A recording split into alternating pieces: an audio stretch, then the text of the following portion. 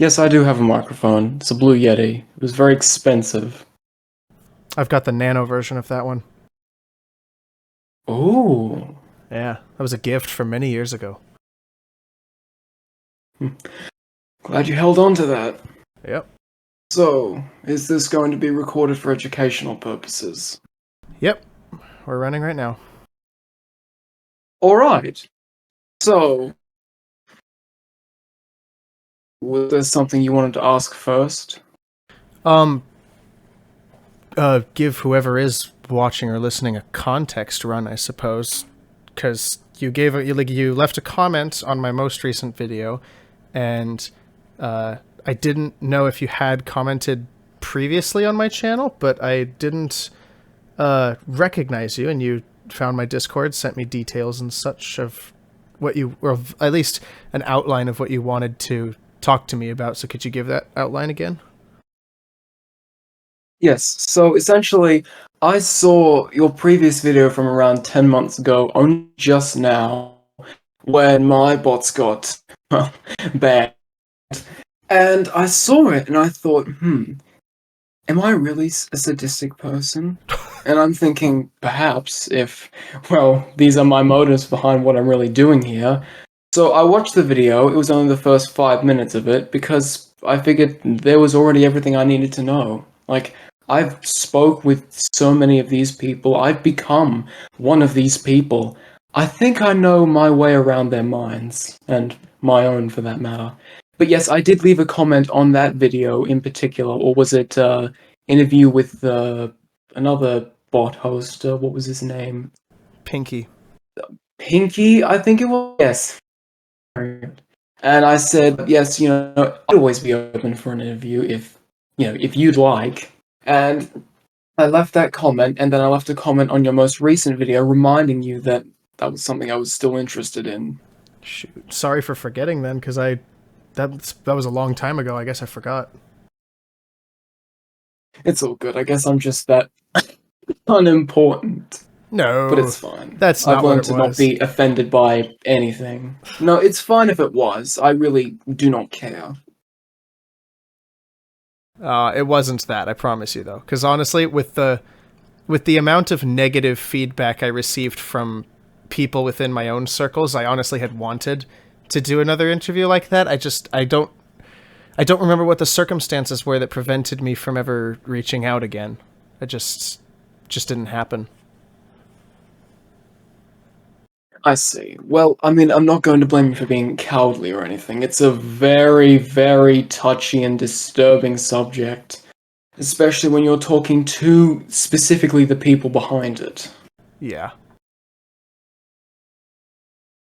So, I had a bit of a few things I wanted to say. If I just wanted to, I suppose I could just start by giving your audience context. Now, to everybody watching, when I say Team Fortress 2, what pops into your head? The memorable characters, the enticing gameplay, the hilarious and wacky moments that make up a large majority of the older generation's childhood? Maybe, well, if any of you remember Grouch's weapon rebalance video, which was an absolute gem, yes. Bleed for... Kill me, dude. Oh, we'll get into that later. Now, although, I gotta admit, there was one thing that he said in the entirety of that video that you cannot disagree with. TF2 isn't perfect in its current state by any means. That's what he said. From the bots to the doxing to the KYSs flung at very high velocities to general toxicity, looking at you, Herald 11, and your monkey pyro clips, and just overall general mic spam. Hey guys, Mega Scatterbomb here. Pedophilia, cheaters, bronies, the list just goes on and on. So do you think it's positive? No? Yeah, that's what I thought. Team Fortress 2 is just by no means in a good state.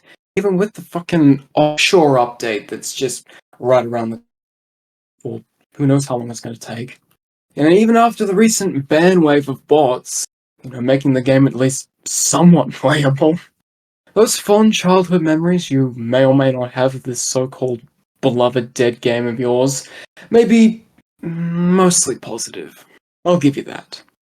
But you cannot tell me that there isn't occasionally a memory you would much rather not have in comparison to the rest of your TF2 experience. Like, for instance, if you have limited experience with a subject, and you, who are experienced with said subject, might judge that one person for being a little bit turned away at said subject. For instance, Fish Stick on a Stick claimed how his very first, the YouTuber Fish Stick on a Stick Gaming, FSOAS, That is a he weird explained name. in yes, well, it's his and he loves it. Suppose he explained in a video of his first ever match of TF2 on CP front, and he saw his team have a medic, and in his own words, he had no idea what he was doing and just ended up firing off his syringe gun like an absolute moron, and his teammates were less than happy for him with it. And so he got kicked, and then he said, and I quote, "This slightly traumatic experience ensured I would never be a medic main." And I'm just sitting here thinking, as a medic main, pathetic, my guy. I know. Honestly. Pathetic. Now, it has come to my attention, ladies and gentlemen, that TF2 is now actively being worked on, and in my opinion, and this is only my opinion, barely anybody's going to agree with this, besides people that are fucked up in the head, this isn't good. This means that people will be drawn back just into the community, further digging their own graves. And as Zorba503 once said, Wi-Fi is a drug. And I gotta agree, it's fucking copium. And I'll get into him and everyone else in a minute. No matter how you dress it up, even leaving botting out of the equation altogether, and toxicity, stuff within the game without human interaction besides the devs, it's just kind of shitty. TF2 still has its negative attributes, no matter how you try and make it seem like it doesn't. Bad maps. Looking at you, Brazil. Atrocious maps. Looking at you, Whatville. I just realized. Bad maps such as Brazil, atrocious maps such as Whatville. Brazil, Whatville. Dr. Seuss, hire me. Anyways, and then you have the typical, was it Elden Ring or Dark Souls that had just like its immersion breaking cosmetics that were related to the TF2 workshop? The absolute state of the Steam workshop. And there are also, there's the illegal activities involving like war paints of all things. There was that, besides just, that's fucking those horrible war paints. Do you remember that one where it was like, it had like the pumpkin on it? It was like those pumpkin slices. It was just a horrible war paint and then a Scream Fortress or something. What was the name of that? I believe I do remember that one. Yeah. Yeah, it used trace clip art off of Google, which specifically said it was not to be sold for purposes in video games, and even if the creator bought it, it still would not be licensed in TF2. And they put it in the game. Why did they put it in the game? It just shows that Valve does not fucking care. Certainly not paying attention. And then, of course, I know. And then there's also improperly balanced weapons. I've played the game legitimately and, non-legitimately long enough to know that there are some fucked up weapon concepts, like the third degree is a direct upgrade, the stock fire axe is a direct downgrade, the diamondback is blatantly overpowered, the Ullapool Caber is blatantly underpowered. And then there's not even just weapons, but just buggy, broken, or conceptually flawed classes like Sniper and Pyro. And then random crits, random crits, random crits. A lot of random crits, to mention a few at least. But these things are never going to go away. And they will never be changed or altered in any way. But by far the single most negative attribute when it comes to comparing it to other FPS games, besides, Overwatch and Call of Duty, is the goddamn player base. TF2 is an old game, obviously. And with that age comes a different generation of people who play it, ranging from kids to adults to Senior citizens. My god. This generation in particular being not necessarily the nicest people out there. You know? Now, of course, not everybody fits this description, and there are obviously some very noticeable and relatable exceptions, to quote some ginger idiot from Texas from a certain satirical series. But my point still stands. There are some downright awful people that inhabit both this game and its community. So tell me, to those watching right now, tell me, do you really know your teammates? Do you really know the people you're playing with? If not, oh my friend, allow me to introduce to you in excruciating detail the narcissists, racists, cheaters, liars, hypocrites, hosters, pedophiles, and straight up career criminals that hide behind their screens. Ladies and gentlemen, my name is HorHay, and I present to you the monsters of TF2. Now, I'm going to be covering myself first because that's the main reason you're all coming here, to understand my mentality in particular. But before we get started with me and everyone else moving forward, and this could be in its own separate analysis, but if you'd just like to cover me, that's fine. Just stop me at any point if you don't want to hear anymore. Let's lay down some ground rules first, shall we? Now, rule number 1. Many of these people have connections with each other. Many of us degenerates in the TF2 community can be considered friends, such as Omegatronic and Dozhodder, or acquaintances such as Adam and Nate, with one another. Whilst others can be considered best friends, such as Zorba503 and Tim Boulder, or in cahoots, such as Evil Curse and Evil Monkey, or enemies, such as Two Fort Twerker and Venusian Rapper, rivals, such as Twinkerbell and Integrity King, exploiters of each other, such as Omegatronic and the Informant, or victims of another's actions, such as being groomed, me, and Bait or Fix9, or Docs, Lee97, boxing Venusian Rapper, or just being sexually harassed, such as Punchy Bonk, aka Chris, harassing Grab a Banner, or extorted, such as Kiko Fat extorting Spiky Mikey. But Spiky Mikey is not a degenerate, and I won't be covering him, so yeah.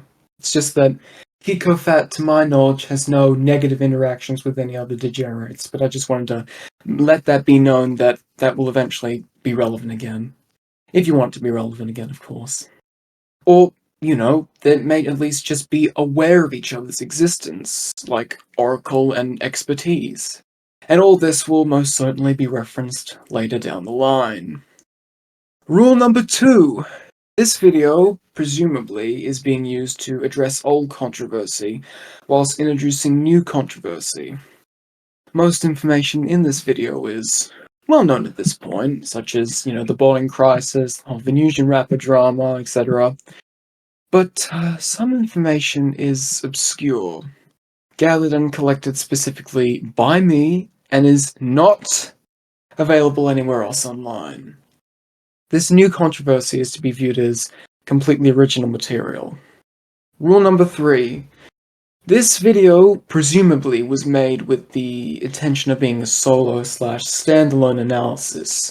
Although this video was not made with the goal in mind of being an unofficial part to Zesty Jesus' yet another ginger idiot from Texas video, TF2 you will not, quote, or in quotations, not play, it would still be greatly useful in helping you understand the overall issues with TF2, whereas this video in specific is covering specific individuals, more or less myself and everybody I associate with, and our mentality, and the controversy tied to our names. I highly recommend checking out Zesty's channel if you haven't already. His content is top-notch in my opinion, but I digress. Rule number 4. This video is not bait. Once again looking at you, Grouch.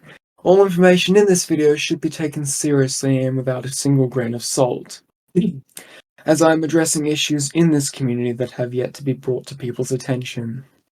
This video is also bound to be very confusing and all over the place, as is evidenced by rule number 5. This video goes into extreme detail about key factors relating to the TF2 community. This will be very overwhelming for those unfamiliar with TF2. This doesn't mean you aren't able to watch or enjoy this video, but it would help to get a grasp on what exactly is going on here, as I will not be mentioning anything that is already well known at this point, such as the bot crisis, nor will I explain exactly what the bot crisis is. Again, enter Zesty Jesus. Rule number 6. Do not bully or witch hunt or harass or bother anyone mentioned in this video. Just, like we've had to say this so many times, but don't stoop down to our level. You give us all the power by doing that. And finally, rule number 7. I'm a human. No, I'm not trying to clarify that I'm not AI. I'm not, don't worry. What I mean by this is I'm only one person. It's entirely possible that I missed something obvious or failed to mention something important, so please, if I miss anything in this video, leave it in the comments section of one of my videos and I will make a follow-up to it. Granted, it probably won't be as well edited, but still. It won't necessarily have to be a part 2 or anything, but, context of individuals I failed to mention or were previously unfamiliar with, the length of which vary heavily depending on who I failed to mention, or how much I failed to mention of a particular person or topic, from now and the future. Okay, that was a lot, but with all that being said, let's begin with our first degenerate, aka yours truly, me, HorHay. Now, getting into the real nitty-gritty of this whole situation. Now for what you all came here for. Me. I'm well aware that many of you are probably not all that familiar with what has been going on behind the scenes, so allow me to explain in painstaking detail. I, HorHay Wastaken, am a sadistic cheat developer, bot hoster, and alleged pedophile, which is incorrect, because even though my attraction to underage girls is mainly just an attraction to a single underage girl, she's the only one I care about, well, she's not underage anymore, and when she was, I did nothing illegal and had no plans of doing anything illegal, so I'm in the clear. Also, yes, for those of you wondering, I somehow miraculously have a friendship with a female. Although, it is long distance. It's gotta come at a cost, I suppose. Here's the thing with that, though. Just like me, if you go into the dictionary and search up red flag, you'll find her picture. But we'll get into that later, shall we? For now, I'm just happy that she's in my life. Let's see, I've gained an infamous status in the Australian TF2 scene for a multitude of reasons, mainly for my self-made hacked client, jjmtgolgotha.tf, or just Golgotha for short, which has yet to be released. I've been known to previously host HorHay catbots, specifically on CP Junction, and CP Junction only, since, it was a safe space for me. Junction is my favorite map, and obviously many people fucking despise that map. I also think Rumford's pretty good, and I was planning on returning to that one as well, once the offshore update was, because I got invited to like a private bot hosting server with dude who made the Mega Scatterbomb bots, and we were planning on crashing the new offshore update. But it turns out a couple other hosters beat us to the punch, because it turns out they decided to start hosting again the second free-to-play, unmuted.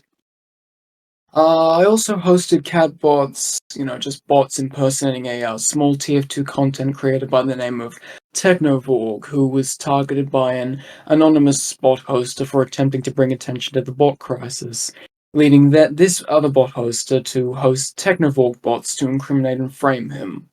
Apart from that, me and this other hoster are not in contact with each other, as I just decided to make some of my own Technovorg bots, for fun, just to add insult to injury because I found it funny as hell. But it was not my original idea, it was all his. Or hers.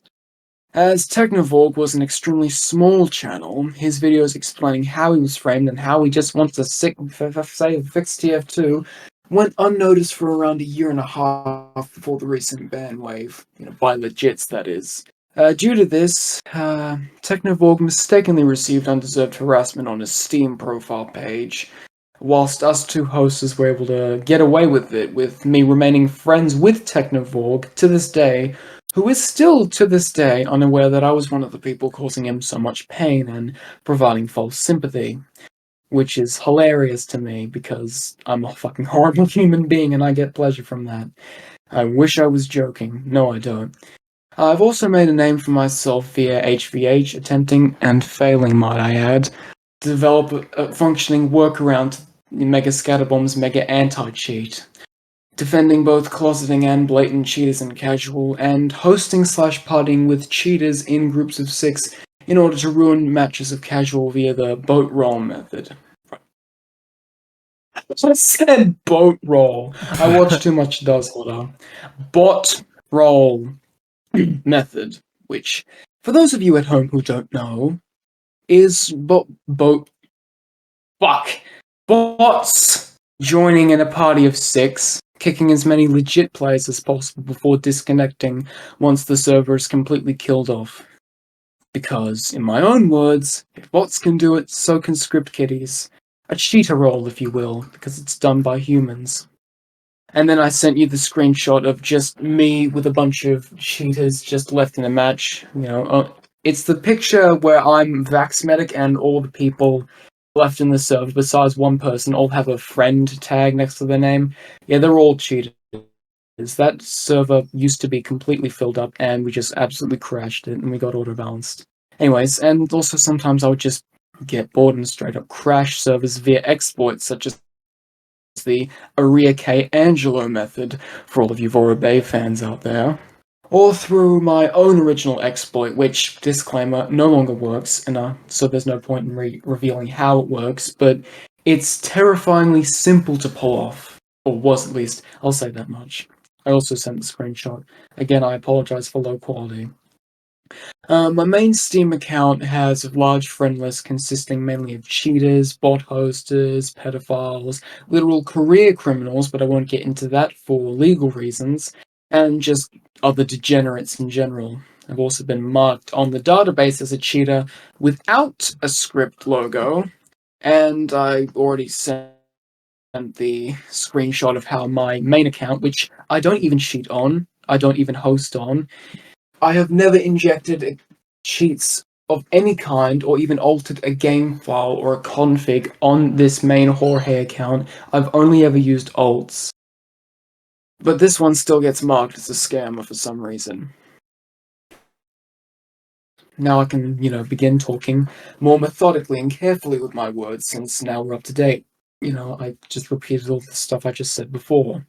Now, I used to queue into casual matches with a former friend and fellow degenerate Venusian rapper. Oh boy, I'm sure all of you are gonna love him. Who I was always quick to defend back then. See, me and Venusian had been friends for quite a while, with me being promoted by Venusian to a special rank in his Discord server, and becoming his stream moderator.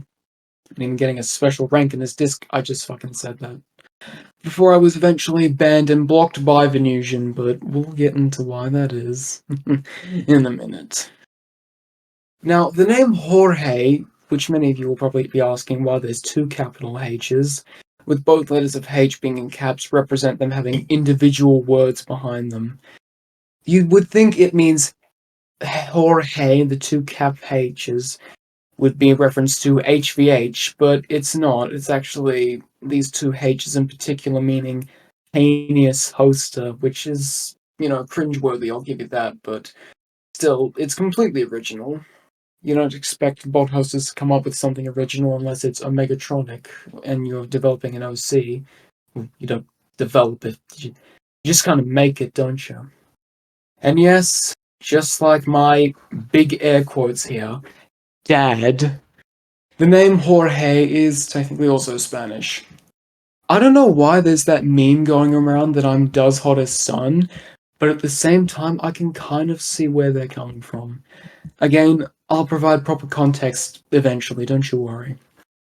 I'm also not the sort of person who stays silent, as you can clearly tell, instead opting to use voice chat constantly, revealing my real voice, like, You know, I'm 17, but back in the day, I would just say that I was 19 with pubophonia.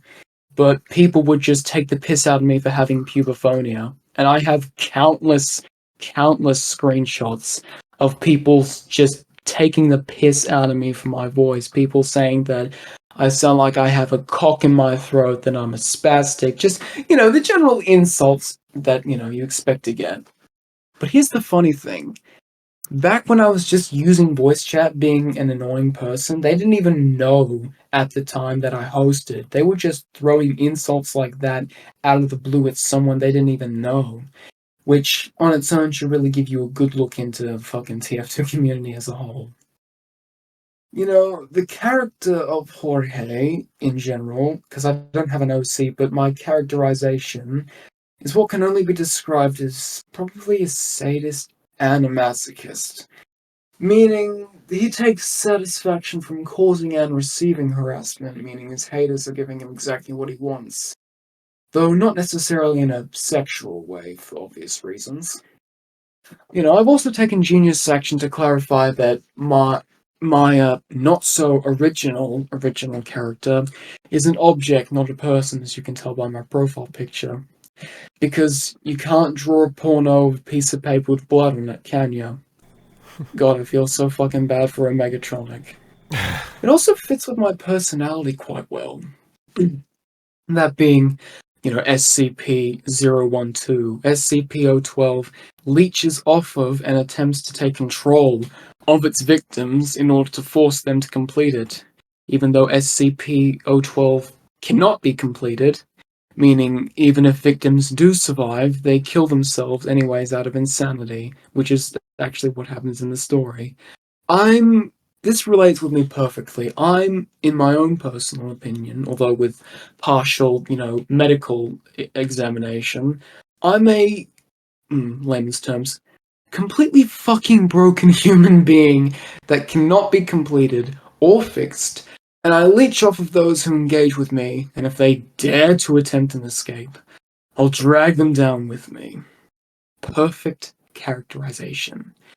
You could tell, even just with this script alone, I put a lot of thought into even the most simplest of things. I mean, I'd say I'm like Lazy Purple and then I'm a perfectionist, but obviously, the state of my working environment could be a lot better. Aside from being incredibly social in many sub-tier 2 communities, me just taking great pleasure in annoying and sometimes just outright harassing those I see fit, I here's the thing, I don't actually have a massive ego like most inconsiderate, like insecure script kiddies do. I just let things happen. If you own me as a legit and I'm using shitty cheats, I'm gonna say nice job. You'll probably say you're shit, but I'm just gonna say nice job. Because it doesn't really mean anything to me. I don't have anything to prove to anyone online. And honestly, with you saying that, is that supposed to upset me? You're just wasting like milliseconds of your time typing that out when I already got the message.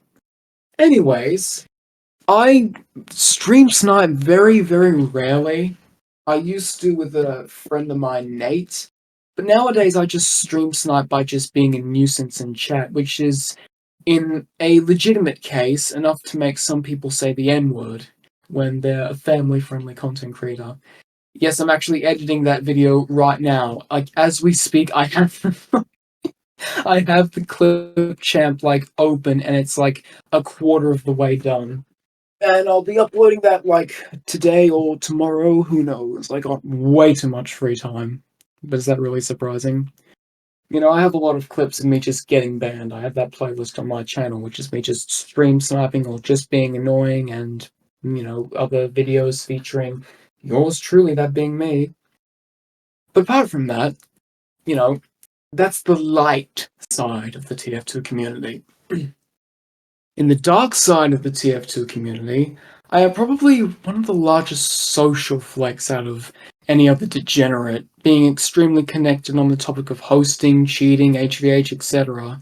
Being mainly known and respected by, although not necessarily by all and not anywhere limited to, Omegatronic, Does Hotter, Zarkon, Venusian Rapper, Tim Bolding, Tim Boulder, Radic, Two Fort Twerker, Lee 97, Zorba 503, Sigmatronic, male, not female, Testing Wife 2695, Fix9, Expertise, Adam, Nate, Grabber Banner, Lowercase Period, Sloppy Sausage, Kind Tech, Punchy Bonk, Oracle, and Nightword, just to name a few. Now that's my accusations about me being a hoster and just a terrible human being. The main accusations of me being a quote-unquote pedophile, in which there's no evidence to besides my own rage-baiting joking words, which you probably gotta admit I'm at least a little bit fucked in the head if I think it's okay to joke about something like that.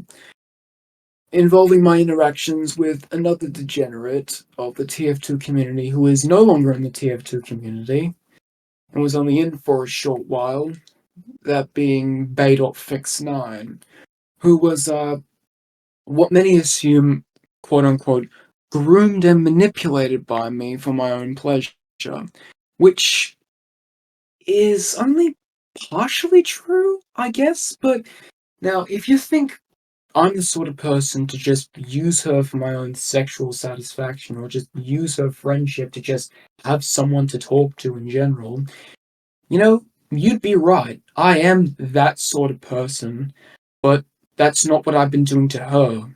That's what I've been doing, to everybody else, basically. Because I do deeply, genuinely care about her. And it's been really hard maintaining a long distance relationship. See, according to an IRL friend of mine, Howard, I've been Bay's yandere for about 2 years now, all the while comforting and supporting her in every way I can. But every once in a while, I get aroused, taking advantage of her traumatic childhood, poor education, and overall unbearable living conditions to try and build a deeper connection, with us eventually meeting up in real life to do what many would assume to be something illegal, which, isn't true, because, so yes, I technically guess that I was once a pedophile, but just like April 11th, 2021, Vorbay's Discord incident, a particular quote saying, "You can't be a pedo if you're under 18. But yes, I did technically groom her, but not blatantly, and I was the only one aware of what was going on. But I didn't do anything illegal, and I didn't plan, nor do I plan, on doing anything illegal. Because I do genuinely really care about her. And I wish I could see her more often, and I only get to see her once every 6 months, which is painful, but hey, I absolutely deserve that pain. Although, it is really funny how I joke about raping her to friends and random people in public Discord servers and in-game, destroying countless friendships of mine for this reason. Oracle reminded me how retarded that was, but to be honest, I didn't, and frankly still don't, care all that much. I do appreciate how Oracle doesn't, and Howard for that matter, I appreciate how no one who's still friends with me loses patience with me, unlike, Tegrity King, someone like him. I went into a little too much detail about my fictitious wrongdoings, which revealed most of the fucked up shit going on through my head. Legits, cheaters, and even other fucking hosters were disgusted by my wording alone. If only they knew. What do they think? What do they think is going on through my head? Probably horrible things, but just damn, isn't that just downright arrogant? I was rage baiting to a former non-cheater friend of mine, known as Nico, who screenshotted the conversation for Twinkerbell to post on his profile to the public. And I have some of these screenshots and I can send them to you after we're done, but they're available on public, which is probably concerning in its own right. But Twinkerbell was then able to spread this information to almost the entirety of the Australian TF2 community. From this point forward, I started receiving a lot of negative backlash, as well as becoming well known in the community for many different reasons, mainly being an iconic player in TF2, having many humorous interactions with those around me, becoming a meme in the community for good reasons, as well as bad ones. Mostly bad ones, which is exactly what I wanted. And now after load this, I just have screenshot after screenshot after screenshot, just listing things just off and off about me, just people slandering my name, death threats, dox threats, etc. But honestly, I'm used to it at this point. And honestly, there was one motherfucker in particular that was so convinced I was a pedophile. He sent me a link to a private NSFW server just to try and make me forget about Bay. Which is hilarious, but, you know, probably not something you should joke about. But it is something I do like joking about, which is, well, that ain't normal, is it? I also comment on fellow bot hosters and just cheating montage videos, etc. on the videos of those, and I'm often getting into discussions with other bot hosters involving cat bots, and when and if Valve will abandon TF2 for a second time, leading several people to join my public Discord server and leave very hurtful messages. However, some people stuck around to see if I would actually manage to achieve anything, including fans of Omegatronic, Rosnerhook, Zarkon, and DoesHotter respectively, who I have all had at least one interaction with over the span of my career. I've made it very clear how I wish to collaborate with other bot hosters and other notoriously infamous figures in the community. However, my attempts have been somewhat unsuccessful for the most part, excluding a few scenarios. Now, before I continue on with this, I'd like to mention that if I could mass host, I would. But most other people, even Rosnerhook, have taken it upon themselves to decide to semi-permanently retire from mass hosting, which I find very upsetting. Anyways, before I continue, did you have any questions? I'm pretty blown away by the amount of detail you've gone into. The only question I have is, why all this? Like, I mean, why am I telling you all this? like, why tell me all this? Why want this information out in the public when you're as well connected as you are, and it could probably damage that, reputation? And why admit that you are, to quote yourself, a bit messed up in the head? Why go to this length to... Well, because I am. Most people on the internet, already know that, or at least they would if I wasn't a fucking NN. Like, I'm sharing this specifically with you just so you can document information, just so the TF2 rabbit hole has no loose ends and everything can be completely summed up. And, if we have enough time, I'd like to be able to go over some of the other people I have connections with. Surely most of them are more well known than others, but still, I've had interactions with a lot of degenerates over the, years and months in general.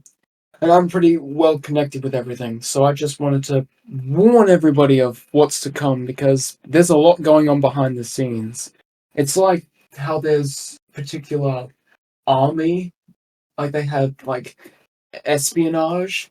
It's like I'm espionaging my own hosting community, but at the same time, nothing I'm giving away is really that private that's really going to damage my reputation within the hosting community. But at the same time, it's not something that a lot of people know about. I'm sharing this specifically with you so that you could help spread awareness to everything that's going on.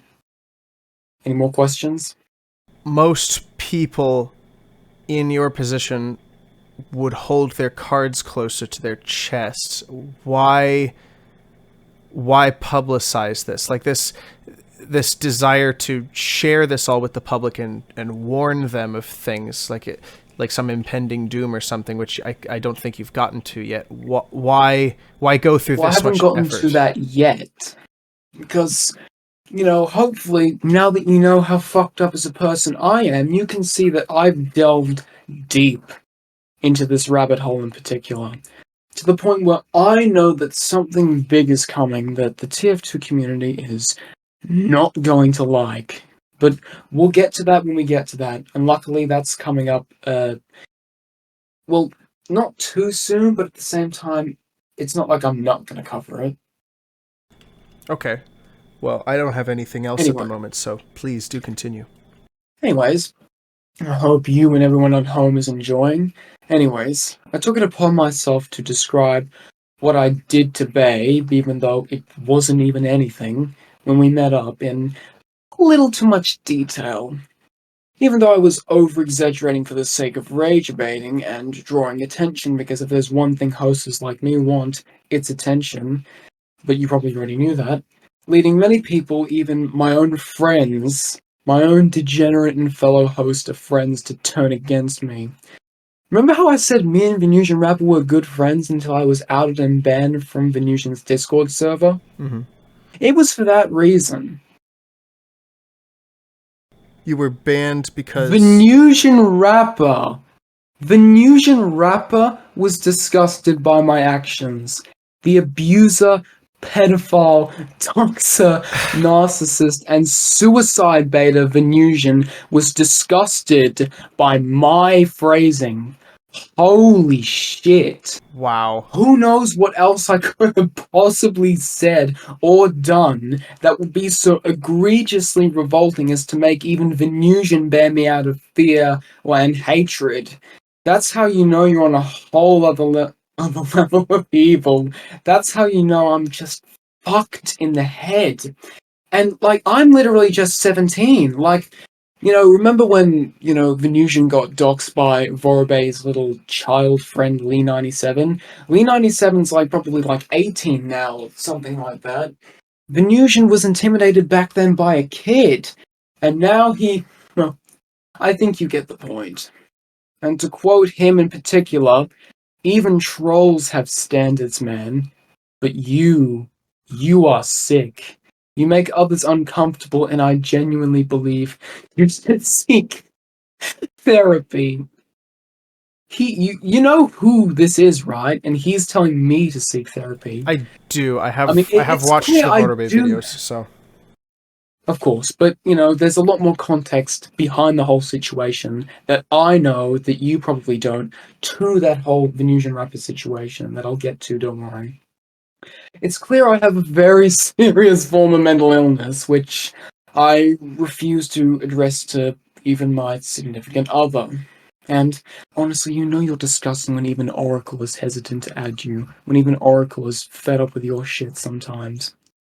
But hey, let's give me the benefit of the doubt, just this once. I've been through a lot, I mean, so has everyone else, but still. Like I said, I recently joined a private bot hosting server. Like, these people are the worst of the worst. You cannot get any viler than this.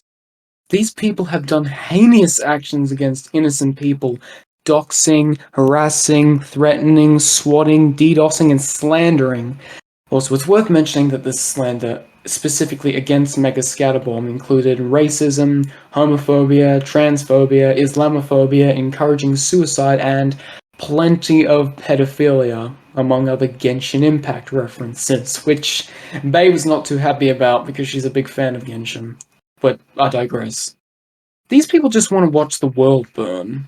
They are literally the spawn of Satan. Surely there is nothing I could have possibly said or done that would be so repugnant as to discuss even these feral, revolting pieces of subhuman filth. Oh, would you look at that? They banned me. Oh. Okay, I mean, well, they eventually did unban me after, like, I explained myself, but they were very hesitant to do so. And I'm never really figured myself as intimidating, but I'm just one to calmingly just point out things, really. Describe things that in manners that people never thought to ever think of. That people just catches people off guard.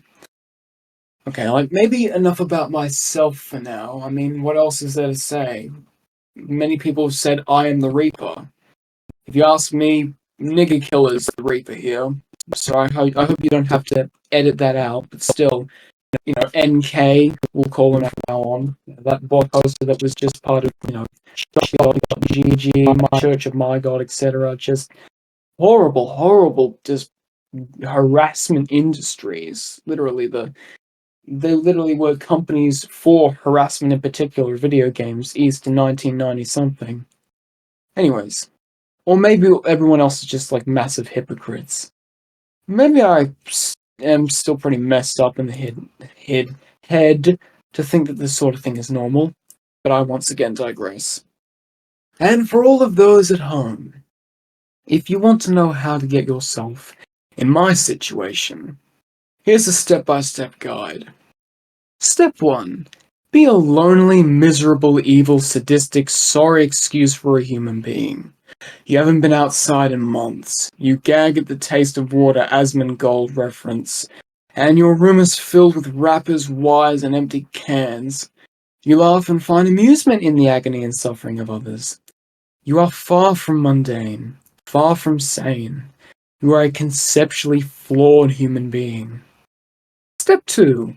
You're a yandere. You're obsessed with this girl who's sweet, funny, kind, looks almost exactly like you, and you have an absurd number of things in common. But no, you're too creepy for her. She doesn't want you. She doesn't like you. She leaves you. You're broken inside. You will never recover. Step 3. You want to make people suffer. You want to add insult to injury. You're looking for some place where you can be your racist, degenerate, borderline, fucking insane self. You want to be able to insult anyone you please, alive or dead. You want to cause as much physical and emotional pain and suffering as fucking possible, cunt. And then you hear about this dead game called Team Fortress 2 from a guy named Calpa V2, which has a massive cheating problem. Step 4. You boot up the game, play it legit for about 1400 hours, let's say. Get very invested in the community. Suck at the game not because your game sense is bad, and this isn't just me protecting my ego here. I'm breaking the fourth wall here for a sec, but because my setup is actual garbage. Literally, I have pictures of it on my fucking, Decide to get Lamal Box on an alternate account. Or rather, on your main. I'm lucky I didn't get it on my main, because I wouldn't have my main if I did that. You can't be bothered, so you decide to just continue playing legit. It's unbearable, but at least you have game sense and a surprisingly low ego, unlike most people in your situation. Step 5. You play medic a lot because you feel you and the character of Dr. Ludwig, or rather Mr. because he doesn't even have a medical license, have alarmingly similar evil personalities. You want to carry your team of experiments to victory. You want to be the team captain. You want people on the opposite team to value your death more than their own lives. You discover this weapon called the Vaccinator. You use the Vaccinator for a while, and just when you get sick of using it and actually needing to do what most TF2 players get on TF2 specifically to stop doing, which is using your brain, just when you think of it, you see someone in chat complaining about you using it. You do research and discover how broken the Vaccinator is. You watch Theory-Wise Studios to try and get better with it. In the meantime, after you spend about 60 to 75 hours playing the game, mainly using the Vax, you come across some cheaters and decide to pocket them. Aimbot plus a broken piece of shit medigun equals a completely destroyed server. You do this on repeat, and have a massive friend list consisting mainly of cheaters, partying with them in groups of 6 to roll entire servers. You then soon decide to do this without the need for human input. You join several subsections of the TF2 community, all devoted to cheating. HVHing, stream sniping legits, cheating. I just said that. Fuck me. And most importantly, hosting. You turn to Duzhotter and Rosnahook, back when Rosna had a YouTube channel, to teach you how to host. You upload this type of content to your YouTube channel, along with an original series called Fuck You in Particular, where you load into a casual match or community server, depending on which cheat you were using, that, forced you to be in offline mode or safe mode, whichever it is, and target one person in particular for content, a la Fat Magic, but just lazy style. Because you don't actually put any effort into that, do you? Congratulations! You are now a bot hoster, and a complete fucking douchebag at that. But your journey doesn't end here. Step 6. You live in Australia, and this fucking faggot mega scatterbomb exposes you and makes a cheater database? Excuse me? You help your fellow hostess DDoS the database webpage as well as his TF2 servers, while some guy named KindTick uses 11 Labs to make an AI recreation of his voice and hosts bots with his name to slander and frame him to direct hate his way. You get jealous and decide to search the internet for anybody else to target. You find this very small YouTuber Technovorg, who tries to bring awareness to this issue that is killing one of his favorite games. All he wants to do is play the game again normally, so I saw his pain. I saw him on his knees begging, arms up pleading, and I saw his hashtag save TF2 video. And I did what any other vile, twisted sociopath would do, and co-host Technovolk bots near consistently. Or rather, constantly, but I guess both worked out either way. After this, another bot hoster, who I still don't know the name of, takes inspiration from what you did and hosts Zlander bots. And you feel a warm, tingly sensation. You've officially become a role model. Step 7. Everything is going great so far. You're having fun hosting until 2024 summer update. All your bots get banned, you can no longer mass host, you can no longer cheat without closeting, which everyone hates closeting, even non-closeting cheaters. You have a massive mental breakdown. Valve took away everything that was of importance to you. And now you just don't know where to go from here. You have no idea what to do. It was of everything that was important to you and all of your friends and acquaintances in the same community. Cheating and hosting are slowly but surely dying, and you feel powerless to stop it. You can still host, and you can still cheat, don't worry about that. But you have to put a lot more effort into something that was just once so simple. Step 8. You hear about the non-bot hosted TF2 degenerates and attempt to get into contact with them to befriend them so that both you and them can become more powerful. Hear what happened to Venusian Rapper. He created a new channel. Join his live stream and just yes man him for the entirety of the stream whilst giving thoughts of your own. Dig yourself into a very deep rabbit hole. Rabbit hole. Eventually, even pedophile, doxer, and abuser Venusian Rapper is disgusted by your behavior and actions and bans you from his Discord server and blocks you on Steam. Step 9. You become so despised by even the most rotten of cheaters and other individuals in this community, to the point where they spread misinformation about you being a pedophile. Even though you don't confirm or deny any of these allegations, it's kind of annoying. But hey, you are officially no longer an NN. And, of course, finally, step 10. You look back on your life and realize what you've done. You've doxed, harassed, slandered, swindled, groomed, and manipulated countless innocent people and have encouraged multiple of your colleagues to do the same. You don't even feel bad. In fact, you feel very pleased with yourself. You are a disgusting human being. You don't even feel human anymore. You're just an it now. There is no redeeming yourself after this. Turns out, you don't need to commit a murder to permanently ensure your passage to hell. And that's from step 1 to 10. Now you know how to get yourself in my position. And that's how to be me. See, I think the reason people are, greatly disturbed by my presence to the point where if someone acknowledges my presence in, a chat or a room or just anywhere really, they have a sort of mini mental breakdown. And this is not just me being an edgy kid trying to seem like he is an almighty being of some sort. No, I don't fucking do that shit.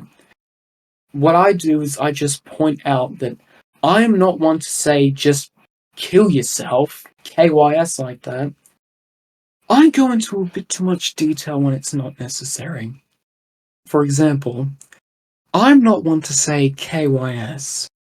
I am one to say your existence serves absolutely no value, and therefore you should take your own life. You'd be doing everyone around you a favor by doing so. You as a human will never serve a meaningful purpose, and death is not as bad as many say it is. Call me over to your place when you do so. I'd personally like to be there on the moment, to witness in real time, as you wrap the noose around your neck, plunging into the darkness and accepting your fate. As I stare deep into your eyes with pleasure, as the lights go out, and you having accepted that this is the end of your miserable existence, and that you now have a chance to start anew. So much for PG-13. So I went a bit in depth there, didn't I? No, it's fine. I have to interject with a question, because this is the sort of thing that has to sort of be forced out of people in a sense. Like, I don't my IRL job is a legal transcriptionist. I type out the audio of everything that happens from courtrooms to prison interrogations and stuff like that. And this is the kind of thing that needs to be almost caressed out of people, and you're being extraordinarily self-aware and honest despite having no shame. Is there any reason for that, or is it just how you are? It's just how I am. I'm a twisted human being. I guess it was, seeing dastardly things on the internet when I was very young and very impressionable, or if my family genes are just mixing together to, combine together to just make a downright awful human being. I enjoy others suffering. I don't think that can be overstated. I can never truly get to the bottom of why. But at least, I do have some care in my heart sometimes. Like, I do care about Bay, and I do obviously respect all my friends, and we have some good times every now and then, but, they never bother to ask me questions like, oh, hey, what's going on in your head? And even if they do, I never answer them, because this is what I'm going to say. This is everything that I say. This is most of what I think all the time. I can't usually be around other people just because. Honestly, you were admiring my honesty, and I'd like to say thank you for that. Not everybody appreciates honesty these days, but I'm glad at least. Thank you for reminding me that some people do. Now, allow me to be a bit honest. I do not feel bad for anything that I've done. In fact, I am still to this day having a grin on my face, laughing about it, because it's just so satisfying to me. I would be tempted to see this as a persona that you've made up for the sake of the interview, but with this much detail, it's hard to believe that. I mean, you could absolutely take into account that this could perhaps slightly, sort of, kind of, maybe be a persona, just like how Venusian put on a persona in his old comment section. I expect to still be treated as an unreliable narrator, but obviously, normal sane people don't go into detail like that. And why the hell would I go into detail like that if I were truly normal and sane? Yeah, that's a fair point.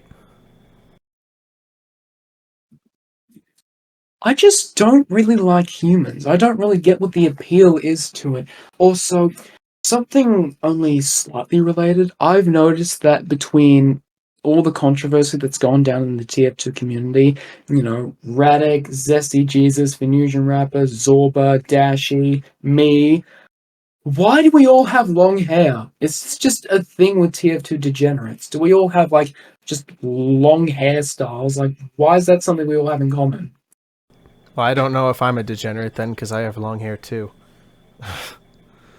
Oh, you're probably just an edgelord. Maybe. But obviously, it's like fucking Sam Smith stereotypes, which I really wish I never watched because I just engraved it into my fucking skull, cunt. Every single time I just think of something that's already presumed to be known about a person, I just figure, hey, I'll just associate a stereotype with it, or just think of Sam Smith's disclaimer. If you have long hair, not saying you're an edgelord, it's just that basically pretty much everybody thinks you're an edgelord. This series is meant to poke fun at the assumptions that people make. Don't make those same assumptions just because some ginger idiot from Texas said so in a satirical series. You know. Fair enough.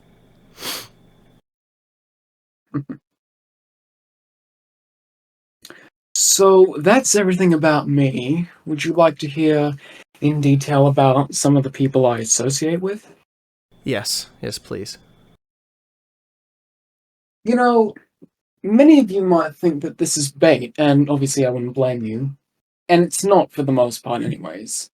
And for all of you who managed to not get triggered by my extremely sensitive paraphrasing, this is your reward for making it this far. I mean, come on!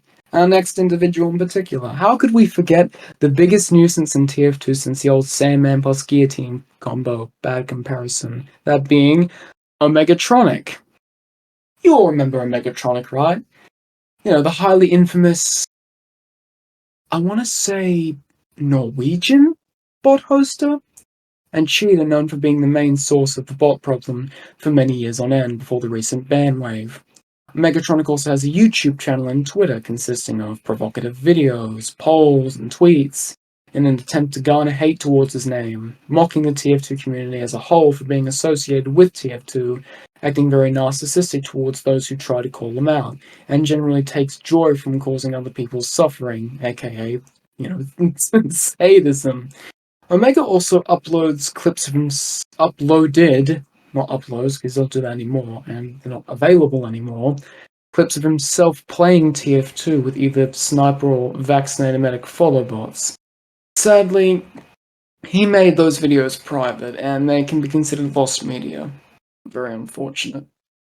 However, Omegatronic only later became a prime example of a pure evil individual when he announced he would begin profiting off of his bots by opening a store for people to pay real-world money to be immune to his bots. And even then, the immunity wouldn't last forever, as if players who bought the immunity accidentally killed any bots in-game too many times, they would be targeted once more. This was what was known as the honor system, and it's about as conceptually flawed as it sounds. So I just, in this point in the interview, I just realized I have to consciously put effort into adding emotion to my voice. Sorry if, for an hour so far, I've just sounded dead inside. You've been rather Although chill, Megatronic, so. no, cheers. Although Megatronic isn't primarily known as a harasser, manipulator, or hypocrite, he does take joy in spreading his negativity to other subsections of the community. People only, view him as a mild inconvenience, which is not what he anticipated. This was his show. He was the star. He was the main villain, as he would soon make everyone realize after he posted himself vandalizing Rick May's statue on his death date. Whoopee! And people went from simply hating Omega to straight up attacking him and attempting to dox him. The subject of which also had most certainly been brought up informant style. After he posted artwork mocking the community for the hashtag SaveTF2 trend, we can save TF2 from TF2, which I found hilarious. But that's just because I'm a fan of his. Maybe I'm just biased. Or maybe it's just because I'm into bad jokes. Who knows? I'm kind of boring and sad, so it's probably a mix of the two. But anyway, someone in his comment section of that post, or rather tweet, I guess, but it's not called Twitter anymore, it's called X, suggested something Omega, despite his high intelligence and methodical planning of this whole situation, could have never predicted. And no, it wasn't capture, it was the whole NSFW Omegatronic movement. Boy, I sure am glad that my OC is fucking untainable. And even if they just drew a character that was supposed to be me, I'm underaged. So, yours are CP distributors now. Fuck yes. I'm also glad I thought of that first. Yeah, it turns out claiming your OC is underage after all the NSFW art was already commissioned didn't really work out too well for Omega. Unfortunately, even though, it was technically Delta Deltatronic who tried claiming that. Besides that, there is a small group of degenerates that defend Omega and are guilty of attempting to encourage his return from cheaters such as Adam/Cat Gaming/Dude, Fish HVH, Zone Rebel, Sticky the Stickman, and other bot hosters such as myself, a Leaf of Happiness, aka Gilmutdin of Vac, if that's how you say that, Melody, aka Has Triple Tapeworms, Ludex, which is the guy who made the Mega Scatterbomb bots, Nightwear, and Archimedes, if you all remember those pirate bots back in the day with just flare guns, and, just with Gibbous Vision in particular. And they were all guilty of this. Overall, even though Omega is almost certainly proud of his negative reputation, actively demands attention, and takes pleasure in kicking those who are already down, he isn't unnecessarily vile and cruel, and he doesn't take any of this too seriously. Although this isn't just a hobby for him. This is his full-time career. He's a man of business, just trying to make a living from his work. Which, if you ask me, is pretty damn respectable. Reminder, as a fan of his, this is just my opinion. You are allowed to disagree, but mark my word, Omega's about to make the comeback of the century. And get ready for my 40-minute long analysis of Messlina around Garibaldi that'll be coming around in the near future. Coming out around in the near future. Okay. So, there's Omegatronic. He's a hoster. Not much is known about him. He's an anonymous degenerate on the internet. But then, of course, there are degenerates who we know too much about, such as Venusian Rapper. Loved and respected by no one save for, the vilest scum on planet Earth. Many would say if you're on this man's side about anything, you're automatically, without question, on the wrong side, to quote some brain-dead Vorobay fan. Venusian Rapper is, in many others' words, not mine, a paranoid, mentally ill American pedophile and former abuser, as well as a cheater, narcissist, doxer, manipulator, hypocrite, harasser, racist, liar, and overall self-contradicting asshole. Again, not my words.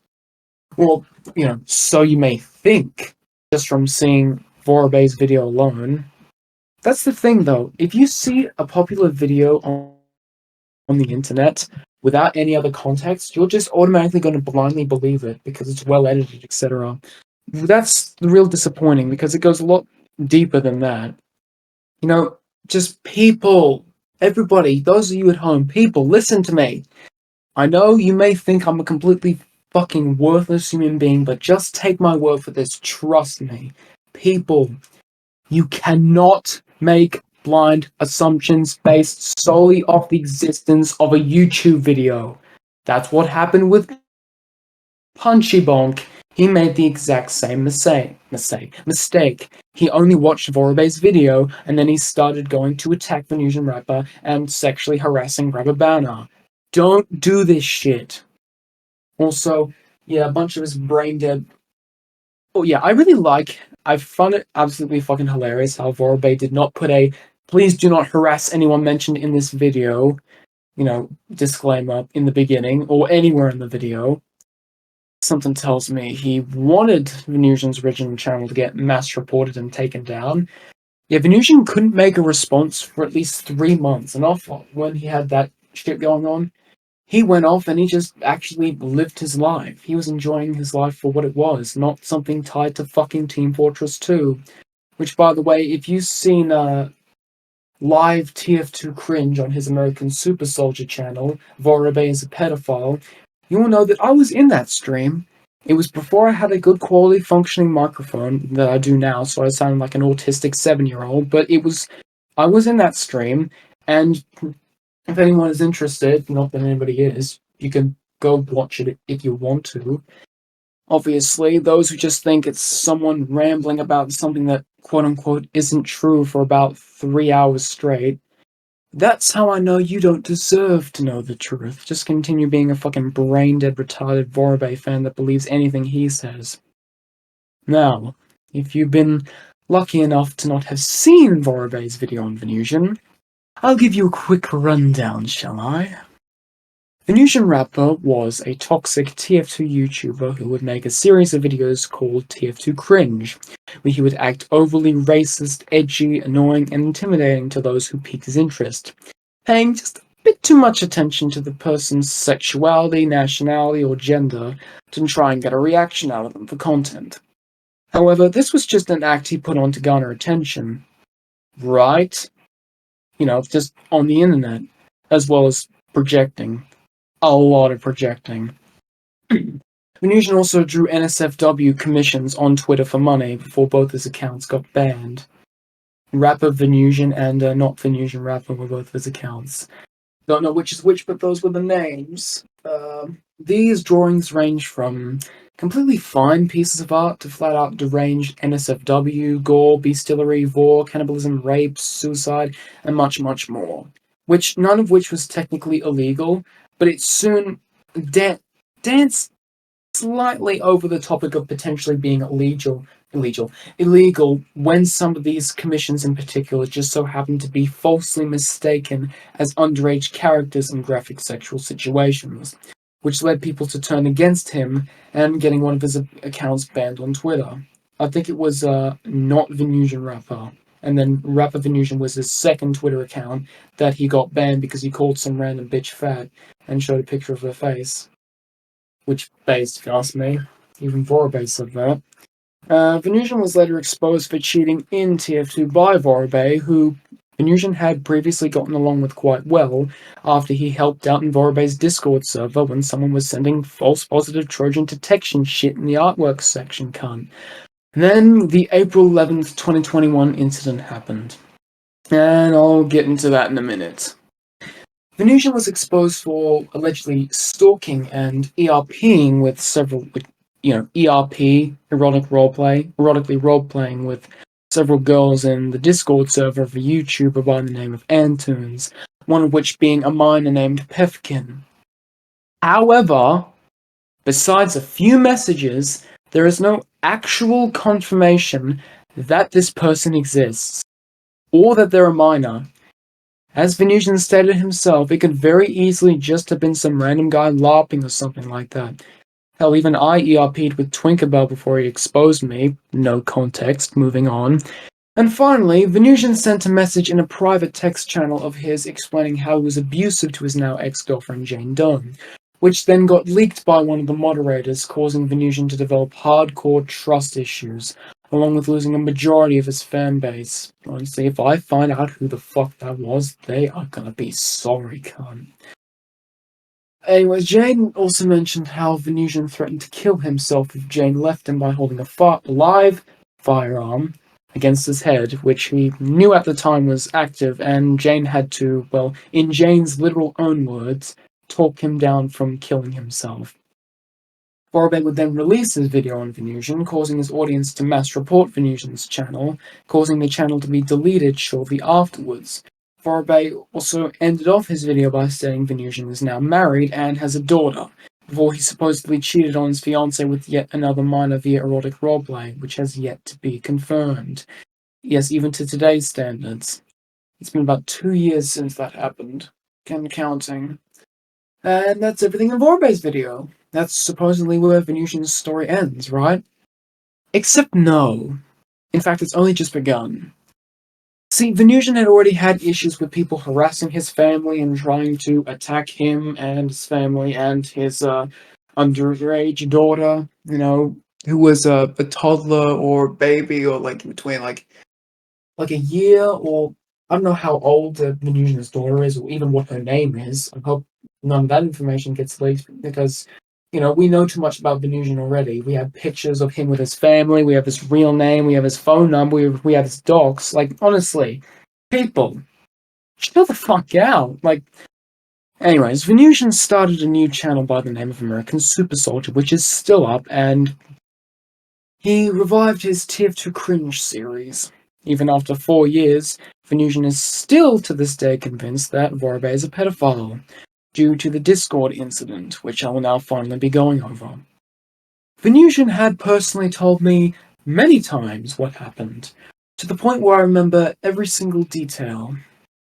I couldn't forget it even if I tried. He told me like so many goddamn times.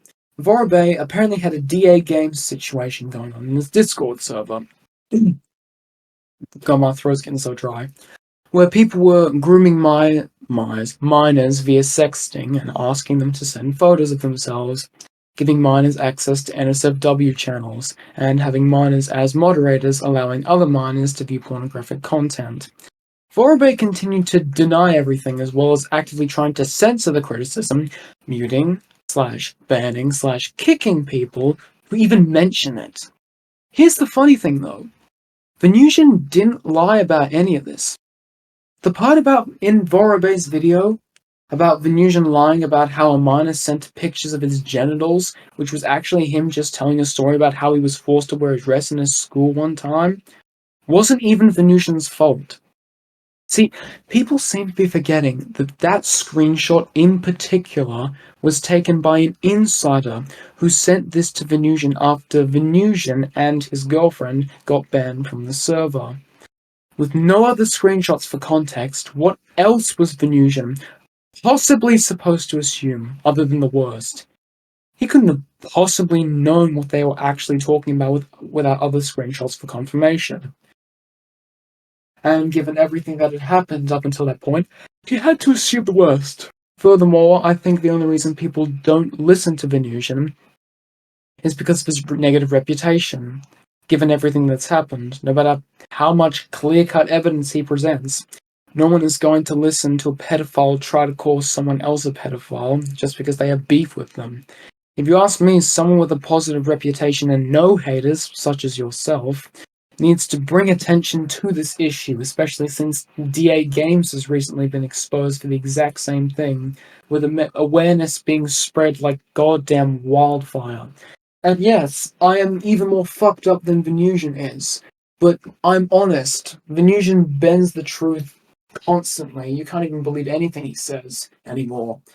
But here's the thing, we have evidence, but people say, nah, that's not real, nah, that's just Photoshop. It doesn't fucking lie unless you're a retard in a specific Venusian rapper re-uploaded video. I'm looking at you, whatever your username was. Ever since I joined Venusian's VC during that one live stream, we've been close friends. You know, up until I was exposed and banned by Venusian, but can't really blame him for that one now, can I? What were you exposed for again? Like at the time? You know, I was explaining how I described what I did to Bay, even though I didn't do anything illegal. I revealed some fucked up goings on in my... That's not a word. I revealed truly messed up things that were going on in my head, to the point where others were like, I don't know the context of everything else, just stay the hell away from me. I literally have that saved on a screenshot.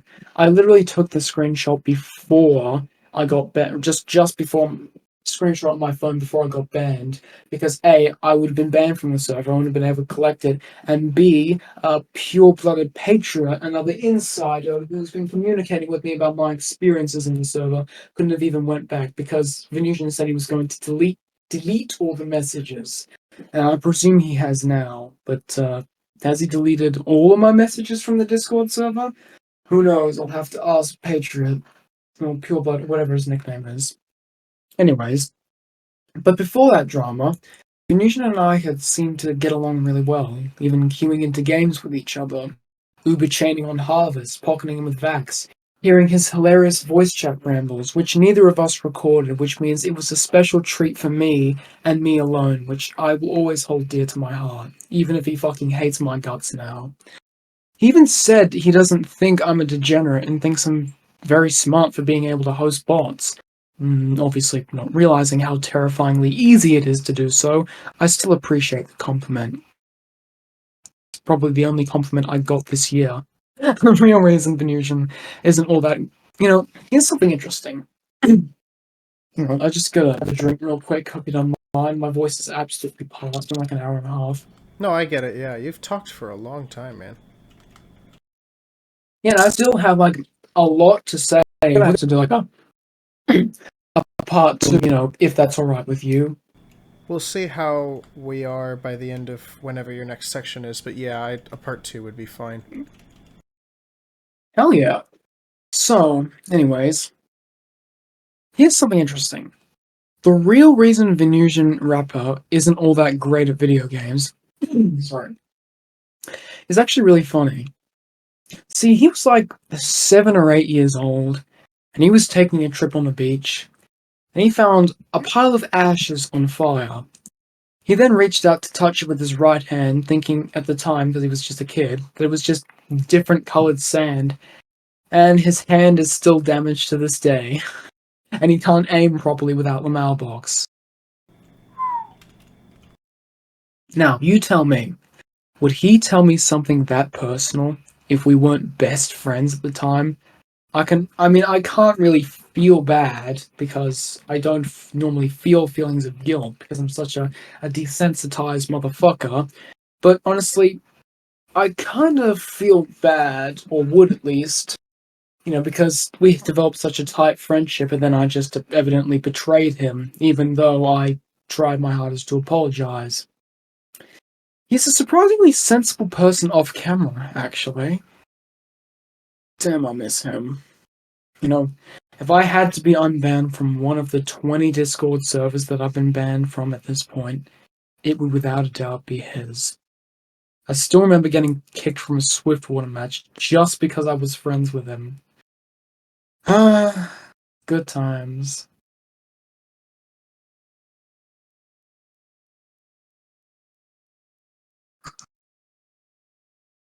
The TF2 community is just a really odd place, but I'd recommend that, you steer far, far away from it. Now, there's a lot more that needs to be said here, but for now, until part 2, potentially, I'm just going to end off with my final actual allegations against me. Bay.fix9. Ah, yes. My sweetheart. Bay.fix9 is not exactly a member of the TF2 community, for good reason. See, Bay was and frankly still is being incorrectly viewed as a victim of mine. While I have victims, while those aren't those British, while those aren't the particular sexual interactions of victims of mine, they're more or less just people I prey upon for my own amusement. Again, I'll be uploading a clip that is very relevant to that on my channel, like either later today or tomorrow or something like that. She's still being incorrectly viewed as a victim of mine. And she doesn't seem to realize the lies that are being spread about our friendship. To cut a very, very long story short and tell you what actually happened, me and her met at our high school where I was feeling a small spark of confidence, and we got to talking. I asked for her phone number, and she said yes. We talked on the phone that night and realized we had so much in common. I said I loved her on the same day we met, which is honestly pathetic. Eventually, after a few months, we took things way too far, or rather, I took things way too far by doing what I normally do best, by stalking her and her family, attempting to follow her home, making unnecessarily sexual remarks, flirting a little too blatantly, invading her personal space and not respecting her privacy, but never technically grooming her, obviously. She finally grew tired of my chicanery and sent me the fucking rudest voice message I've ever heard in my life before blocking me, which admittedly sent me into a state of irreparable despair and depression. Gonna be completely honest here, I had a bit of a cry. I did. I got very emotional. I had a bit of a cry, and I was starting to rethink my life choices when that happened. And then, she then ignored me for the entirety of 2 terms before leaving our high school, breaking my heart twice. And then, roughly 6 to 8 months later, after the whole incident of before her leaving, I tried one last desperate time just to get her to stay, and she looked me dead in the fucking eyes and said, I'm sorry, do I know you?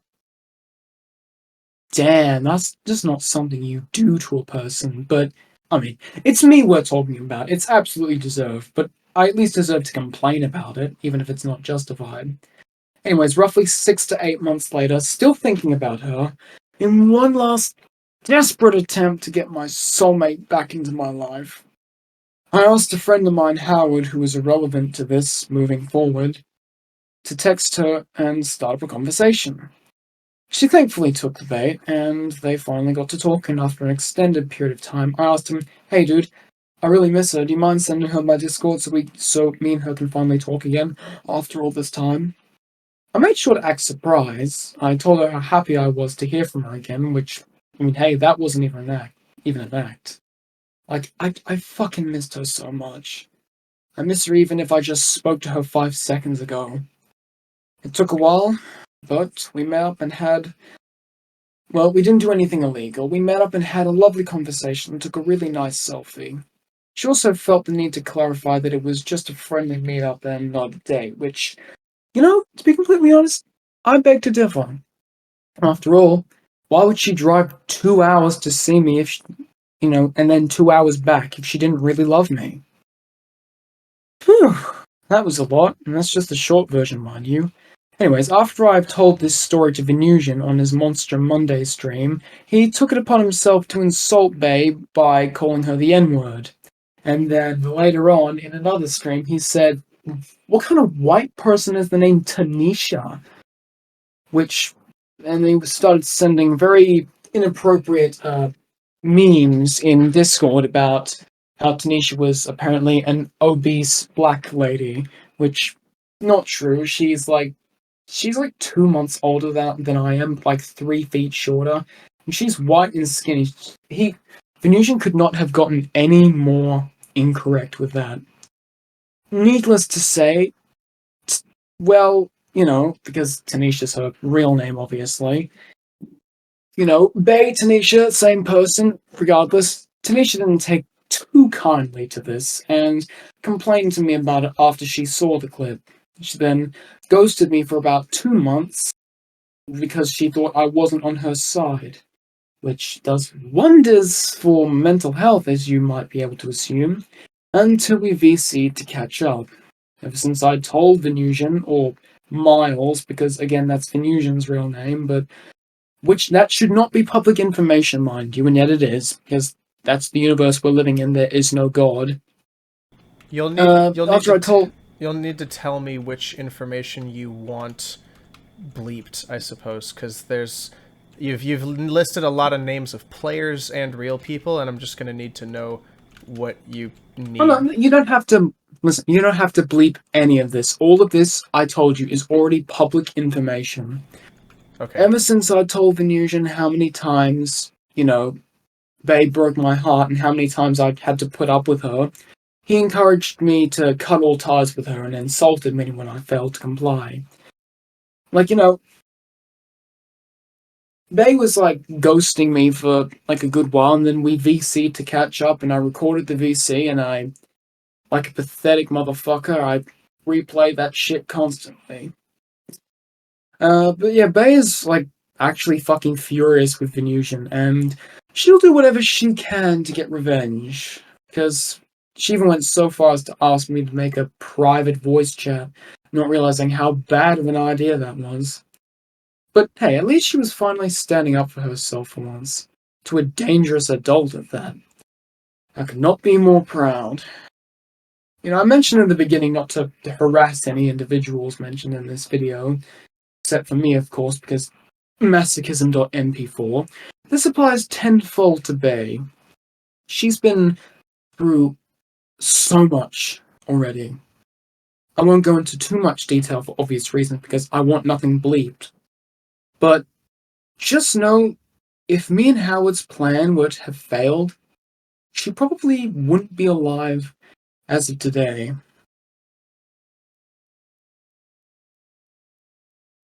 Her mental health was not as bad as mine, but it was still pretty damn bad.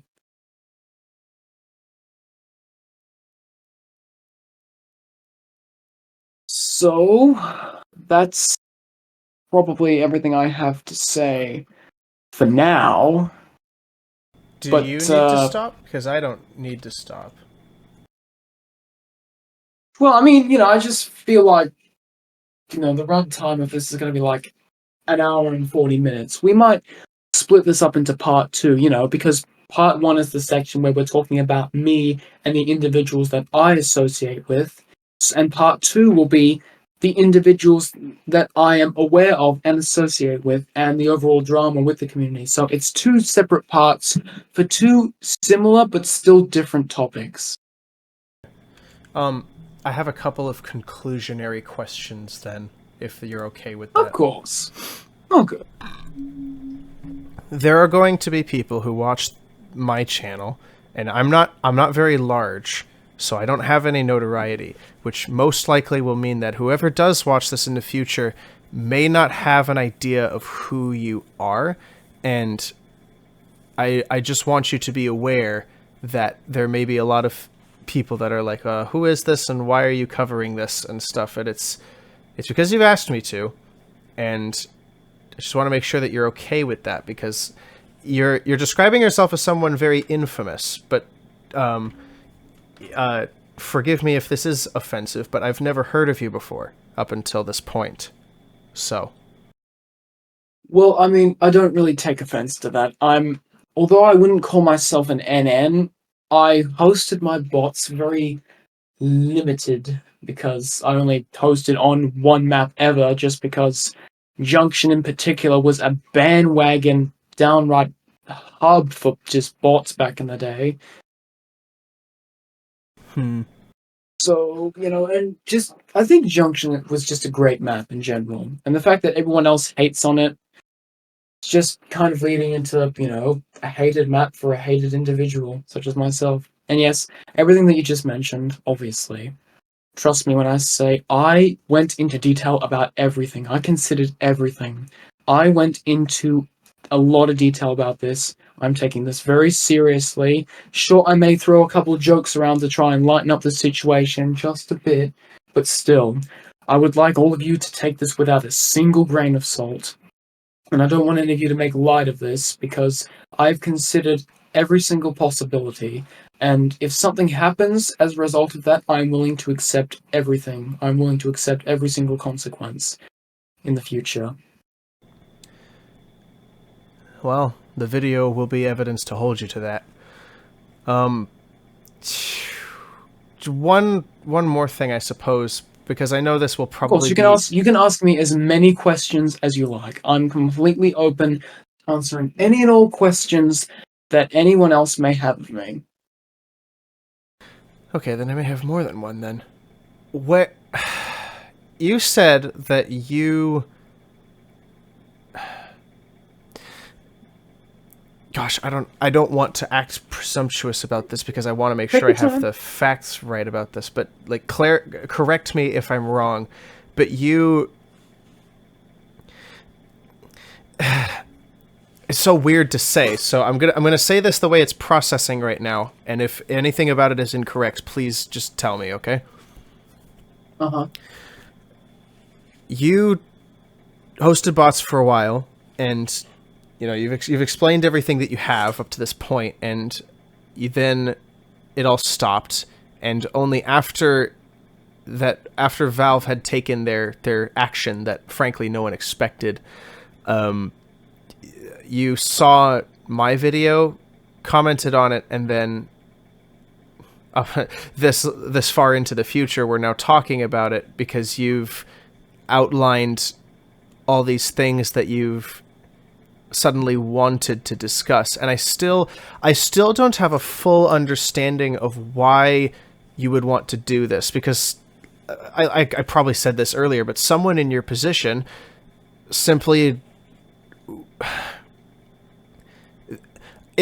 I'm under the impression that most people in your position or of your state of mind simply would not want to do this for the sake of, I don't know, wanting to avoid baiting drama of some kind.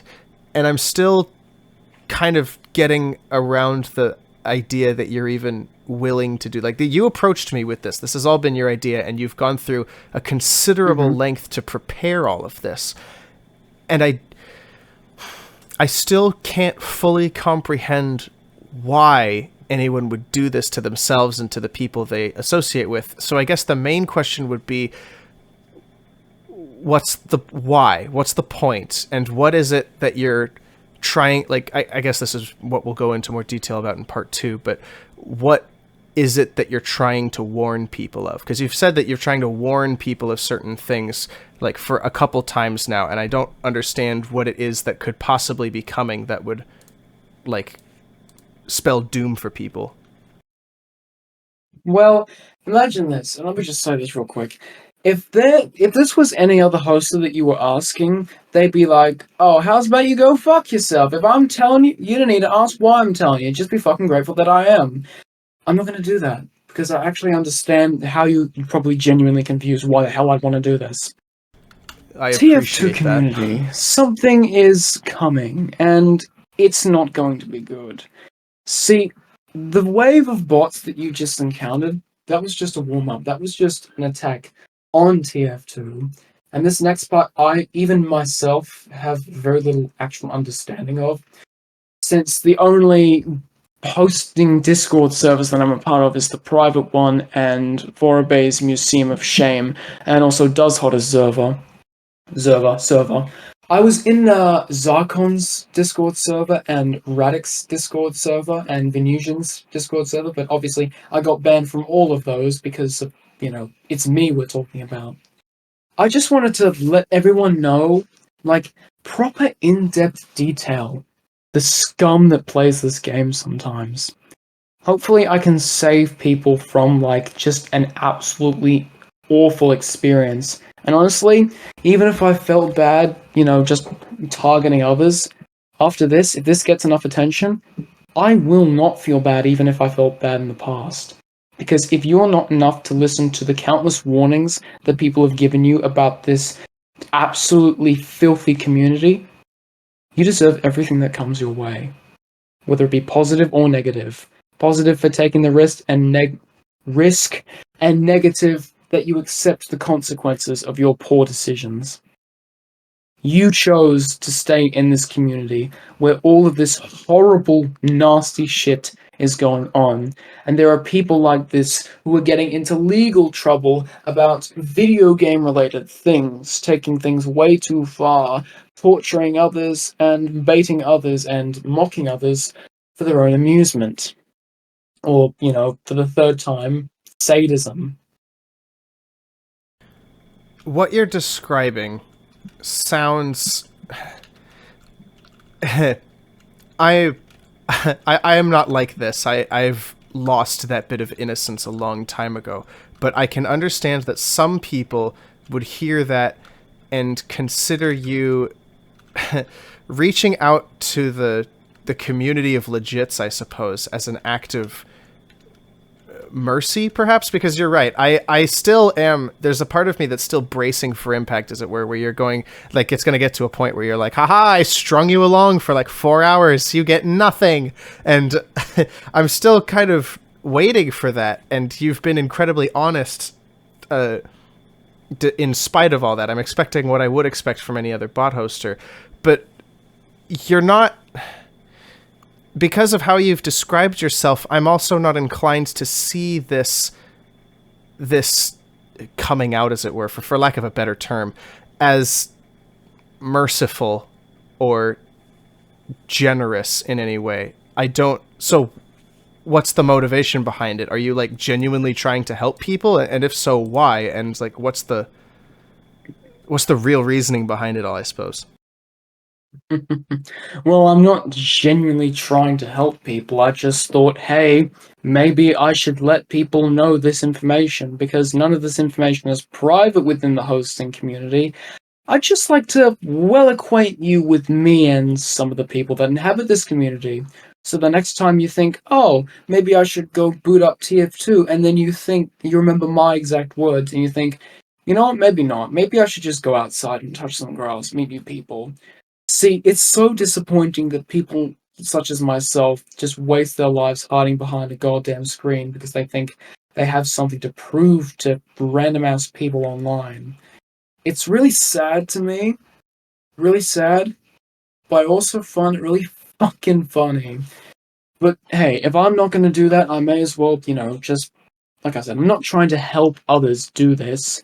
I just wanted to, and I'm not just doing this just to get attention for myself, because obviously I don't care about that anymore. I have a channel of my own. If I'm going to get attention from that, it's going to be from that. I just wanted to let you know that, and everyone else out there, you should probably be careful with who you're talking to online. Because there are normal people out there, or people, see, okay, let me think. Right, so, Snake, let me ask you this. Mm-hmm. What did you think of me before I hopped in this voice call? I had no idea what to think. I was on the side of you being full of baloney. I didn't think that anything that you have now said would have been said. Nothing could have prepared me for that. I wouldn't have believed any warnings. I saw that you said that you were warning the TF2 community of what's coming and going to discuss, like, talk about the people that you've associated with and still do associate with, and I was mildly surprised. I didn't want to, like, I don't know, get hopes up for anything incredible, but I didn't take you very seriously at first, and I thought that at the worst it would have just been a waste of like no 2 hours of time. No offense at all. I didn't know. I didn't know what to think, really. So now you know. Now you know I'm not full of bullshit. That I'm speaking from experience and not opinion. You know my crimes, you know my position, you know about me, you know about my mentality for the video, and you know some information about some of the people that I associate with. Yeah. Which is more along the reasons for a part 2, which I will continue to... Hell, I'm so well acquainted with some of the different, people that are in this society. I made a fucking tier list out of boredom of how evil we are, which is cringe. It's so goddamn cringe. But hey, I did it, and I suppose I gotta finish it now. And honestly, some of these hosters here on this list, these names, most of these you probably never even heard of. You probably never even knew, oh hey, this is a person that's like destroying the game. I had no idea they were a thing. This needs to be brought to everyone's attention. Like, who remembers Waffen SS or Matt Gift, those NN bot hosters? You don't think of... It's weird because I only know people through the names of their bots. Like, I didn't know who Pinky was, for example, until he said, I'm the hoster of the Platypus bots. And I'm like, oh, I know you. You're the, like, only bot hoster I actually see in my region. So it was rather appropriate in that regard. So, Yeah, you know the guy who hosted the rap bots, or, whatever those names were? I believe so, yeah. I believe that was, if I'm not horribly mistaken, it was, let me see. Yeah, it was D3FC0N6, that's his username. Huh. He hosted those BRAP bots. And of course, I had the name of that guy who hosted those Escape the Matrix bots, but it's not here in my files right now. I'll have to save it for part 2. And then of course there's Dashy, who hosted the Dashy bots, the Waffen SS, who hosted the Waffen SS bots, and then there's Mech, there's Mech, who hosted the Mechanator bots. Oh yeah, I remember that one. And then there's Kiko Fat, he hosted the Spiky Mikey bots. And then there's Kindtech, who hosted the Mega Scatterbomb bots. Bet you didn't know that. I did not know that, no. See? Now you know I'm not full of bullshit. It would be nice to have evidence, but at the moment I will take your word for it because I don't have any access to anything myself. Well, I mean, I'm not going to blame you. In fact, just so you can be absolutely certain, I'm just gonna... Hold on, I have something in my... I only have 2 more questions, and then I promise I'll let you go. So, what's this? Yeah, Exit that's... Hey guys, Mega Scatterbomb here. The dev team Yeah, for a the friend of mine anti-cheat made that. has now been dissolved, since Valve has actually started banning MSB exit scam. Huh. Hang on, let me listen to it. cheaters, and it was recently uncovered that 2 of the developers were actually closet cheaters. There will be no refunds. Thank you to the devs who were this quote-unquote anti-cheat. Interesting. So 2 of the devs were actually closets?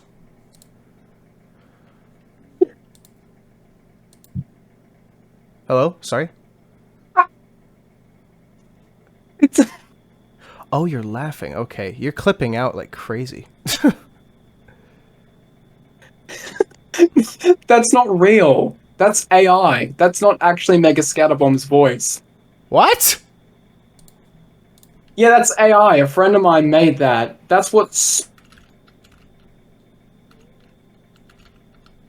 Hello? Sorry. Scatterbomb. See, Oh, there you are. Okay. Sorry, your voice cut out and died again. yeah, see, if that convinced you, then imagine how many other people it convinced that Mega Scatterbomb was the one hosting those bots. I set another one for reference. Quality may vary because, 11 Labs and the other platforms. Right, It wasn't actually Kindtick who hosted the Mega Scatterbombs. I mean, Hello, well, everybody. he hosted the Mega Scatterbombs, but the voice was made by he who shall not be named, according to him. Hello everybody, Mega Scatterbomb here. Currently, I am on the move and I'm heading towards the Christchurch Mosque. I've had enough and subscribed to Mega... That is such a strange audio clip. Yeah, there's one about 9/11, and there's one where it's 5 minutes of just N-words, which I get you probably don't want to hear. So I'm not one to care as much, considering my own line of work. I hear everything, and I'm sadly kind of desensitized to it all. But I'm desensitized to everything, so I can relate with you somewhat, I suppose. Now, here's the thing: throughout this span, this about 2 hours that we've been speaking, I have learned to not judge you for anything, or your morals, or regardless, but I'm dearly sorry, good sir, I have to say this. I judge you for not noticing that was AI, because to me, it's extremely obvious, but I guess if there are some people out there who can't tell the difference between what's real and what's not, and combine that with voice chat compression, because if you compress the voice chat, that filter that it goes through, just imagine how hard it'd be to tell if something was real or fake. yeah, I haven't spent enough time with audio to really understand the AI parts of it. I know a lot more about visual stuff. I know a lot more about images and videos, but that's the kind of stuff I've spent time with. I haven't spent too much with audio, so you're fair to judge me for that. I guess that's a skill issue on my part. I was joking, but I appreciate that you can laugh at yourself. In my line of work, I'm surprised I wind up getting real people talking at all, so... And then, of course, there's my mic spam on my channel, which has about 5,000 views. So that's just more proof that I'm not necessarily an NN. But then again, a lot of people don't play Junction. I used to play Junction I'd like to get back to... Oh, poggers. I'd like to get back to mass hosting, but then again, every 24 hours I need to replace the account, and it's just a lot of them that need... it's just... Maybe I should just try when the ban wave stops, or when reports just stop working. But obviously, this is just me talking about how I'm going to, host in one of your favorite games. So I'm just gonna keep that to myself for the sake of your sanity. You're good. I'm kind of burnt Thanks, out about a lot of stuff. I mean, it occurs to me now that you're probably the reason I stopped playing Junction, because I used to really like that map, and it got hosted to high hell, and you're probably the reason for it, so... I was the reason for that. But like back then, they weren't called HorHay bots. They were just like garbage AI generated names. It only recently occurred to me that I crave recognition. Is that a part So of I would your? like to, yeah, I'd like to apologize for that. Is that a part of my what? No, I was just wondering if that's a part of your self-proclaimed sadism, not Satanism. Sadism, What the yes. hell? Well, I mean, Satan does kind of relate into the whole thing a bit, but yeah, it's not like I'm super desperate for attention or anything, but hey, come on, I'm doing all this work here. You know, at the same time, hosting bots ain't easy, but it ain't too difficult. All you need is like a couple of laptops and the knowledge to do it. But like, here's the thing, I don't want to be completely ignored either for what I'm doing. Obviously, I'm doing this to get a reaction, and obviously, just because I like seeing my own creations have a functionality of their own. Right. Okay, so just a couple more things. So I'm trying to be real quick here, so we can. I need to probably go to bed. I don't know what time it is for you, but It's 5:10 p.m. oh, splendid! It's 12:10 a.m. where I am. So Well, Jesus. yeah. Well, I have a bad sleep schedule at the moment. I Anyways, sleep like 3 hours a day. I have slept for 3 hours a day for like a fortnight. That ouch. shit ain't healthy. No, it's not. Goodness. I could barely go 3 days without sleeping, and that was when I was sick. Maybe Anyway. it's just because of my unhealthy diet that's just keeping me awake at night by just churning in my systems, or maybe it's just me just keeping myself awake by listening to ASMRs because, well, I'm a fucking loser. Well, I wouldn't really know. I only know what the problem is for me. But in any case, will part 2 involve technical things? Like, because when I interviewed Pinky, he gave me like a very technical rundown as briefly as he could about all the things he used to do, and I'm just wondering if the things you're warning us about will be gone into detail in a similar regard, like from a tech standpoint, I suppose. Of course, I don't know everything about this ongoing situation, and I'm not even sure if it's that big to make a big hoopla and fuss about. It's just something that, it's not something that, like, urgently, like, alarm bells going off, national emergency, message flashing on the screen of your television type emergency. It's just something that, hey, it'd be helpful to know this, Right. as well as, just general individuals that I associate with, so you can get a good grasp on the mindset of the average TF2 degenerate. Because I know last time you interviewed Pinky on his mentality for hosting bots and other things like that, and why do bot hosters host bots? Well, you're getting my reasons, you've got my reasons, and in part 2 I'll explain others' mentality behind it, answering questions for them so you don't have to interview them. That would save me a buttload of trouble, so thank you. You're very welcome. And then Right, one any last... last questions? Yeah, there's one more. You alluded earlier to the idea that when people wants to log on to TF2, they think about the things that you've said and like the experiences you've had, and they reconsider. Are you through this? Are you trying to stop people from playing the game altogether? No. What is the motive then? It just seems to me, like, for example, I have a friend of mine named Nate who lives in, like, America. He spends upwards of 16 hours a day on TF2 pocketing cheaters with Vax. Like, he puts TF2 before himself. Like, I'm not saying I care about anyone else because, well, obviously, 2 hours of monologuing would tell you why that is, but I'm just saying I personally find it ridiculous that people put a video game over their own lives, which, is hypocritical coming from me, sure, since I put in so much effort just to be an inconvenience to people on one specific map, on one specific game. But, it's not like it's completely useless advice, right? Well, no. Nobody should waste that much of their life on a video game. I don't care what the reason is. Well, thank you very much for having me. If you have no other questions for now. None for now. I'm very eager for part 2. When will you be available to discuss things? Well, not too soon, but at the same time, not too far away. I'll see what I can do. Maybe not tomorrow, but maybe the day after that. And it's an even greater chance for it to be the day after that. Just the more days that go by, the more chance I have that I'm going to be able to do it. Okay.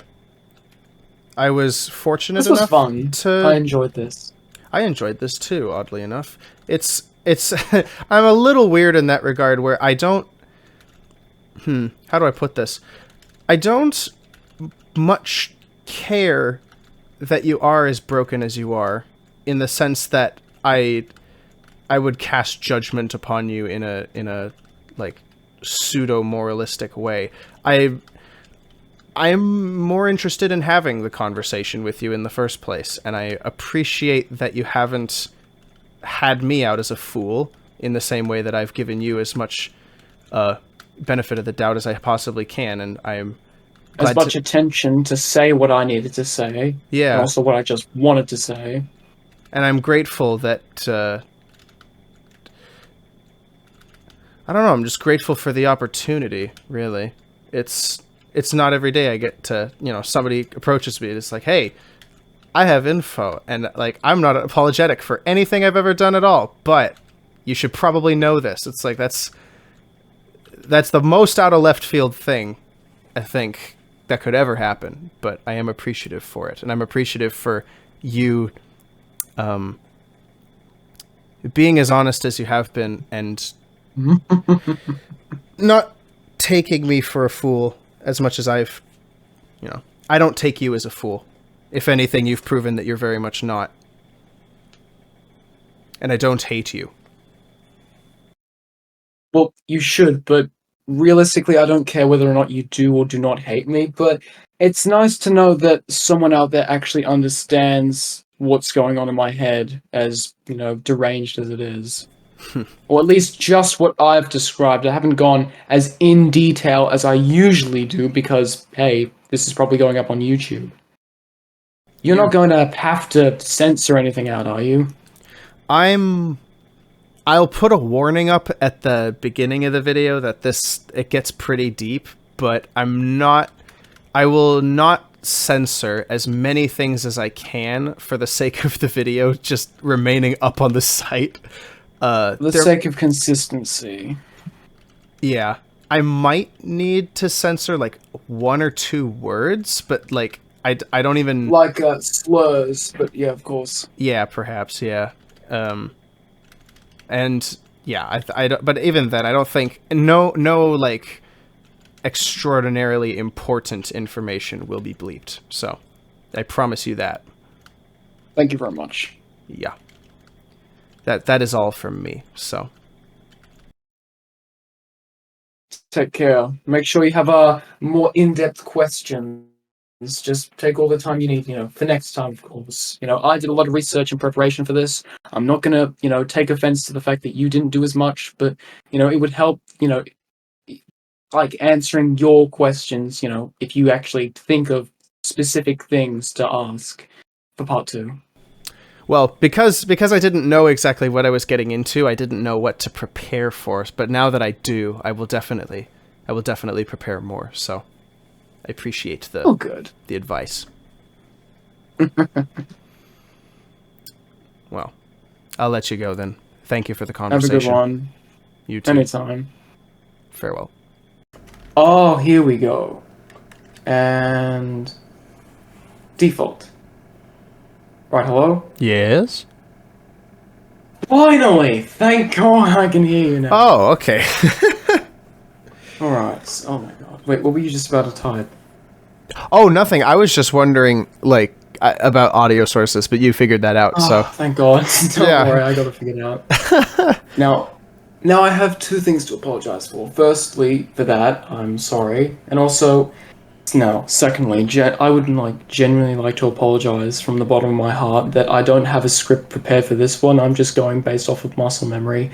So first, there are a couple of things I wanted to talk about, but I wanted to see what questions you have since about the HVH community, amalgam, etc., and its potential for being a competitor for Ridgeon, as I'm presuming that you at least know what that is. Also, they've recently announced the offshore and the NVM updates that'll be dropping soonish, I suppose. yeah, I saw that. I was gone at work while that happened, so I saw it when I got home. And people are really excited about that too, because that's big news. The first major update to it since 12 years ago. Yeah. And all I can say is that when the ban wave eventually ends, and from what I've heard from insiders, Hang on. the ban wave okay, ends. there we go. Oh, No, okay, sorry. I jostled something and the audio cut out, but it's back. okay. So, anyways, I heard from a couple insiders that hopefully weren't bullshitting me that the ban wave ends in about a week. So, I'll have an MVM update ready of my own. I'm actually just. What do you mean ban wave ends? How does that work? I guess that would be the first question. How does that work? So, from what my understanding is, Nightware, who is a hoster in the TF2 community, he may be a fucking NN at that, but he knows his stuff. He doesn't particularly like me anymore because I've been growing attached with Melody, someone who's trans, a bot hoster in the cheating community, who's been accused of, some very incestuous things, not incestuous, but just pedophilia and CP, etc. And they're the main developer of Melody Hook, which is an alternative to Cat Hook and Rosner Hook in terms of hosting catbots, etc. Which, I mean, I heard a rumor from Nightword that Melly used ChatGPT, autism moment, to generate it or something, but I'm not exactly sure. I'm not sure how ChatGPT would go about doing that. Anyways, so I wanted to say, is there anything in particular that you wanted to ask? Oh, right, sorry. I just heard you describe, hey, what is the ban wave about? So, I heard that on the, I marked on my calendar, the 28th of, wait, it's July? No. It's June. Somewhere in June. Alright, it's June.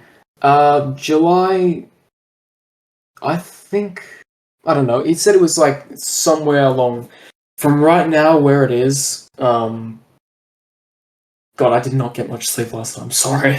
You're good. So, thank you. So, I believe it ends in less than a week from now, but it might be more than that, might be just exactly that amount, but there's a ban wave that's going to end, because all cheaters are currently getting game banned, because there's about 20 people working on TF2 as of right now. Wow. It could be less, it could be just a bit more, who knows.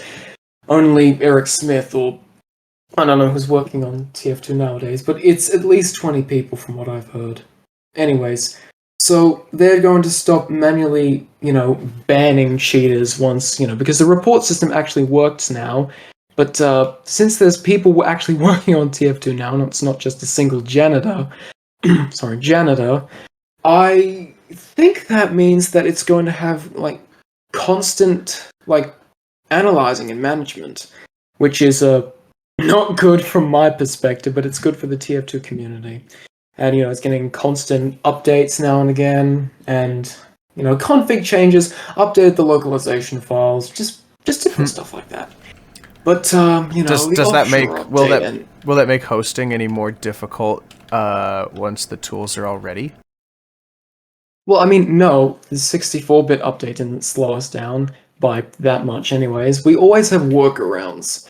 We have VMs, we have different types of hooks, and I'm pretty much one of the only more determined people in, this community that's left, because Mechanator does hotter and all the other big name hosters, they've all given up at this point since Valve started fighting back. I'm not going to give up that easily.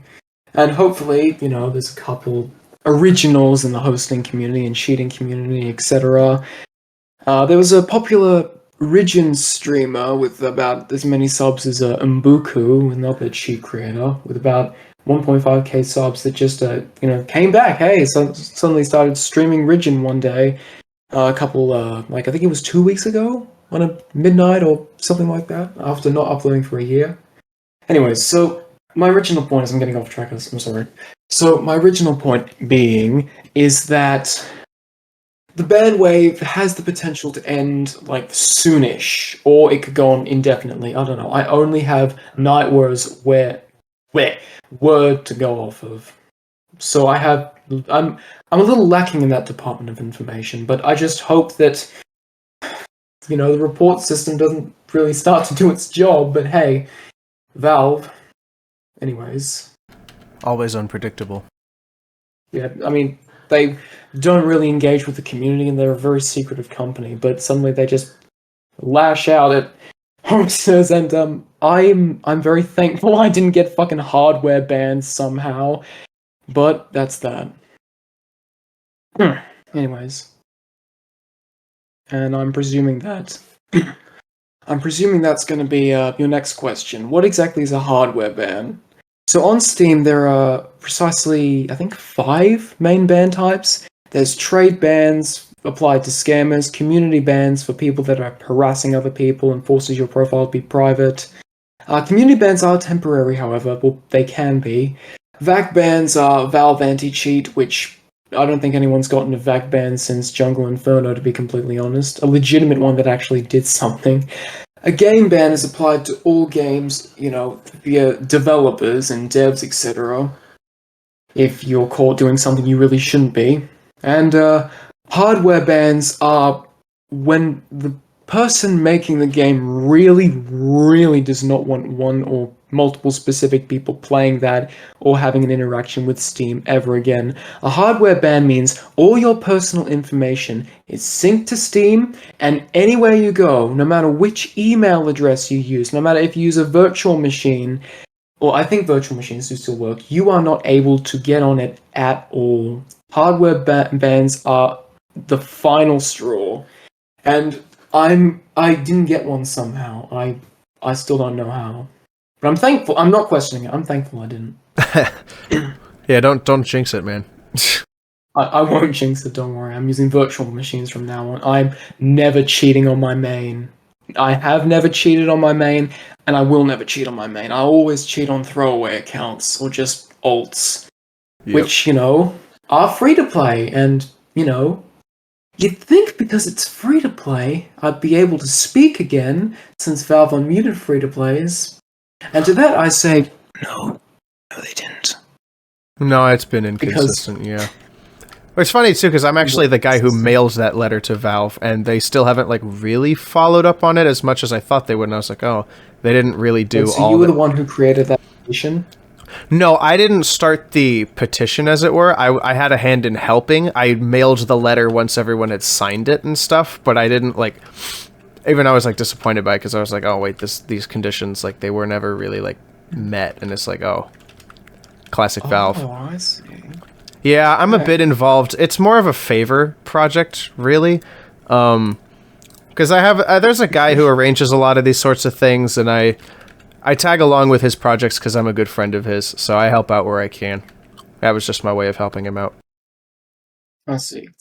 Now, if you don't have any more questions, I'm presuming you have some questions, remaining, unless I didn't do a good job at explaining it already. Well,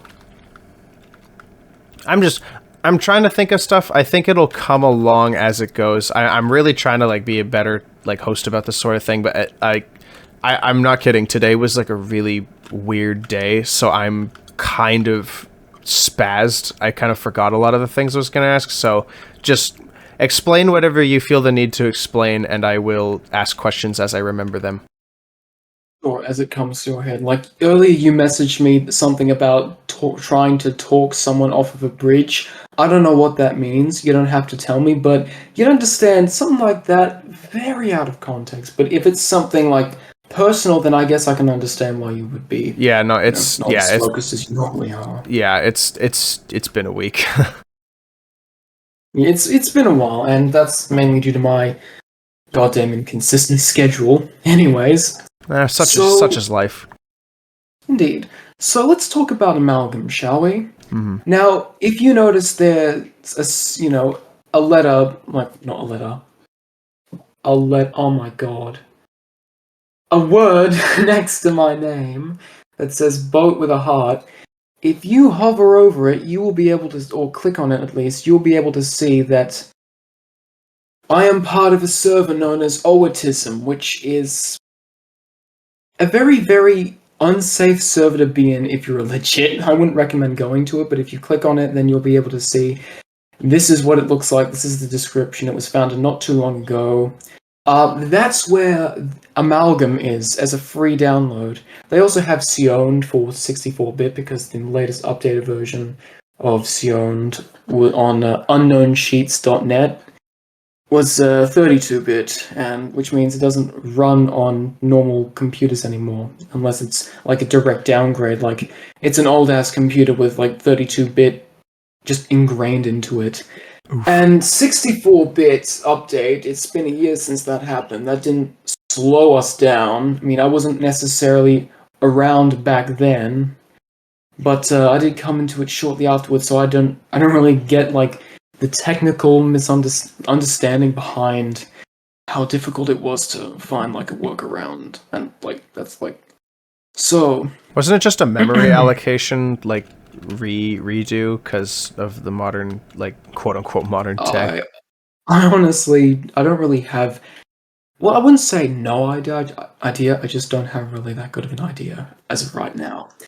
Anyways, so, and I'm really starting to regret not prepping a script. If you go to the boat next to my name, heart boat next to my name, you'll know that's the server Oatism that promotes different types of cheating software. There are a lot of big game hosters in this server.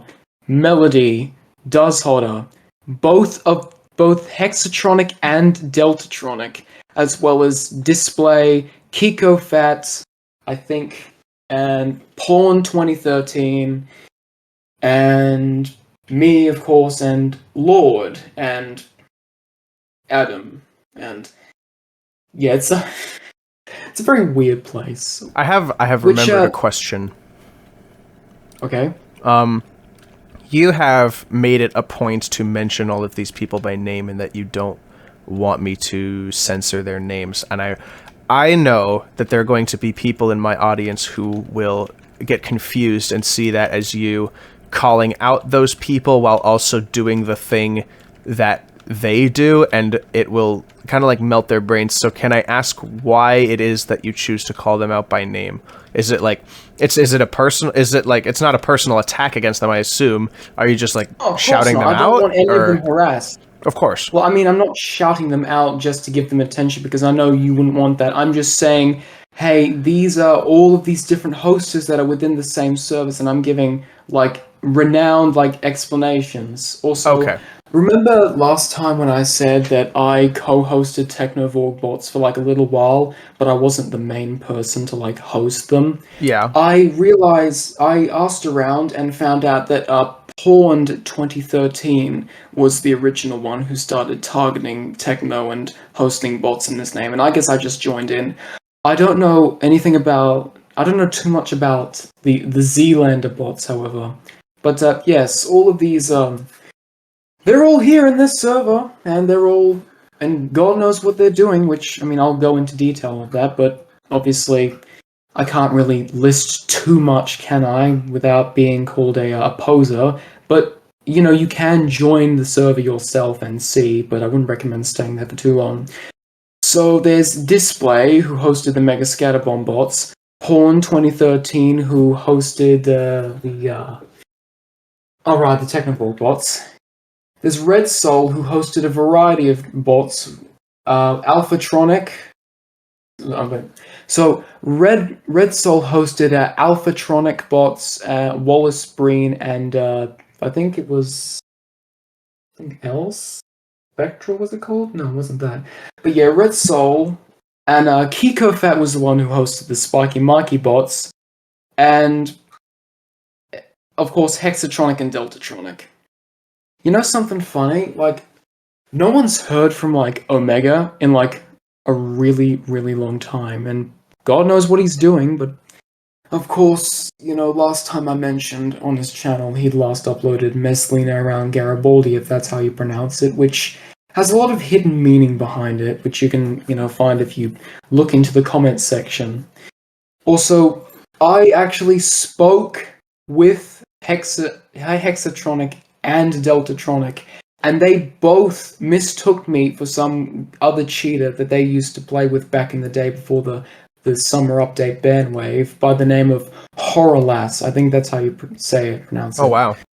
So they both mistook me for this HorHay guy at different intervals. I mean it when I say Hexa asked, "Are you HorHay?" And I said, "No."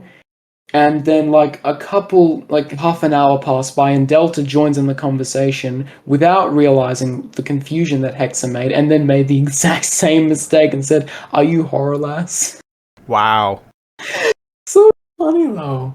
Also, Delta mentioned something about having, like, an old... I'm saying like too much, I gotta calm down. Delta mentioned something about having an old Discord account that got lost to time with a lot of cheaters' contacts on them, which is quite unfortunate for him, but still. Also, yes, so let's get back on topic, shall we? Let's talk about Amalgam. Amalgam as a cheat is, well, it has just about everything you could possibly need from a cheat. The hitscan aimbot is magnificent, although depending on what you've configured, it can miss legits. It's good for HVH with the anti-aim and resolver. Triggerbot is, well, it's a bit lacking if you play with high ping. The whole thing's a bit lacking if you play with high ping. Projectile aimbot is somewhat lacking, but you can configure it to prefer splash, which is not something that I know any other cheat other than Ridge or Nitro for that matter, to be able to do. Could be wrong about that of Nitro, however. And of course, it can store ticks, and yes, just like Cat Hook, it's a cheat, obviously. But just like Cat Hook, it can host bots, and it's ridiculously easy to do so. However, unlike Cat Hook, it's actually a good fucking cheat, which is bad news for the TF2 community. So I mean it when I say that all... Hang on a second. Oh. I'll let you say what you want to say, but I'll just finish. So, all you have to do to host these Amalgam cat bots is just go onto the GitHub page of Cat Hook. The cheat page, I don't think it's still up, although others in many other Discord servers still have a crack of it, thankfully. And for some reason, the navmesh page wasn't taken down, so it has like the nav meshes and the navigation for every single map in the game. So you just download that, and then you copy that and paste it into like the folder of TF2, and then you boot it up and you inject Amalgam, and then you turn on navbot and then navmesh, and it's just automatically injected, and you boot up a game, bam, select a class, take your hands off the keyboard, it'll just start functioning on its own. And then you can configure it to have triggerbot, auto scope, auto fire, auto navigate around the map, auto chat spam, racial spam. It's all within the cheat. Those are not anything that you have to have outside of the cheat. Oh, wow. Custom scripts or anything like that. And, you know, a little reminder, fresh install accounts can test out one weapon for about a week before they are restricted access. They can only test out like one weapon, but that will still definitely allow for far more frustrating gameplay with all the...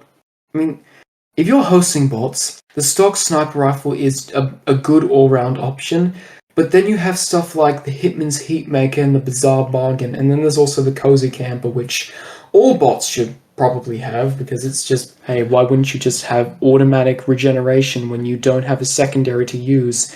It auto-navs around the map. It can be configured like a motherfucker, but it's very, very difficult to actually config because of how complex it is. There's a couple features that even I don't know what it is. I mean, there are a couple features like, you know, how can I say this?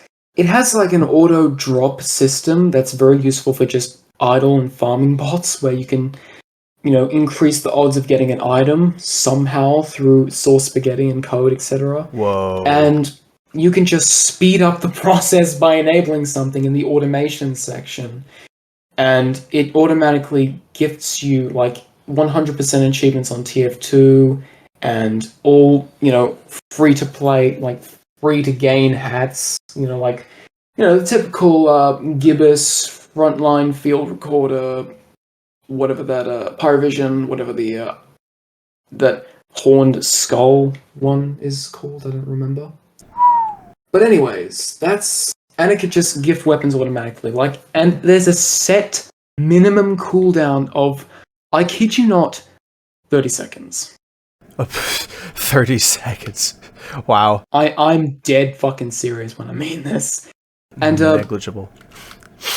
And Melody's trans from man to woman. She kind of made an oopsie with the cheats. She made she was trying to type out weapons to add into the configuration. Okay, so Melody has her own version of Amalgam. The version of Amalgam that I'm describing for the rest of this interview will be that version, so bear with me here. So she misspelled weapons when she meant to say, you know, she typed it out as weapons, which I don't know if she's English or not, but she's been known to, you know, use English chat a lot, but she has her own server called T Fortress Suri Spelonitse, however you say that, TF2, with a English chat and a foreign chat of a language that I don't actually know. And Melody has a YouTube, of course, and there's a couple settings, like, if you go into, like, target in specifically, there are a couple features like Valve allows cheats or military F2P bypass, which I'm not sure what she meant by that. And there's also, yes, that's how the Mafia works. Yes, that's actually what it's called. It's part of, like, something that just tracks everything in a match, such as players on your team, enemy team, buildings, sentries, dispensers, teleporters, the state of a match, dropped weapons, so money in a MVM. stat tracker? I suppose so. I don't remember if it was either in MISC or in the ESP settings, but there was an option titled just, quote, that's how the Mafia works, which I don't know what that means, and I'm kind of scared to try it. Huh. Must be an inside joke. So, probably, but, you know, I guess I'll just ask her. I have, like, a lot of different people added, so I guess I could just ask her later. Anyways, so right now, when you called me, I think the main reason I was having audio issues is because, you know, Discord's Discord, but also I have VMware open here because I was testing. Oh, by the way, you can also make follow bots. Follow You can bots? make follow bots. As in... As in, just automatic. They're not cat bots necessarily, they're bots that are programmed to take different routes and given different commands, such as escape spawn, or patrol, or attack, or defend an objective, or capture a point, etc. Options like retreat to safety, get ammo, get health, group up with others.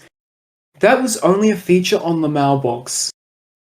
So it takes the follow bot feature from the mailbox and the bot hosting capabilities of Cathook and combines it into one. Wow. Oh, did I mention... Yeah. Did I mention that it's also free? Free? Oh no. It's free to download. All you need is Extreme Injector. Go to the Autism server. Not autism, just Autism. Go to the rat emoji and just... where it says download, and the latest version, not SEO64, because that's amalgam 64 release.dll underneath amalgam x64 release text mode.dll. Just download that, and then using Extreme Injector to inject it into your match, preferably on a throwaway account, and just, you could automatically save multiple configs. I have a config for Vax Medic follow bots, like it has auto switch of auto Vax, auto heal, etc. Just something because I'm, something so I can host with myself, so I can have it following me around on a virtual machine on my main account, since I don't cheat and I'm kind of shit at the game. And also, among that, I can copy it onto a virtual machine along with the, cat bots. So I'm able to set up multiple virtual machines running at the same time with VMware Workstation. I mean, I might have to wait till I get an RTX 3080 or something ridiculous like that, because this laptop's maximum storage is 256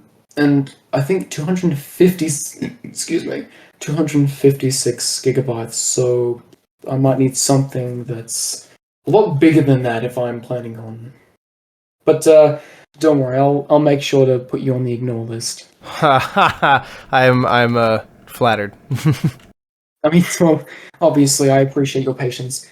Actually, that reminds me of something else. In cheating in general, there's this thing that you can do, like, there's a playlist that Amalgam also has, because it just has fucking everything, apparently, where you can mark players as either a priority level, or you could mark them to, like, ignore, so you never go for them. This is interesting if you're partied with a couple of cheaters and you get auto balance, just to make sure. I mean, unless of course you want to HVH, but you might want to arrange that first before you just start toggling on each other like mad. I was in a 2-fort match on my legit account with 5 different cheaters. 4 of them were on the enemy team, and I was playing Scout with the Force of Nature, and I fan jumped up to the main bridge, and they'd all gotten up there, even though they weren't playing Scout, because they were using, auto B-hop to get up on the bridge. And I was just on the opposite team. They were all looking at me, and none of them shot me. Wow. I also was in the sewer one time with a cheating friend of mine, Aku, and he was on direct hit soldier, and I was just engineer. I was staring down the tunnel of the sewers, and I was saying, I was pressing C+1 to call for help, and they would just walk forward and just get annihilated by crit bucket. Wow. And then I would Schadenfreude. That's I recorded that too. Oh man.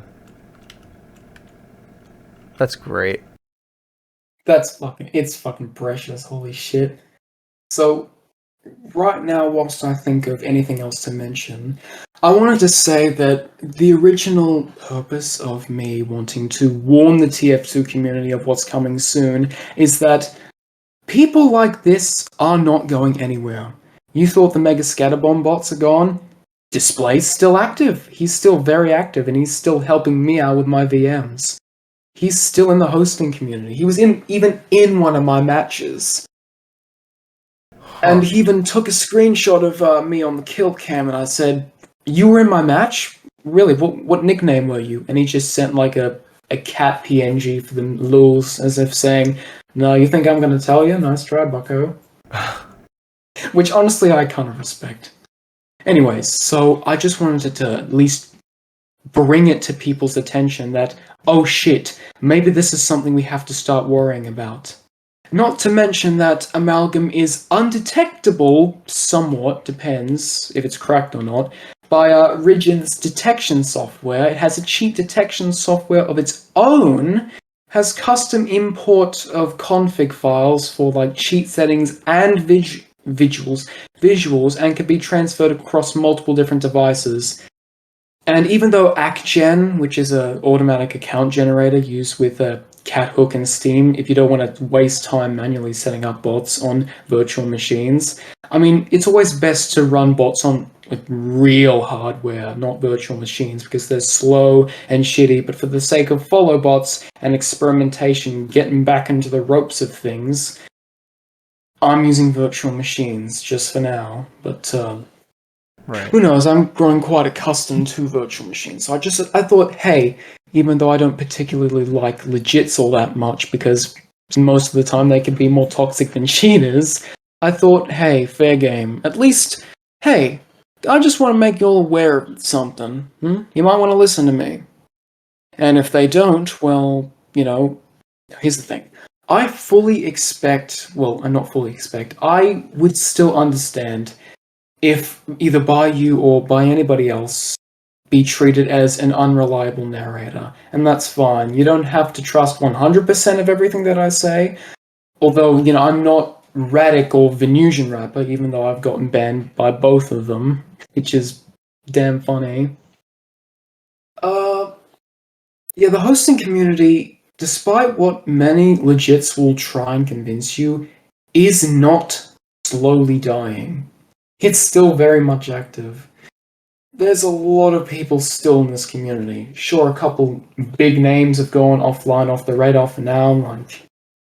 I have an entire list of just people that host, cheaters, retard legits, etc. Just on a self-made database of mine that isn't using Amalgam. It's just using a goddamn Word document and presenting my findings. Originally, this was going to be a part where I explained the degenerates of TF2, but I realize now that that's not what you want, and that'll just be on my channel eventually at some point. I'll do it myself, shall I? Well, you don't. So, I mean, if you wanted to bring it up, that would be okay. But if you wanted to stay to a different pace, it's whatever you want to do. You can talk about whatever. Thanks, mate. So, recently I've got reinstalled a lot of old equipment that I was using because I've got the motivation to get back into the swing of things. And obviously, Valve employees keep signing into my throwaway accounts. They keep signing into loads of cheaters' throwaway accounts. And there's a message that popped up. Your account has been signed into elsewhere. And if you're not a cheater or anything like that, or you're not doing anything malicious and you have that pop up, it's either by mistake or, well, it's probably by mistake, but it looks like out of a goddamn creepypasta. You don't want that happening to you, because depending on if you're cheating or not, you probably won't be able to get that account back unless you directly incorporate Steam, because they will change your login credentials if they suspect that you're doing something you really shouldn't be. Oh, I had no idea. So I've created about 20 throwaway accounts, all with the same profile picture. If you go up on Steam and search HorHay, you'll notice there's a lot of clones. Those actually aren't bots, those are all my just alts, and if you try and click on them, you'll find that they've all been deleted by me, because I don't want Valve to get my information. Of course. So those aren't bots, those are just my cheating alts, and there's probably a difference to be had in that with, how Sydney hosted his bots, Rosnehook? Mm-hmm. He used different profile pictures depending on what the bots were doing. I don't remember exactly, but there will be different profile pictures for my bots, whether it's doing something stupid. There's going to be one for my main, one for my medic follow bots, one for just bots in general, cat bots, and then another for me just on an alternate account doing something stupid or experimenting. And I mean, you already know that there's not too much art out there of SCP-012, but, I have enough for what I need as of right now, if that makes sense. Yeah. Anyways, so Amalgam is a revolutionary cheat, and there are tons of other cheats out there being created, not daily, but at least monthly. We have No Money, we have Sion, which isn't new, but still. Sion recently got ported to 64-bit after, for the longest time, being 32-bit only. And there's Awootism and, of course, Amalgam. There's a lot of new cheats coming into the matrix of everything, And it'll be a lot easier just for your average Joe to be able to start hosting bots. Literally, you can host bots for free if your computer is good enough. All you have to do is download VMware Workstation Pro, which is free now, by the way. It wasn't free previously before the summer 2024 update ban wave. All you have to do is get it for free, and then download the nav meshes off of GitHub from the Cathook page, which still hasn't been taken down for some reason, for free, import them, run it on multiple virtual machines, use a USB to transfer those configs, and boom, you're hosting bots. For free. Did it used to cost money to host? Yeah, it used to have a yearly subscription, even if it costs money, but I'm pretty sure we still might spend money just to be able to mic spam in chat, etc. Assuming like I heard rumors like from Does Hodder himself, by the way, that because him and I have spoken a couple times. We're good friends actually. But the thing is, I've lost my train of thought. Hang on a second. Oh yeah, the thing with that is that the virtual machine used to cost like a yearly subscription, and like a lot has changed with it since. So I believe I have something else here that I was looking for, but I can't find it for some reason. Shit. Oh yeah, I remember what I was going to go to. So I installed the appropriate programs to be able to effectively tinker about with the new status of the mostly now maintained and modified Team Fortress 2. And here I come across something on GitHub known as Clumsy03. Clumsy 0.3, I mean. That's how you say it. And essentially what it does is, if I just go on to the video where he enables it, you can set it up with TF2 and you can use it on a VAC-banned or game-banned account. And the way it configures, from what I understand, is it allows you to manipulate network trafficking without needing a virtual machine. And the frame rate is not limited just to 30 when playing, and it's faster than AutoX bypass, and you don't have to deal with 0.3 FPS in menu when the connection is just unsuccessful. And it's not a special setup that you require. So Wow. what happens is it takes lag, drop, and throttle in its functions. You can change them to delay, chance, inbound, and outbound with a drop, throttled, and time frame. And all you have to do is just click start and press start and stop between, depending on the connection or how good the connection is, about 1 second apart. Whilst you're loading into a server, if you're VAC banned or game banned on the server that you're trying to, on the account of the server that you're trying to load into, all you have to do is configure the settings appropriately. So enable lag, drop, and throttle, and disable duplicate, out of order tamper, set TCP, RST, and bandwidth. And just press start and stop in the presets, the presets of all receiving packets. Start and stop in 1 second intervals within each other. And if you're on a VAC banned or game banned account, if you manage to do it correctly, you can still get into a casual match or a community server while being VAC banned or game banned. And yes, I know SV_pure can technically, I guess, do the same thing, but this is by far way more efficient. The only couple downsides is it's not automated, which means if you're hosting loads of catbots that just automatically happen to get game banned, then you have to bypass it each time you want to enter a new server or just rejoin, and sometimes it just drops you out automatically. So there's no surefire way to automate it. As of right now, there probably will be in the future because of this GitHub page and everything it goes into. And there's also Lua 4 automation with Clumsy03 that only recently came out. Also, it might choke and lose temporary network connection if done too harshly. Also, it's not 100% guaranteed that you will get in, but the chances of getting into a server with the AutoX method are around 95%. So yes, currently there are 2 surefire ways to bypass a VAC ban and game ban. One of them is way more efficient than the other, but I'm not exactly sure which is too...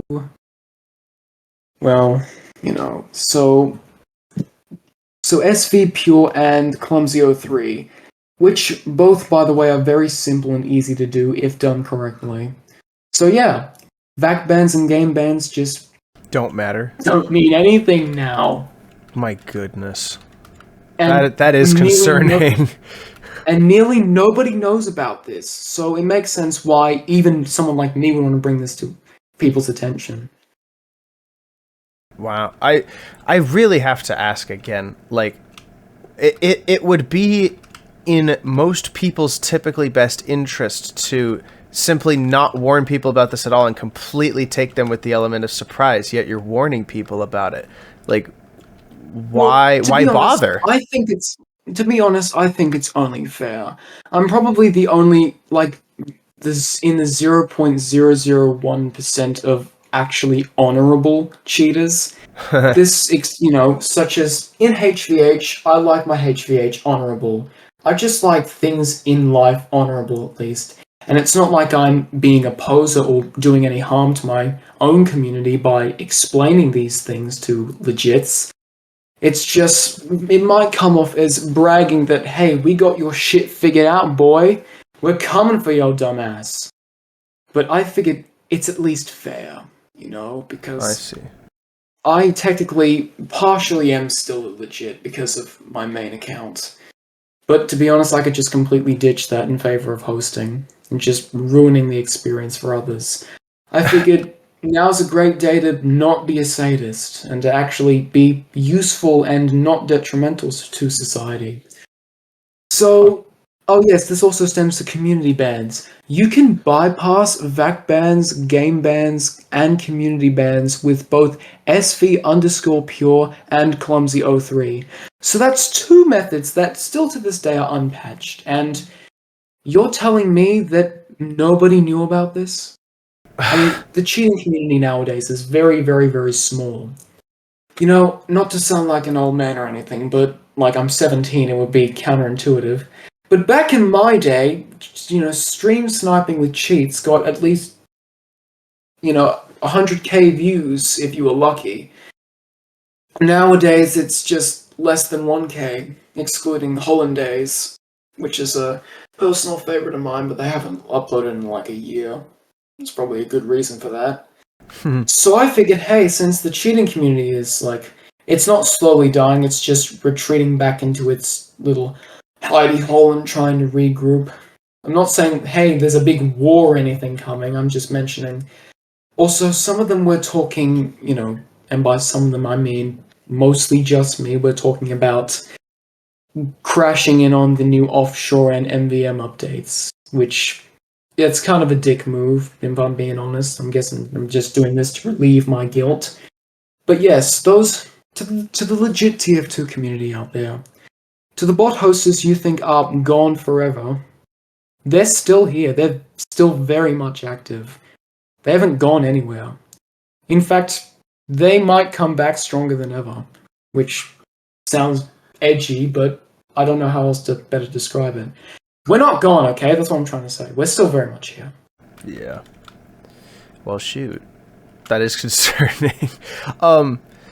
If I may, could you explain to me how the testing for all of this works? Because you've told me before that you couldn't call in the past because you were testing the actual software itself, and I don't how does that actually work? Because you'd have to actually inject it into the game and actually try it, which means that it still works. It actually does work now in the game. So how would you do you test it in private servers and not in casual? Because if it was in casual already, I would have heard about it. So Oh no, it's in casual. It's absolutely in casual. Really? Configured my.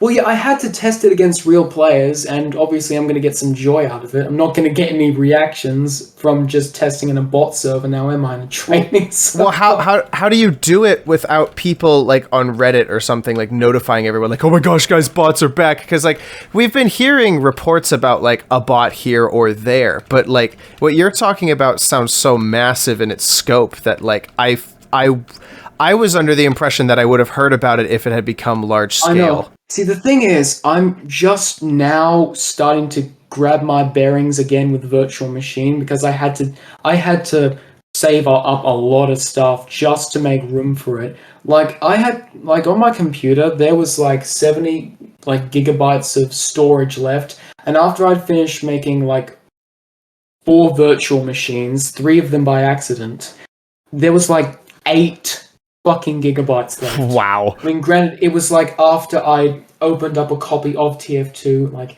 and I make these different accounts. So I can party with my own accounts on a virtual machine in the same match. And there's options to auto queue and automatically pick the sniper class. What's annoying is if I'm just strolling by hey, how's everything going? The menu pop-up for the class selection screen doesn't go away even if you pick sniper, or any class for that matter. I have to manually click, then click, and then I get to see through the eyes of my machines, of my creations. But so far, I've just been hosting from an alternate account on this computer. I haven't been using any virtual machines yet because I'm still getting the configuration. So I'm only able to host one bot at a time, obviously. But I have been cheating on those exact same accounts, cheating and botting. But here's the difference.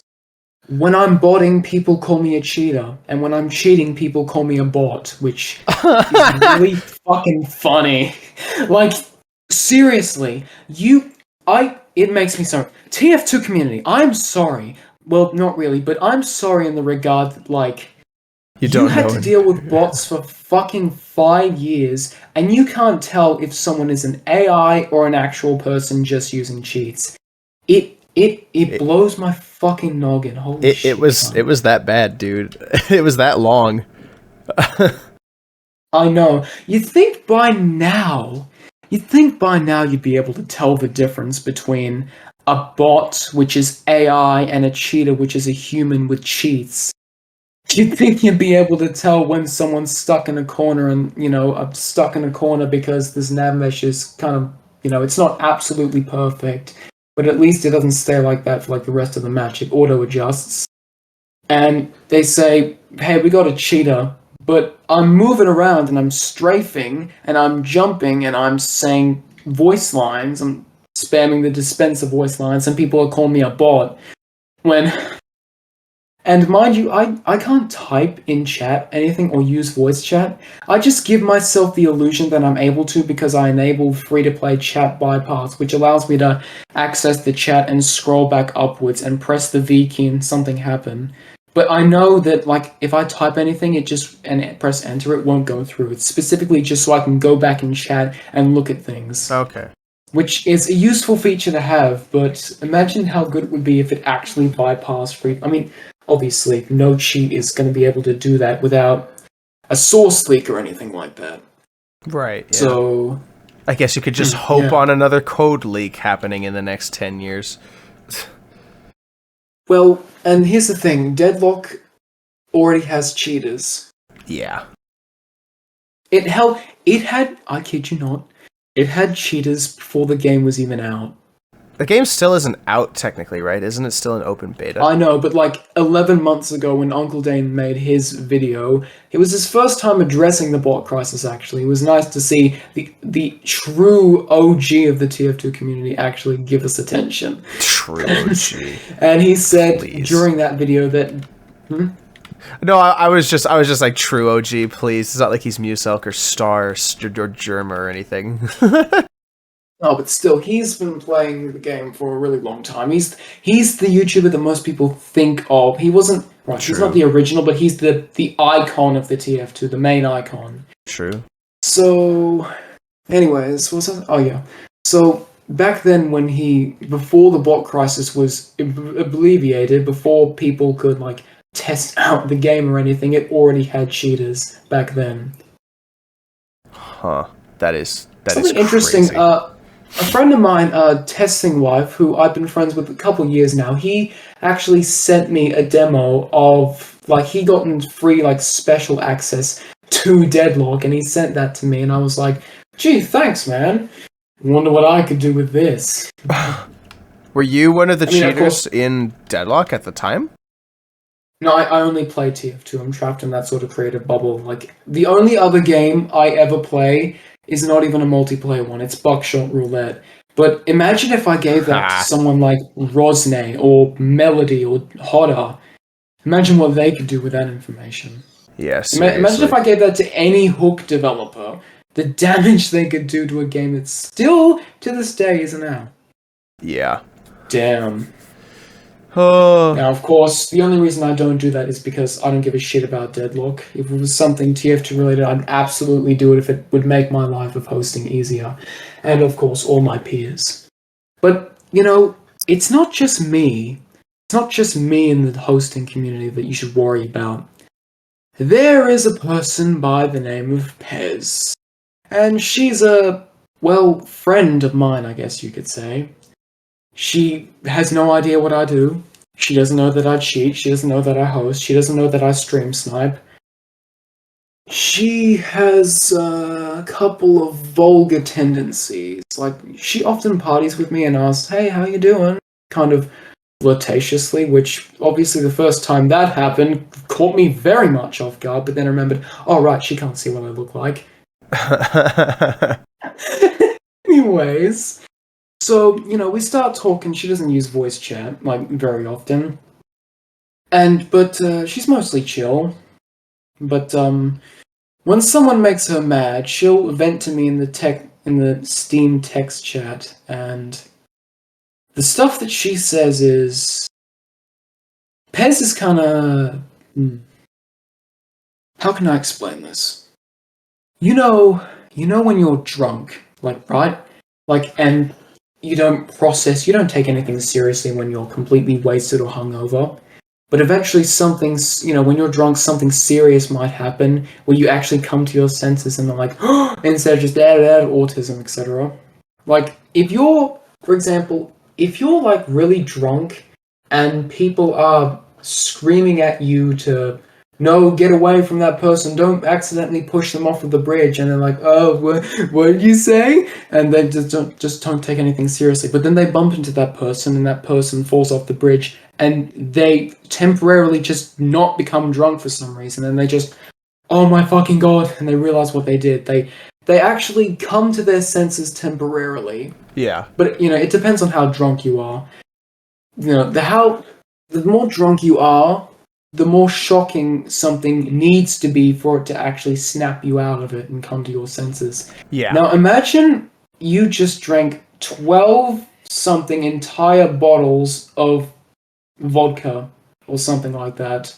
That's like fucking 35% alcohol.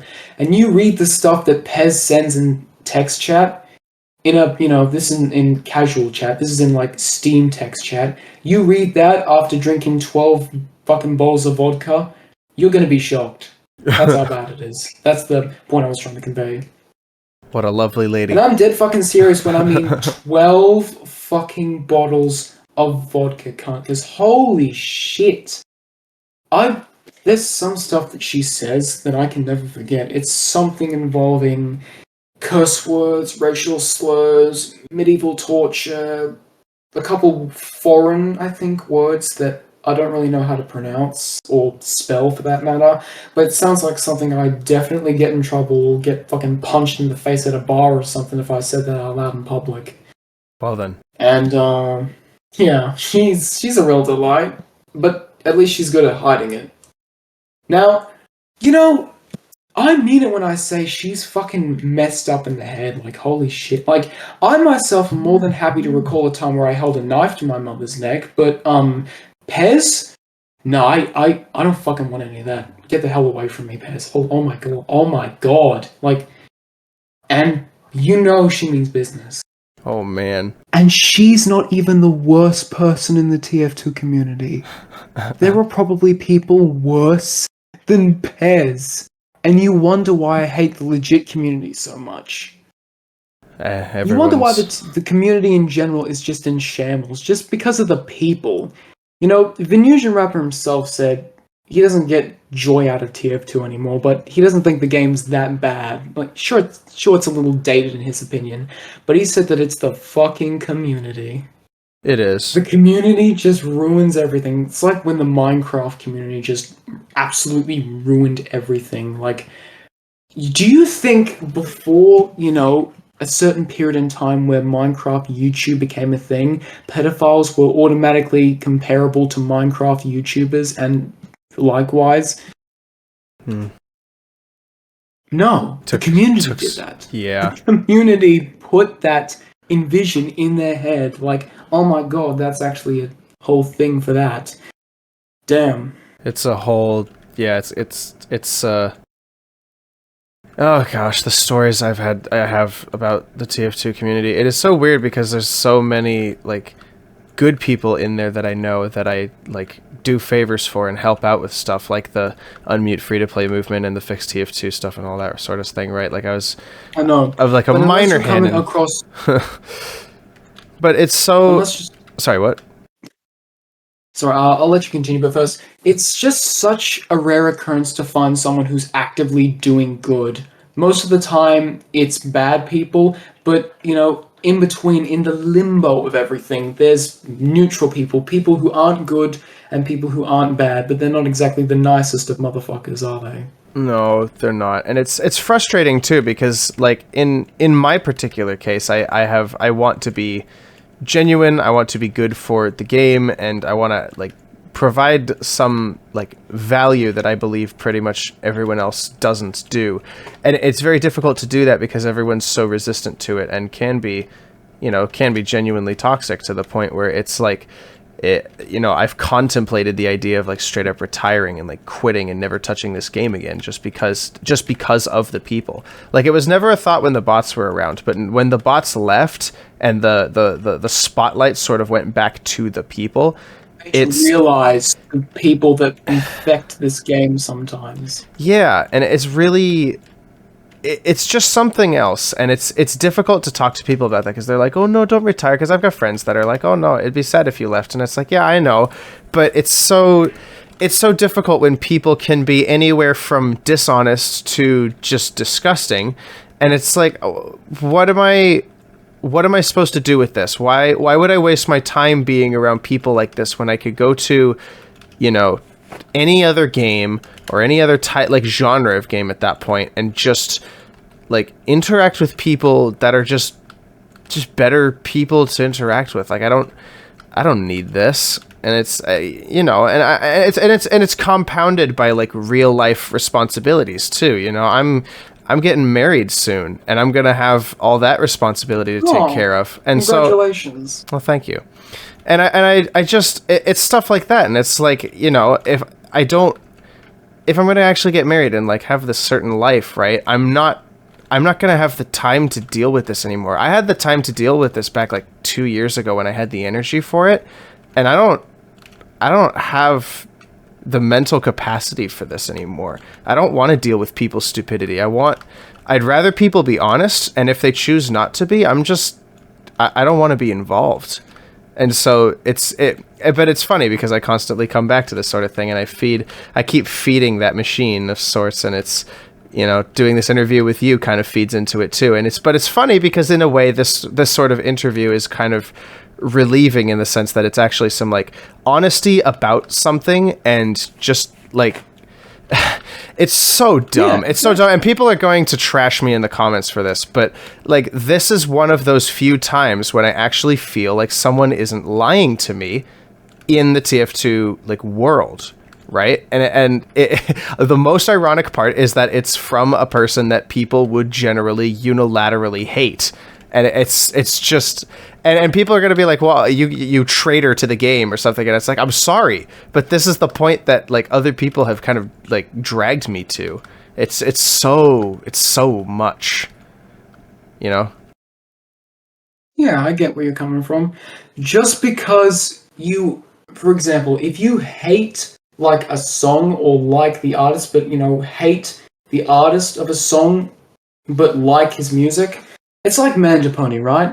When he was, sexting with an underage girl, he was shunted from the community. They wouldn't take his dumbass back.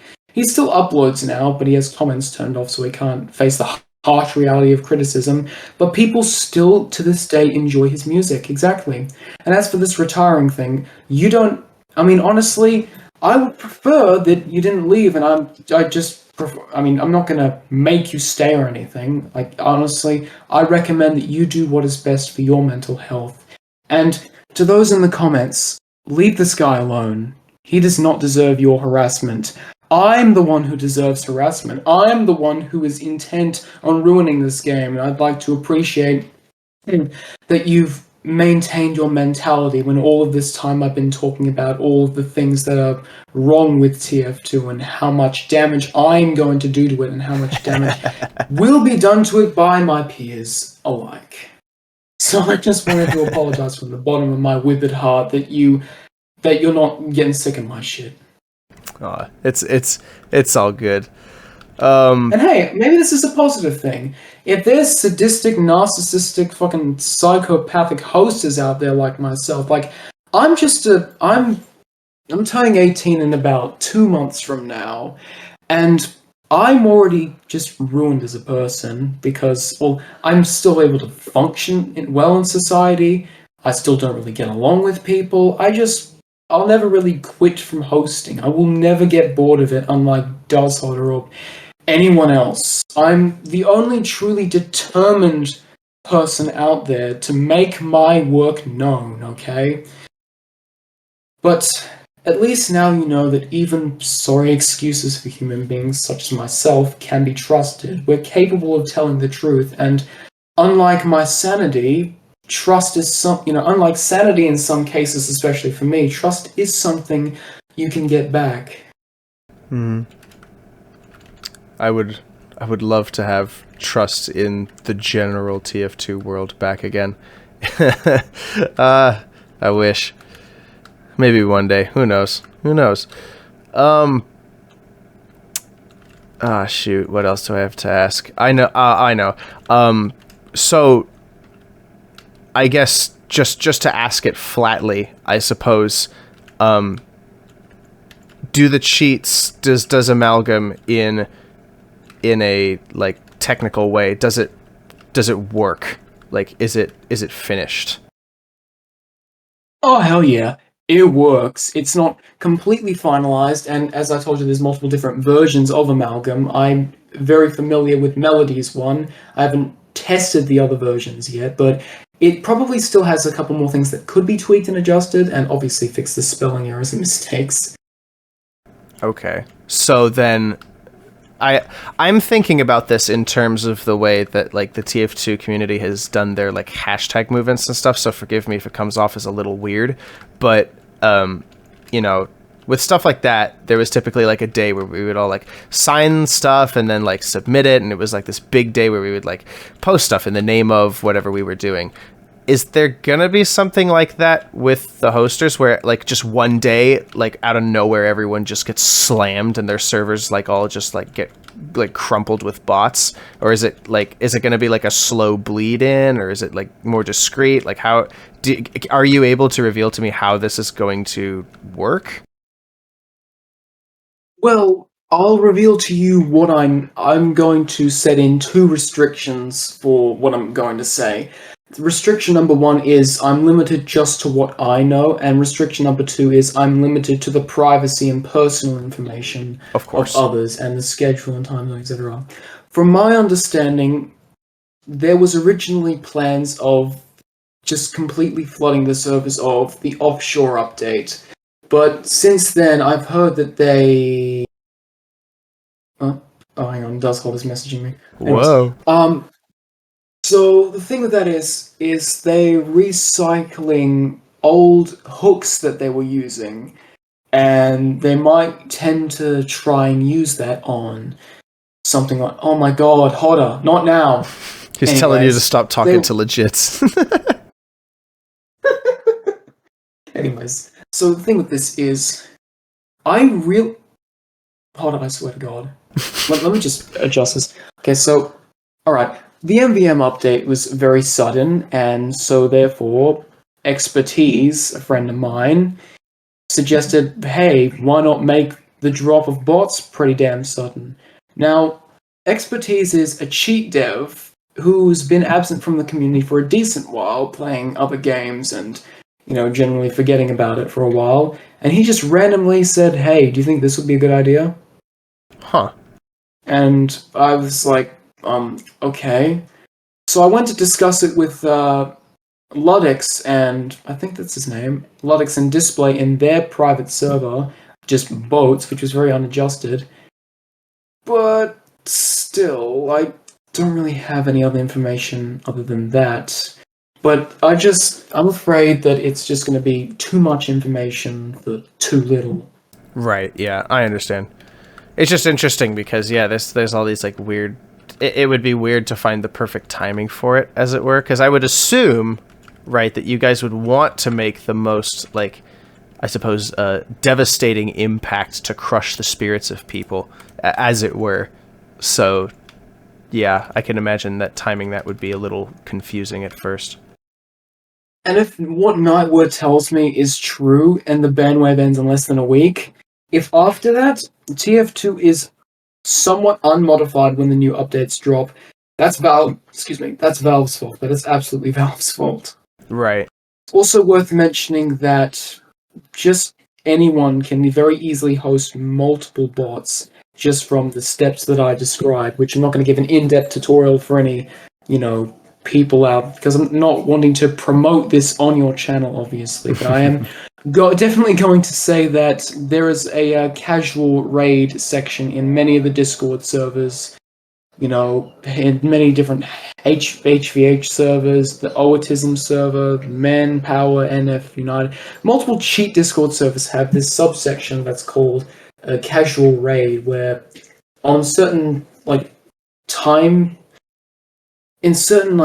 zones where it can probably be arranged at one's schedule, they just raid casual with multi-boxing with the mailbox, or just setting up cat bots, even though more than a majority of the time the accounts will just get sent straight to Valhalla. Interesting. So then, if the hooks don't, is it a problem of the hooks working consistently, or is it something different? Well, no hook really works consistently unless you hand make it, manually adjust it and configure it to appropriately suit your needs. Do you want to host follow boats? I swear to fucking God. I keep making the same mistake, which I'll get to why that is in just a second. Anyways, so if you want to host follow bots, you configure it to your liking. If you want to host regular bots, you just configure that to your liking. But the thing is, you don't need, mailbox and cat hook if you want to host either of them. You just have Amalgam, which has both. Which, yeah, both, boat. God damn it. Can we talk about that for a second? I was recently rewatching Zesty Jesus' Soldiers Weapons tier list video. I really like Zesty Jesus despite, everything. But, haha, indeed. So, I was watching his Soldiers Weapons tier list because I was wanting to find out the ideal method for HVH, because the direct hit isn't as, off-the-wall bonkers with projectile aimbot as some people make it out to be, and sometimes stock just is all reliable. But then he goes on, when he gets to the stock shovel, about how Soundsmith made that dupe shovel video, and he goes on to this rant about how people circle jerk the exact same thing over and over and over again, like duped shovel, engineer gaming, demo night TF2, and he said, put a bullet in my fucking head. And he compares it to a radio station where they're playing Jump by Van Halen, which is a good song, and he says that, you're like, this song is pretty good. I haven't listened to it in a while. I'm going to just listen to it now. Gee, this radio station plays pretty good music. I'm going to leave it on for the rest of the day. And then for the 9th time that day that you get in that goddamn car, they play Jump by Van Halen, and you want to rip every hair out of your goddamn head. You have to have fucking Demo Man Gaming, you have to have fucking brain matter dribbling out of your ear to find that funny. I'm over it. It's enough. Yeah. I think that's one thing about is, TF2 community, as it were, is that it's just very... they don't know when to stop fooling around. I started getting annoyed about the heavy update jokes after, the 10th time I heard it, and I was like, what? You're I thought you guys were joking, and they're like, oh no, we actually want a heavy update still, and I'm like, what? It's so confusing. It's so goddamn dumb. And the cheating community isn't even safe. You have, typical bro, boat, white heart, NN. I get it every now and again. It's the main one that's just been fucking with my mentality is just bot, like bot hosting, like oh fucking Buck Van, you know, haha.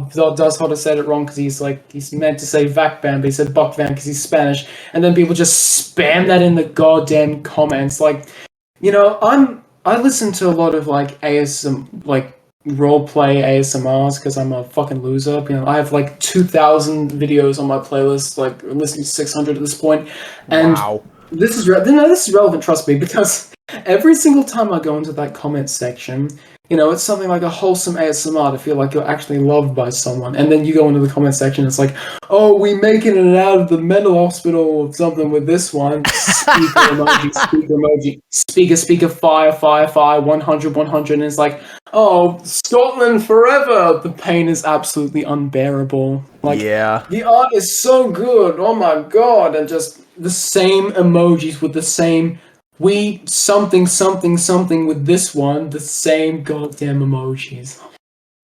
That is very much It's an so internet. annoying. That's such an internet thing nowadays, though, is to like just repeat the same joke over and over until like people become so bored of it that they actually like go back around to doing it again because of how like post-ironic it becomes in a sense. I've noticed that. I know, and when we don't have engineer gaming, we have medic gaming because, hey, the voice actor said it live in a live stream that one time. Haha, it's really funny. And then we revisit that same shit over and over again.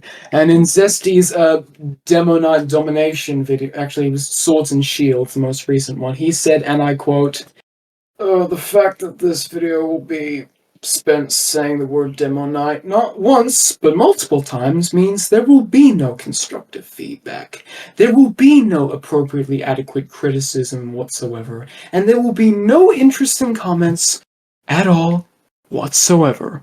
No, just a bunch of brain dead Reddit dwelling troglodytes smashing their keyboards with their swollen hands, typing out the same stupid shit over and over and over again. And then he proceeds to say, like, show a comment section, like, I kid you not, like 50 comments in a row that was just Demo Night TF2. And it's like, oh god, I just don't fucking get it. Like, hey gamer, you said a thing too. You are the 5,000th person to say this. That means you must be special somehow. Here's an upvote. Here's a Reddit go. It's like sensory fucking overload, and he makes a really good point. Like, holy shit. And we're not even safe from that. Like, Buck Van, Boat, White Heart, Bro, and all the fucking cat images that there's, I kid you not, because it's called Cat Hook, because it was made by this, because Cat Hook was designed by this guy called Nullified Cat, there's just now these subsections that is just like cats, where they just post pictures of like cats, and it's updated daily. Like, there's so many goddamn memes, and I keep forgetting, hey, I gotta mute this section so I don't. Oh my god. Everything becomes a parody of itself at some point. That's basically Everything a law. is just over and over again. And here's the thing, I want to read the comments to ASMR because, you know, there are tons of losers in that section like myself, who, some of which can go overkill and donate a fucking $100 to a virtual, like, artificial voice, which is really funny, but hey, I mean, friendly fire will not be tolerated, I suppose, but, you know, and I'll be listening to a lot more now since Tanisha doesn't want to, you know, talk to me anymore ever again, which has definitely helped my mental state. I'm sorry. Yeah, and I'm gonna have to do. No, it's fine. But well, I mean, it's not fine, but it's fine regarding you. It's not you. It's not. It's not your fault, okay? You didn't do anything. But yeah, yeah. So I'm gonna have to be seeing a lot more of those comments now, and obviously, I think, oh, why did Pillow Deer like disable some of the comments on our older videos? And I think, oh wait, I think I get why actually. Yeah. I mean, most of the time they just, you know, they get like way more popular than they do. They get like hundreds and hundreds of likes, and most of the time they even get hearted by the ASMRs themselves, like the channel, like the content creators. And it's just like, why? It's so unoriginal. Like, oh god. What, you don't like hearing Chicken Jockey for the 1,000th time? Dude! Like, before I got banned from Zarkon's server because, he realized who I was. He said he was going to go see the Minecraft movie at the theaters, and I said, don't do that. You will regret that. Oh my god, with fucking chicken jockey. Like, Jack Black himself said, stop with the chicken jockey, you're ruining it. And they even had to put, like, billboards outside, posters, like, outside the cinema, saying, don't do this fucking stupid shit. The chicken jockey doesn't like it, and neither do our staff. Please be respectful and not a bunch of goddamn messy cunts.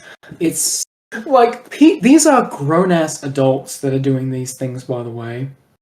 And which leads me to something else. The mentality behind cheaters. Most of, the cheaters are just absolutely brain dead in the head. Hence, the whole Clara incident. Whenever someone cheats in a video game, they go, oh, Clara strikes again. Oh, the Clara incident is absolutely iconic in cheating history. Not just in Counter-Strike either.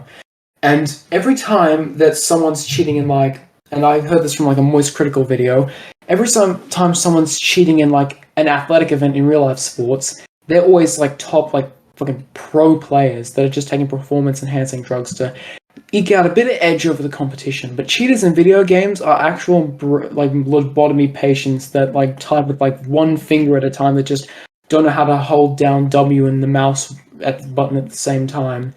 But I can very much say that people like me have perfective movement, just not aim, because this is a fucking Logitech Pebble mouse with a very serious input delay. I need to get a new mouse, but that's the thing. Most people cheat because they're bad at the game already, but some just do it because they want to ruin the experience for others. It's never usually that they want to just improve their performance, because real life and video games are oh so very different.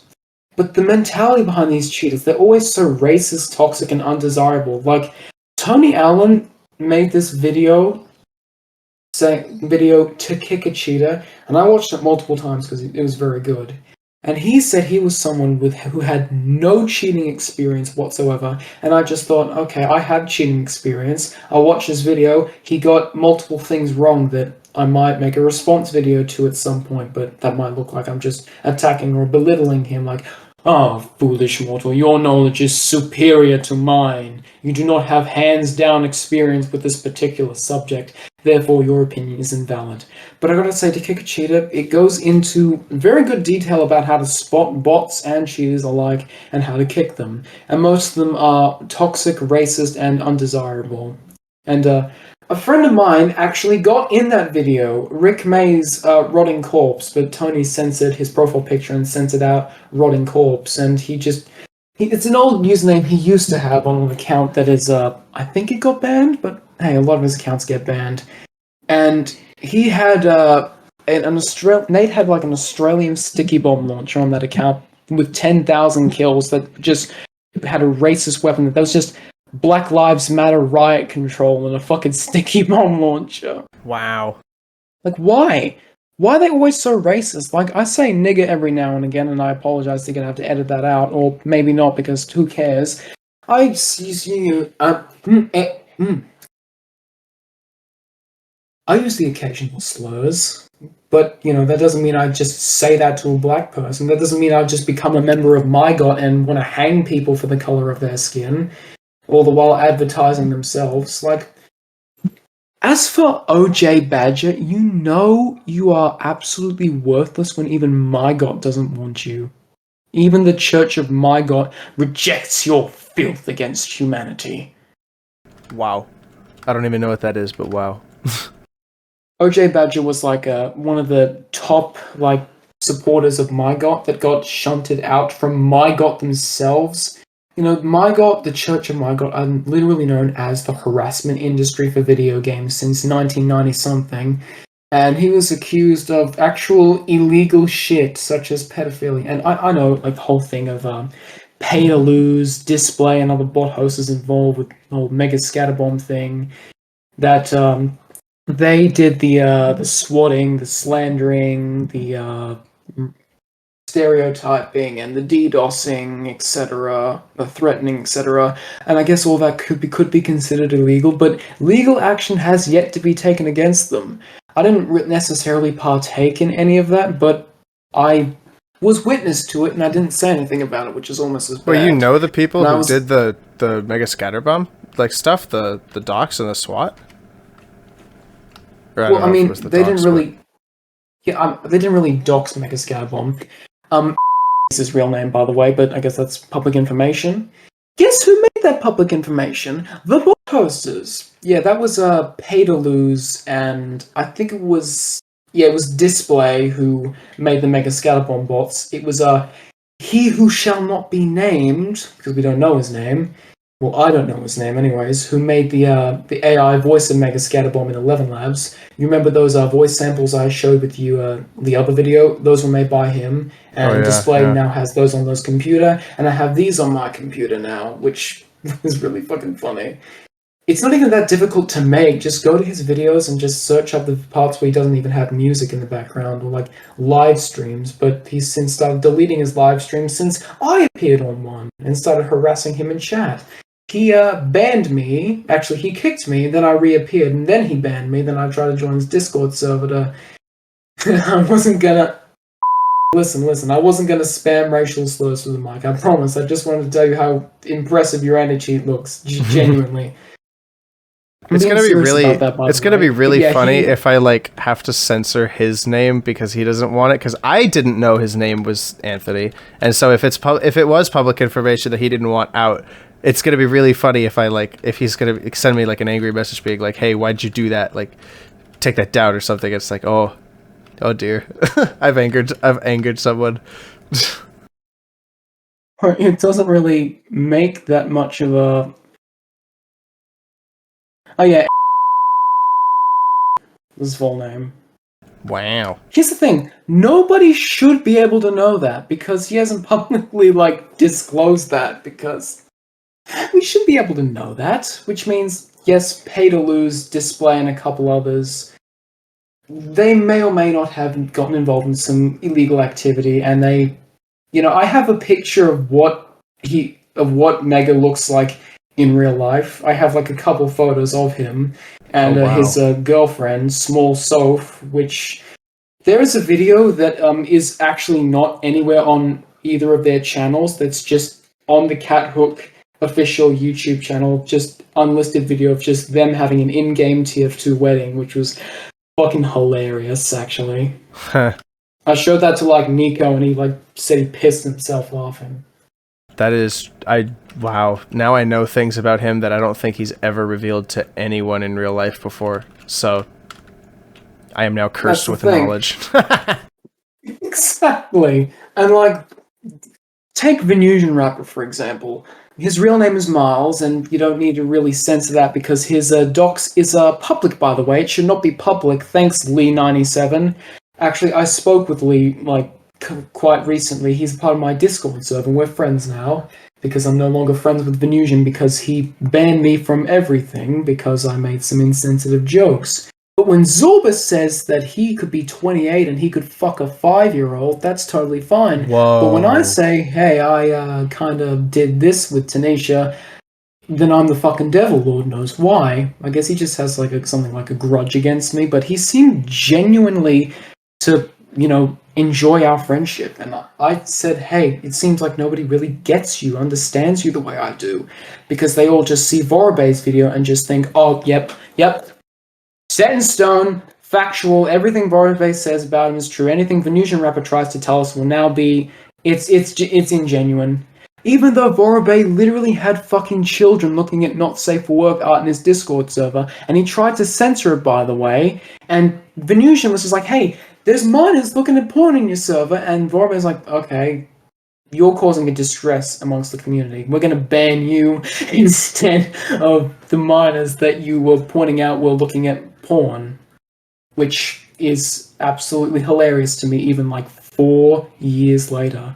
Yeah, Venusian still has a grudge against Vorobei for that, by the way. I mean, I watch Vorobei every now and then, and I seem to enjoy his content. It's good, just like fucking Grouch, it's good to separate the content from the person who made the content. It's important if you want to give good feedback. And I gotta say, there are a couple things about cheating that even Vorobei gets wrong. Tony Allen said that when a cheater says 1, it's when they kill another cheater and are typing that in so that they know the amount of times that they killed another cheater, so they count to like 1, 2, 3, 4, 5. That's not true. And Vorbe said that 1 is cheater slang for get one tapped, bro, indicating that you died in one hit to something, even though that's also not how that works. The real meaning behind 1 is when a cheater types 1 in chat, it's usually against another cheater.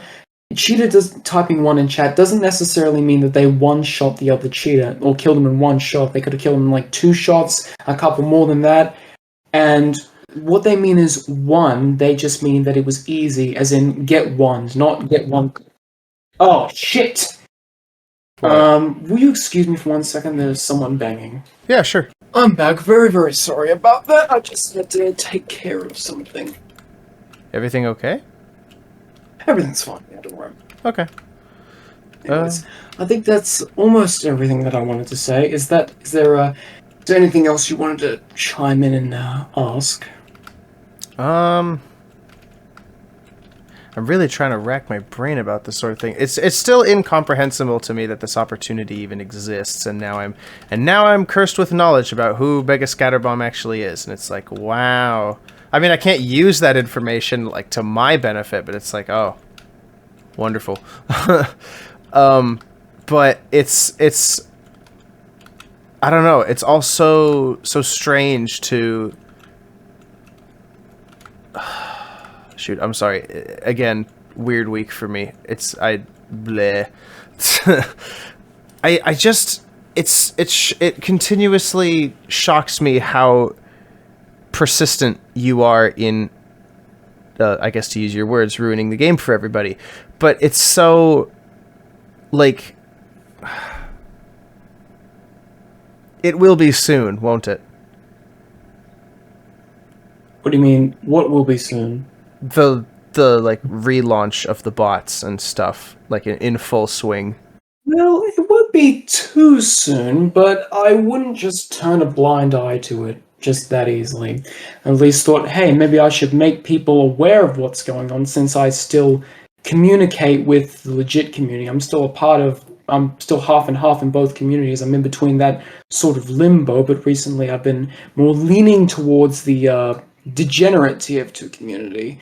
And of course, you don't really need to know too much about Mega Scatterbomb, other than if this community anti-cheat gets accepted into the game, then that will make our jobs just so much more difficult, which just makes me just personally just dislike him. Interesting. So here he is, by the way. Huh? Huh. Here's him, by the way. He looks exactly the way I imagined him. What does that mean? I don't know. It just looks like the way he sounds. You get people like that sometimes, you know, where they just look how they look how they sound, and vice versa. Oh, well, I mean, that's definitely not the case with me, but it can't be perfect, can you? Oh well, some of us aren't so lucky. That was actually a question I was going to ask you. Is that like, are there ways to make your job more difficult in terms of like what could be done to prevent things, or measures taken by Valve or by the community, or like, is there anything that people can do that actually, I don't know if it's within your fairness metric to tell me these kind of things, but are there things that people can do to, like, I don't know, mitigate the problem that will eventually arise again? Well, honestly, I would recommend watching the bot kicking section of Tony Allen's To Kick a Cheater video, because some people just don't want to vote. If per se you see a HorHay bot in chat, just join, then make sure to kick it as soon as possible. Just check the profile picture to make sure it's not my legit main. I say that as if they're gonna just not completely fucking discriminate against me. Yeah, it's like, oh yeah, we'll totally leave your main alone. Yeah, they'll totally do that. It just feels like kind of weird, because I've lost a lot of legit friends over some of the shit that I've done. Nothing illegal, mind you, but just a lot of rage baiting. I suppose a lot of people can't control their tempers. I'm sort of immune to it all at this point, because it's so It's not. It's hilarious. It's not the rage bait that gets me anymore. It's the genuine, like the genuine stuff, like the real stupidity or the real like just weirdness in the community. Just stupid shit that probably shouldn't make you mad, but does for whatever reason. That's just completely out of your control. Well, it's because I tend to like intellectualize everything to the point where if I see someone like being dishonest, I'm quite bothered by it, and yet I can sit here and talk to you about cheating stuff, and I don't have an emotional like problem with it per se. Like, of course, it's gonna suck that like the game will go back into a state of like,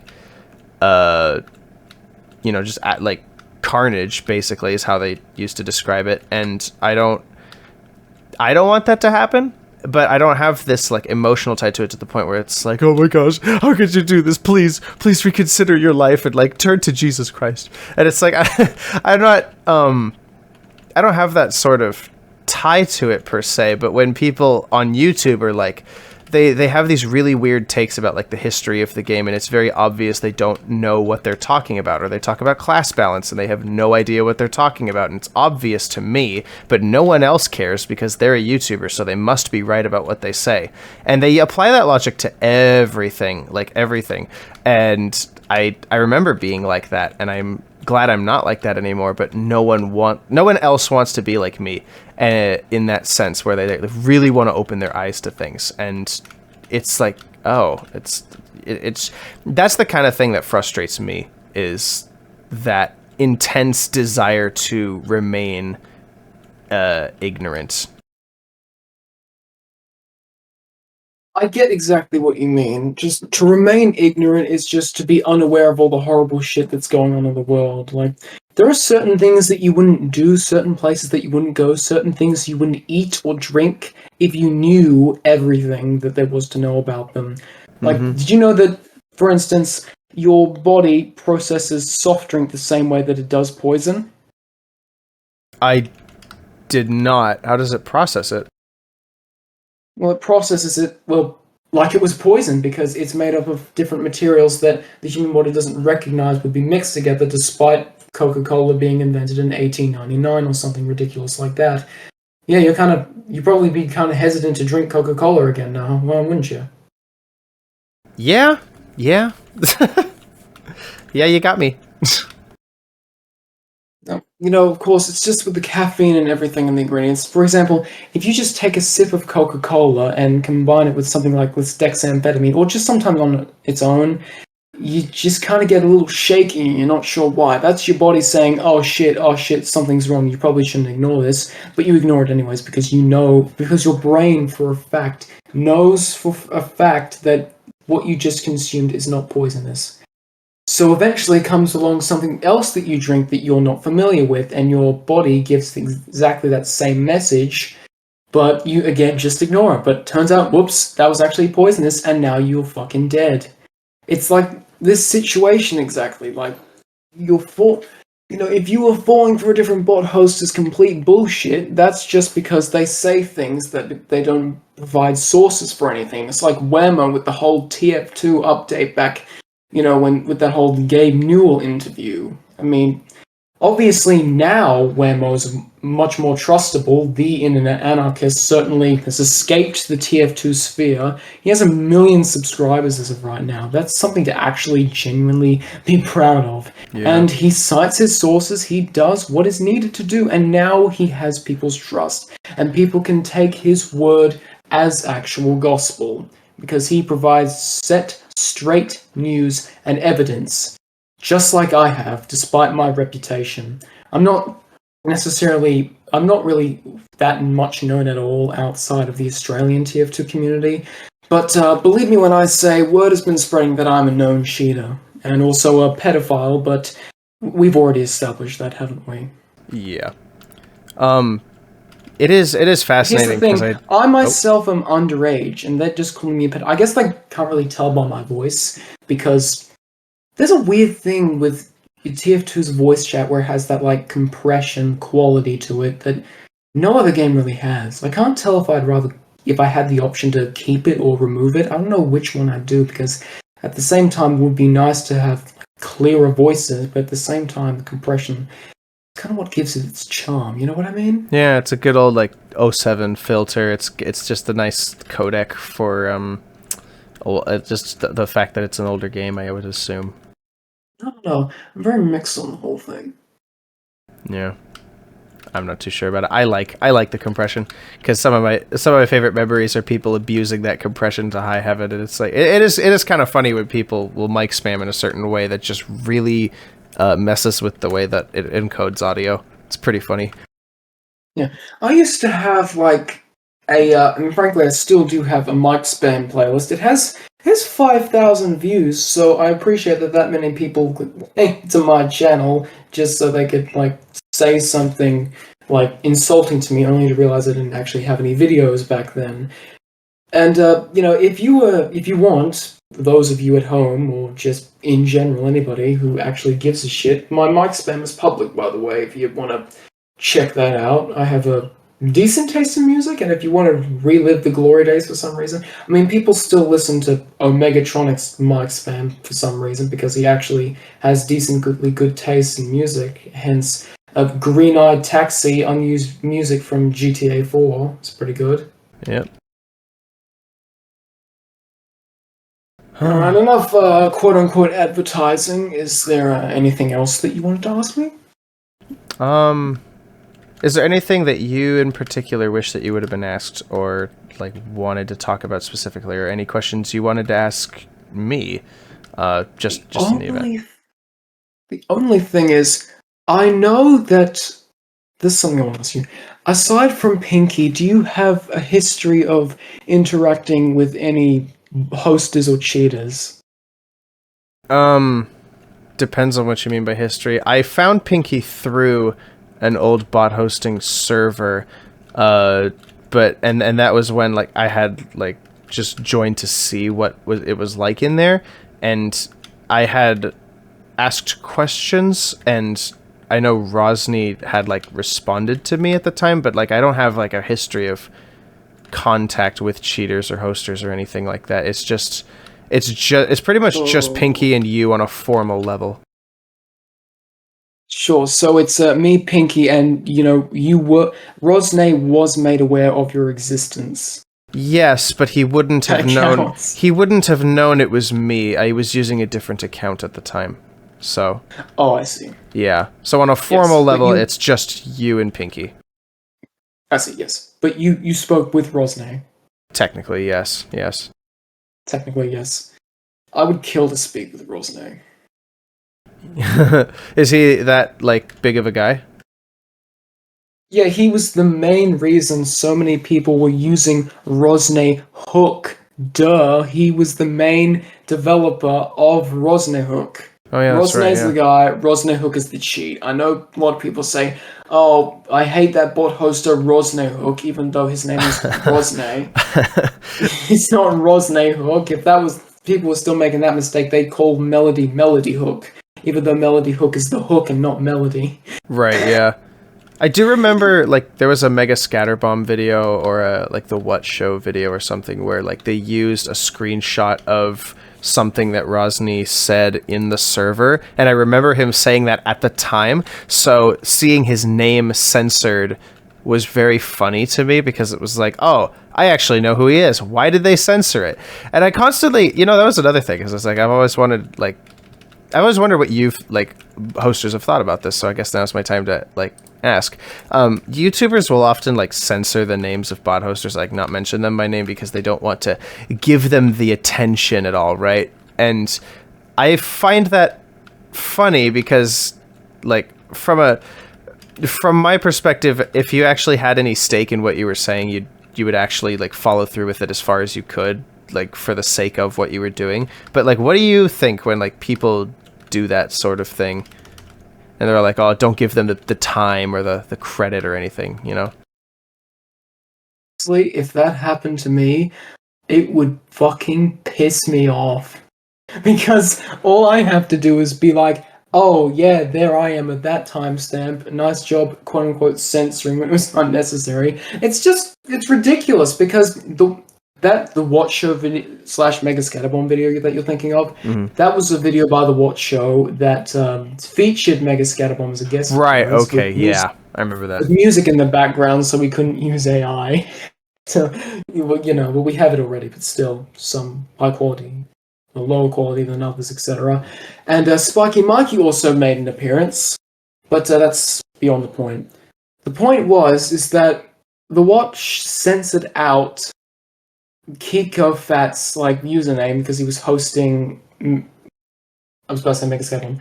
He was hosting Spiky Mikey bots, but so here's the thing with the Watch Show censoring. Either he does a poor job at it, or it's completely unnecessary. Where he does a poor job at it is Kiko Fat. One of Kiko Fat's username, he censored Kiko Fat's username on the scoreboard, but not on the HUD, so we could see it was Kiko_Fat. You type that in the YouTube, you get to his channel, which only has 2 videos, one from 4 years ago, second from 3 years ago. His Discord's dead, he hasn't appeared in a while, unless it's on the Discord server, but even then he's not very active. And then he censored out Omegatronic's bot immunities, and my shutdown are now here. Hello and welcome humans of TF2. As of now, it's problematic to play the game. I understand that, and I have a solution.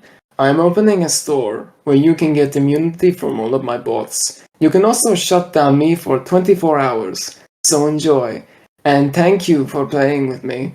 Interesting fact, Omega actually used different voiceovers for those high-pitched. Those voiceovers that he used were actually, obviously they were edited filters, but in different portions of the video there were different people's voices. I think it was 2 or 3, because if you pitch it down, then you can understand, hey, these voices aren't exactly the same. I almost got fooled by that.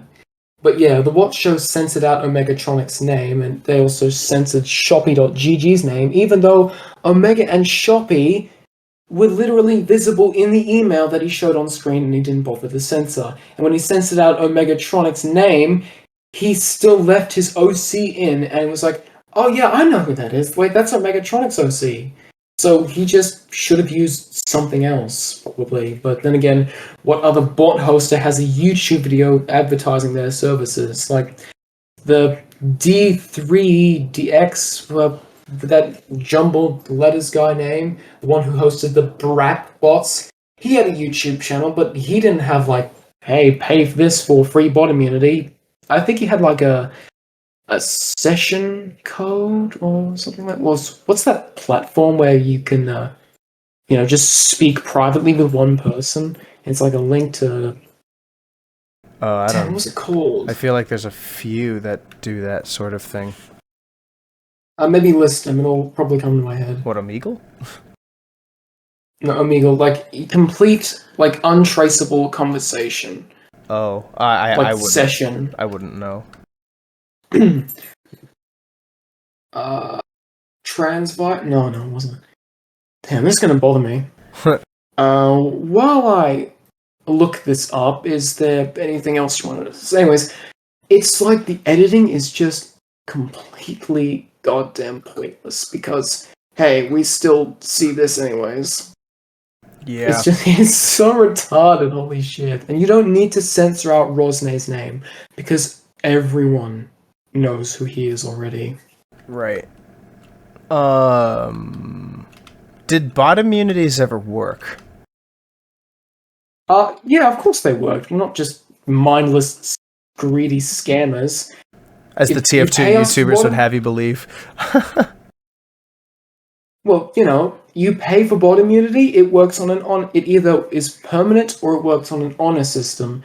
We used Shoppy.gg to do it, because Shoppy.gg, as well as, you could rent bots from Shoppy.gg if you didn't have the resources to host, moi. But, what sane person is ever actually going to do that? So they either pay for bots, or they pay for bot immunities. Did you ever run those?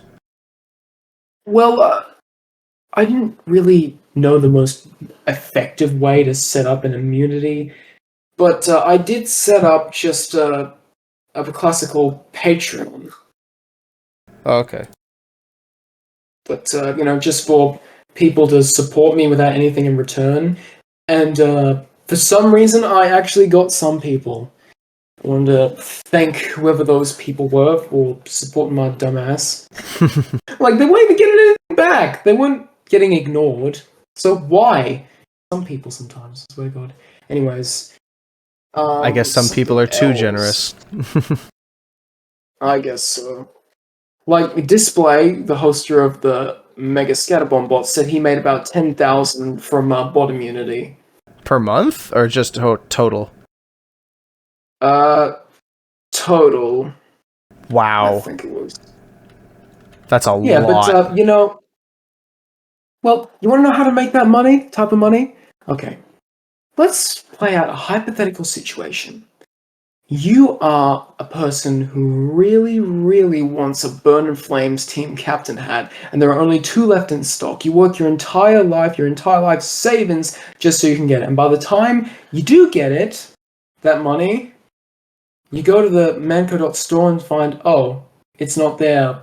Both of them got bought. And then you realize, oh shit, someone bought both of them because they spent like 5 minutes in like 60 seconds to fucking 5 minutes in Adobe Photoshop editor, making a war paint for the workshop that got accepted by Valve, and you just make 24,000 grand off of that. And it took like 5 minutes for you to do that, and it just got accepted, and you had to squirt something out in time for the update, and it got accepted, and you make a shit ton of revenue from that. You make 14 to 24,000 US dollars, and you can buy 2 Burning Flames team captain hats just for spending 5 minutes in Photoshop. Fuck you, Valve. The stupid AI art. Worst. That will never. It's not even AI. It's just like Photoshop that you can easily copy in like 60 seconds. Like, one guy made 2 workshop war paints, and that was just like rip-offs of it. One was just a skull image off of fucking Google that wasn't even allowed to be used for propaganda on in video games, and Valve accepted both of them. Sorry, I said AI because there were actual AI textures that were put in the game too. Yeah, sure, there are AI as well. Yeah. Telegram! Telegram is what it was. Telegram, okay. Yeah, that's what it was. Gosh, it's been a bit since I've used that platform. Yeah, and Cyrex Linus was another one of the hosts that mainly used Telegram. Oh wait, so you are familiar with Telegram? Vaguely, yeah. I know people who use it, but I personally don't use it. I think another question I have, I guess mostly because I actually was asked this by someone recently, because they were concerned about it. Am I under threat of getting doxxed because just by nature of speaking with you? Well, I mean, I am technically a protected person in my community. Like, I'm important, I'm valuable to the main of hosting, but I'm not like the head honcho or anything. But it depends. Like, if you're threatening me or saying or discouraging me from doing what is that I feel like doing, or discouraging hosting, or speaking out against the bot hosters, etc., like none of which you've done so far, just saying, oh, these bots are terrible, I'd rather they not be in my game, that's not technically like pissing off any hosts necessarily. So as long as, especially from this point on, you don't say anything that specifically targets me or them associated, then you'll be absolutely fine. Don't worry about getting doxxed. Okay. And even if someone miraculously has reason to get pissed off at you, then I'll let them know that you're in the clear. Alright, thank you. I guess it's just to clear up that one concern a friend of mine had.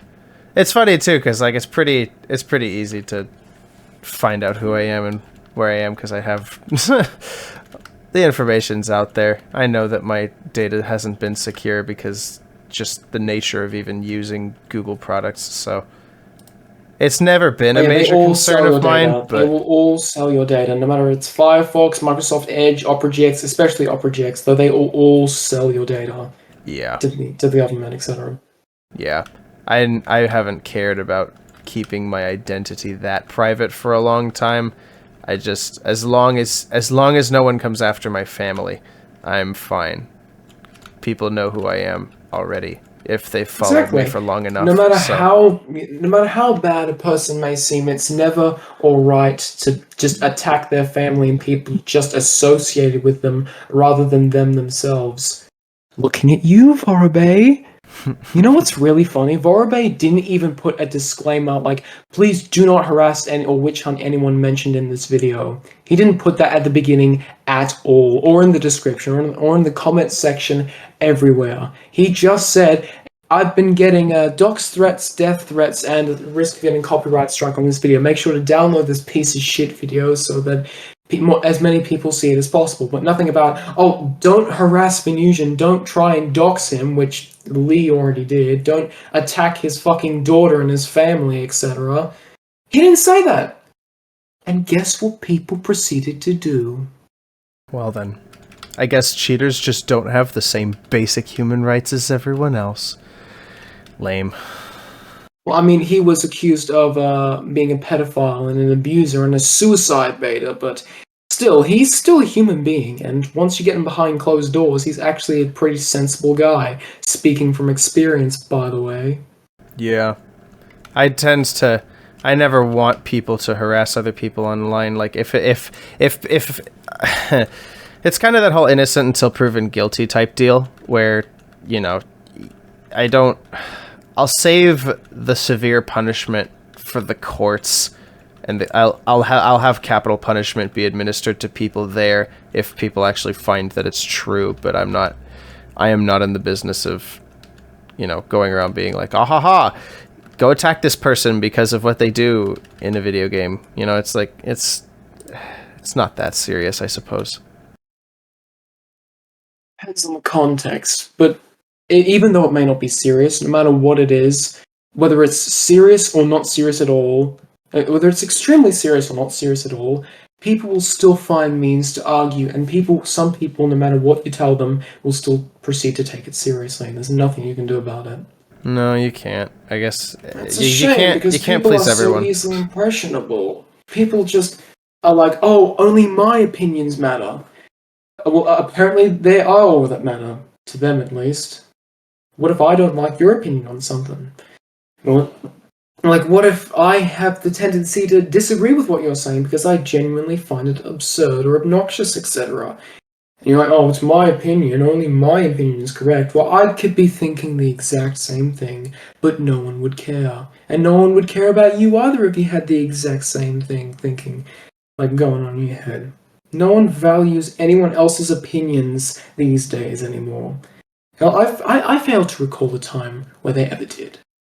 It's a problem of people failing to delineate between actual opinion and belief, because they conflate those two words in the way they talk so much to the point where it's like it's difficult to tell. There's a very thin line between beliefs, opinions, and facts. Well, there's two thin lines, but they're all, or is there three because they all loop around and seamlessly transition into one another if taken out of context. Well, it's the nature of a belief, which is like a very firm stance in something that has to do with an objective nature, and facts are just the statements of like objective realities, right? And opinions are merely your preferences on something, and they're entirely like subjective, right, by nature. So I suppose that there are very clear lines in that regard, right? Because a belief is a belief in something, regardless of whether it's true or not, is making an objective claim on whatever it is you have a belief about, even if it's actually not true. It's the objective tone of it.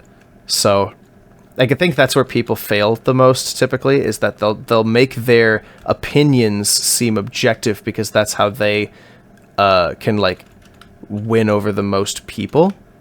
And it tends to work. I see it on YouTube all the time. It's probably my biggest problem with TF2 YouTube as a whole, is that so many people will say the dumbest things and say it's an opinion while at the same time using very objective language, and it's quite frustrating because it's like, oh, you're not honest. Clarifying that it is an opinion. But then they don't use I've been speech that actually. Well, my problem is that they don't use speech that actually like follows through with it being an opinion. Like they'll use objective language as though it is like what they're saying is objective while saying it's an opinion, and it causes this very like sharp double standard, and it's confusing and it's disorienting, honestly, because it's kind of this like dilution of the language, and it's frustrating because I care very much about the words people use. But, I don't know, such is life, I guess. Life is a very, very weird thing to adhere to, I have to say.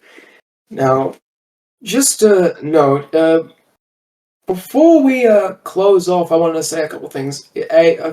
First one is, if ever you feel like you need any more information, just check back in with me. You can publish it, you can not publish it, but parts 1 and 2 to this one in particular, I do think should be published because people need to be made aware of everything in proper detail that I've described, etc. Also, if you want to pick the brain of anyone else in this community that you know to be quite infamous, they could be a hoster, they could be a cheater, they could just be a brain-dead toxic legit, I'll see what I can do for you. I'm pretty sure I think I have a lot of ties, and I mean a lot of ties in the community. You want to have an interview with someone else, another hoster? Bam, I can do that for you. All right. Well, thank you. That. Of course, they'll have to also agree. Naturally. And second, is there anything else that you wanted to say or perhaps ask me? That's all I can think of at the moment. Is there anything from you? Anything else that you wanted to just talk about briefly or ask from me, or that you wish you had been asked that I hadn't asked yet? Oh, well, I don't really...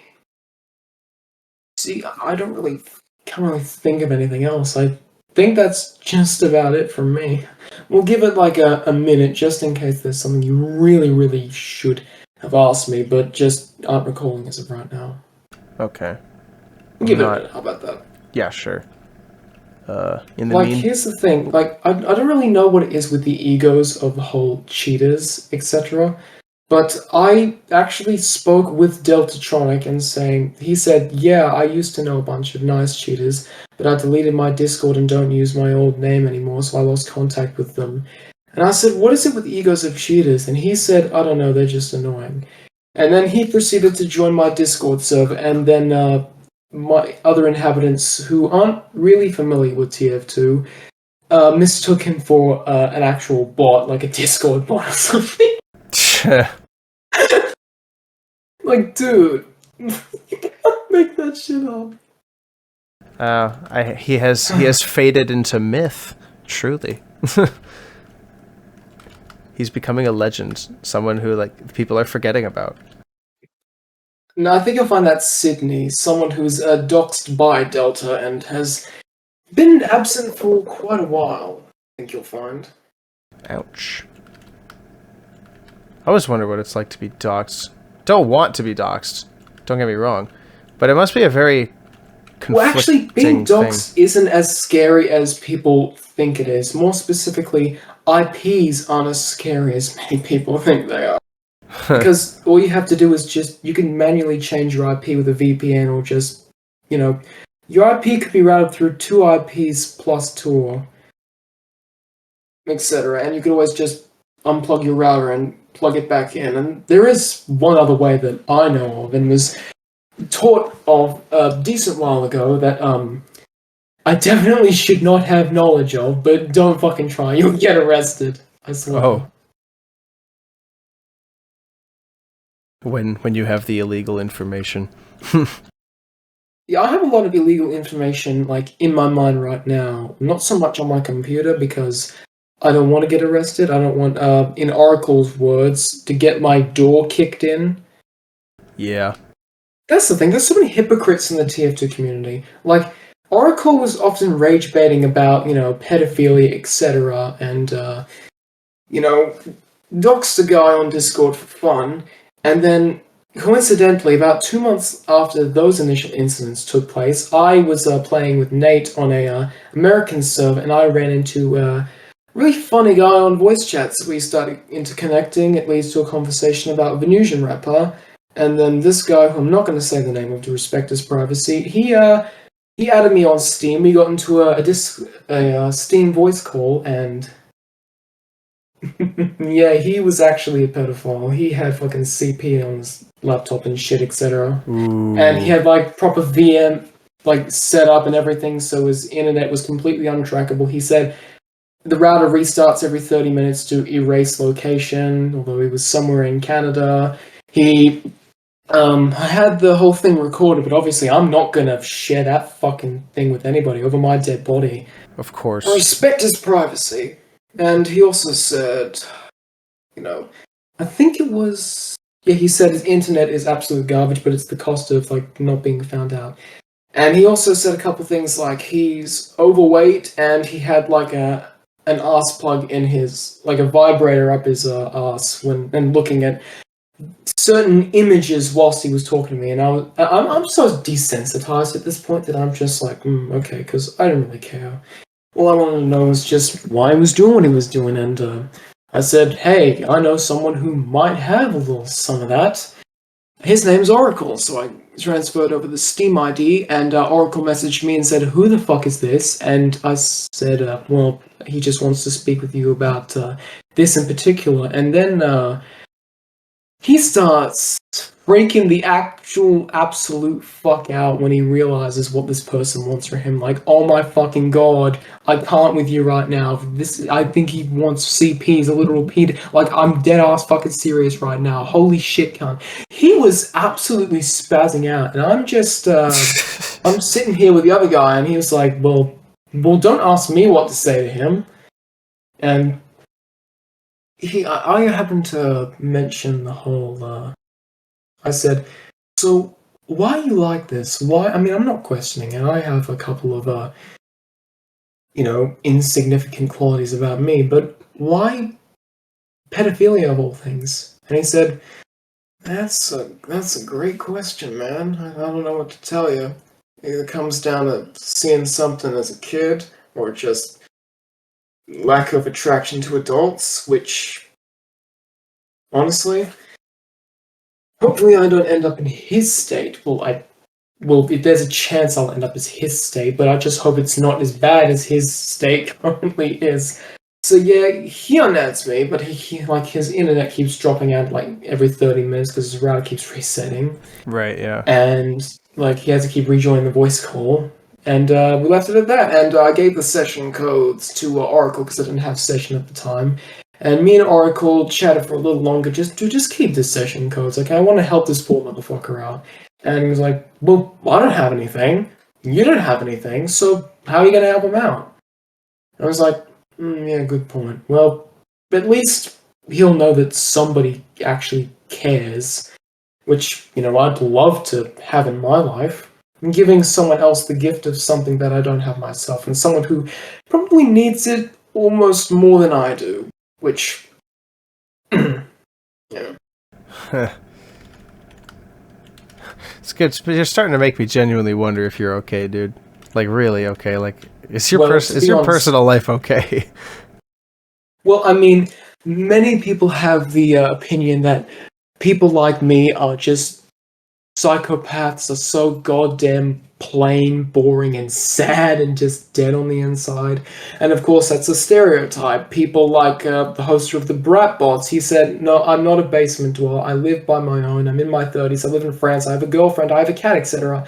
Me, however, I am the actual accurate representation of your generic bot hoster that's just completely unlovable. Just that voice crack sounded so intentional, but it wasn't, I swear. I was gonna say, gosh darn it, I didn't mean to make you cry. Well, I don't really remember the last time I've actually cried, other than recently when Tanisha said, hey, I don't think this whole thing is working out. I don't want to speak to you ever again. And I'll probably never see her again, but hey, at least she's still friends with Howard. I'm sorry for you, man. Well, at least that's what she thinks my name is, but we don't have to get into the technicalities of that now, do we? Just... Yeah, don't dox yourself now. No, my name's not Howard. I'm just saying that's who she thinks she's talking to, but in actuality, it's me. Oh, I hope she never sees this video then. Me too. I mean, like, it's been this way for a fucking year, so I might just have to, kill him off. But I can't do that. He's my get out of jail free card for whenever I piss her off and she doesn't want to talk to me. Oh man. Are you used to this sort of thing? Like, because technically speaking, like that is manipulation. So, and I'm sure you would agree. Is that something you're like used to doing? Absolutely is manipulation. Well, I mean, I'm not really used to manipulating people, but I'm pretty damn good at it, to be honest. I mean, I manipulated Oracle into being friends with me when he said, "Kill yourself, you fucking NN. You sound like a spastic, by the way. You sound like you have a cock in your throat." And then I just kept my cool and just spoke to him in the text chat of Steam. And eventually, after about an hour of my little manipulation tactic, I got him to add me, and we became good friends ever since. Other than recently, he's kind of disappeared off the radar, sort of. And also, yeah, I manipulated Tim Boulder into being friends with me. You know Tim Boulder, right? The classic TikTok villain. Hey cutie, let me SA you. Everyone on TikTok knows him, right? I'm sure they do, but I don't use TikTok, so I would have no clue. Thank God, I don't use TikTok either. Like, I prefer to keep as many brain cells as possible.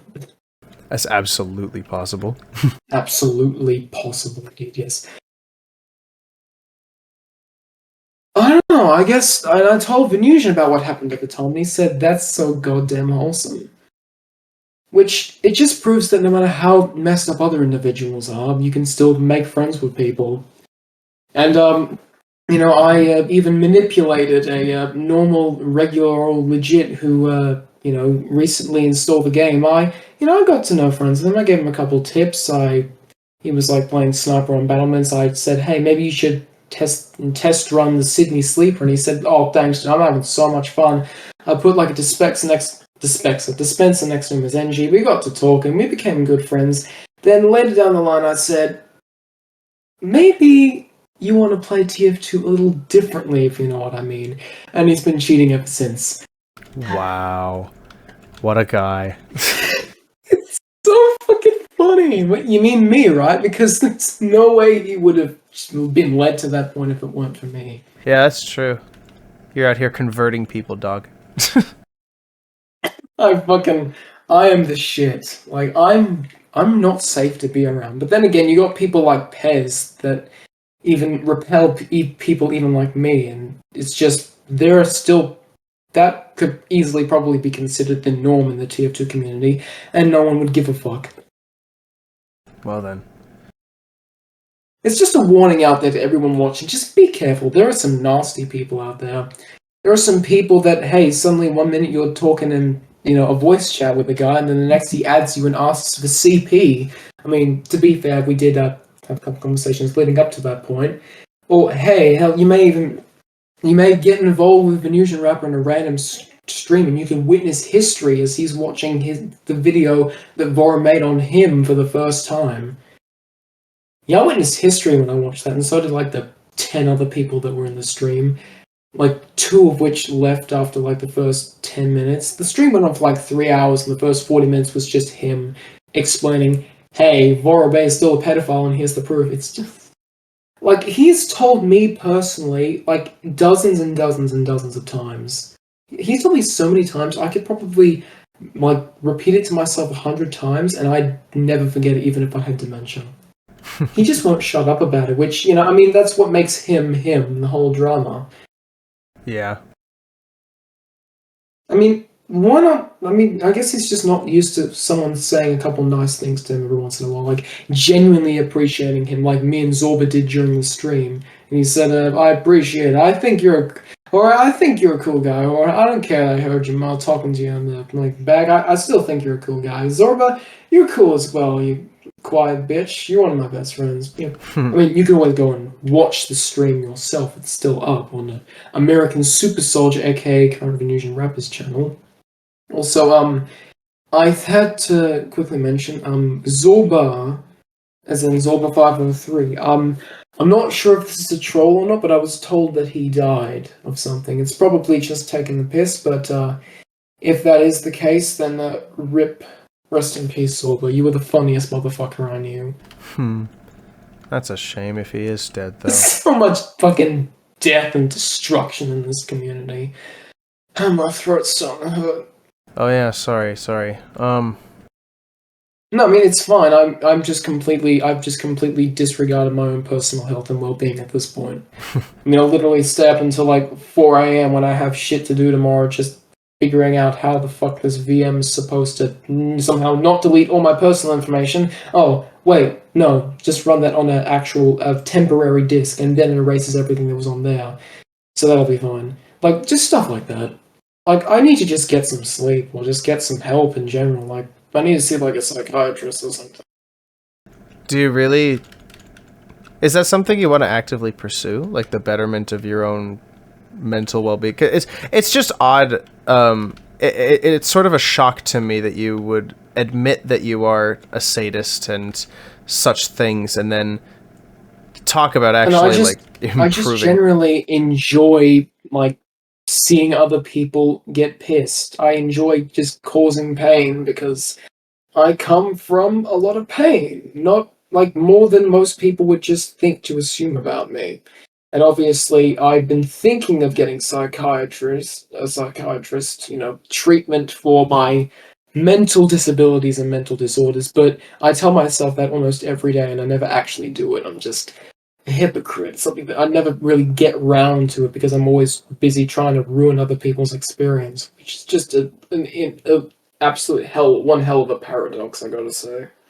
I would honestly recommend reading a book, because I know that a lot of psychiatrists across the world will just recommend you drugs to fix things without actually addressing issues appropriately. They'll label you with a mental disorder, but the mental disorder in question is actually a symptom rather than the actual problem.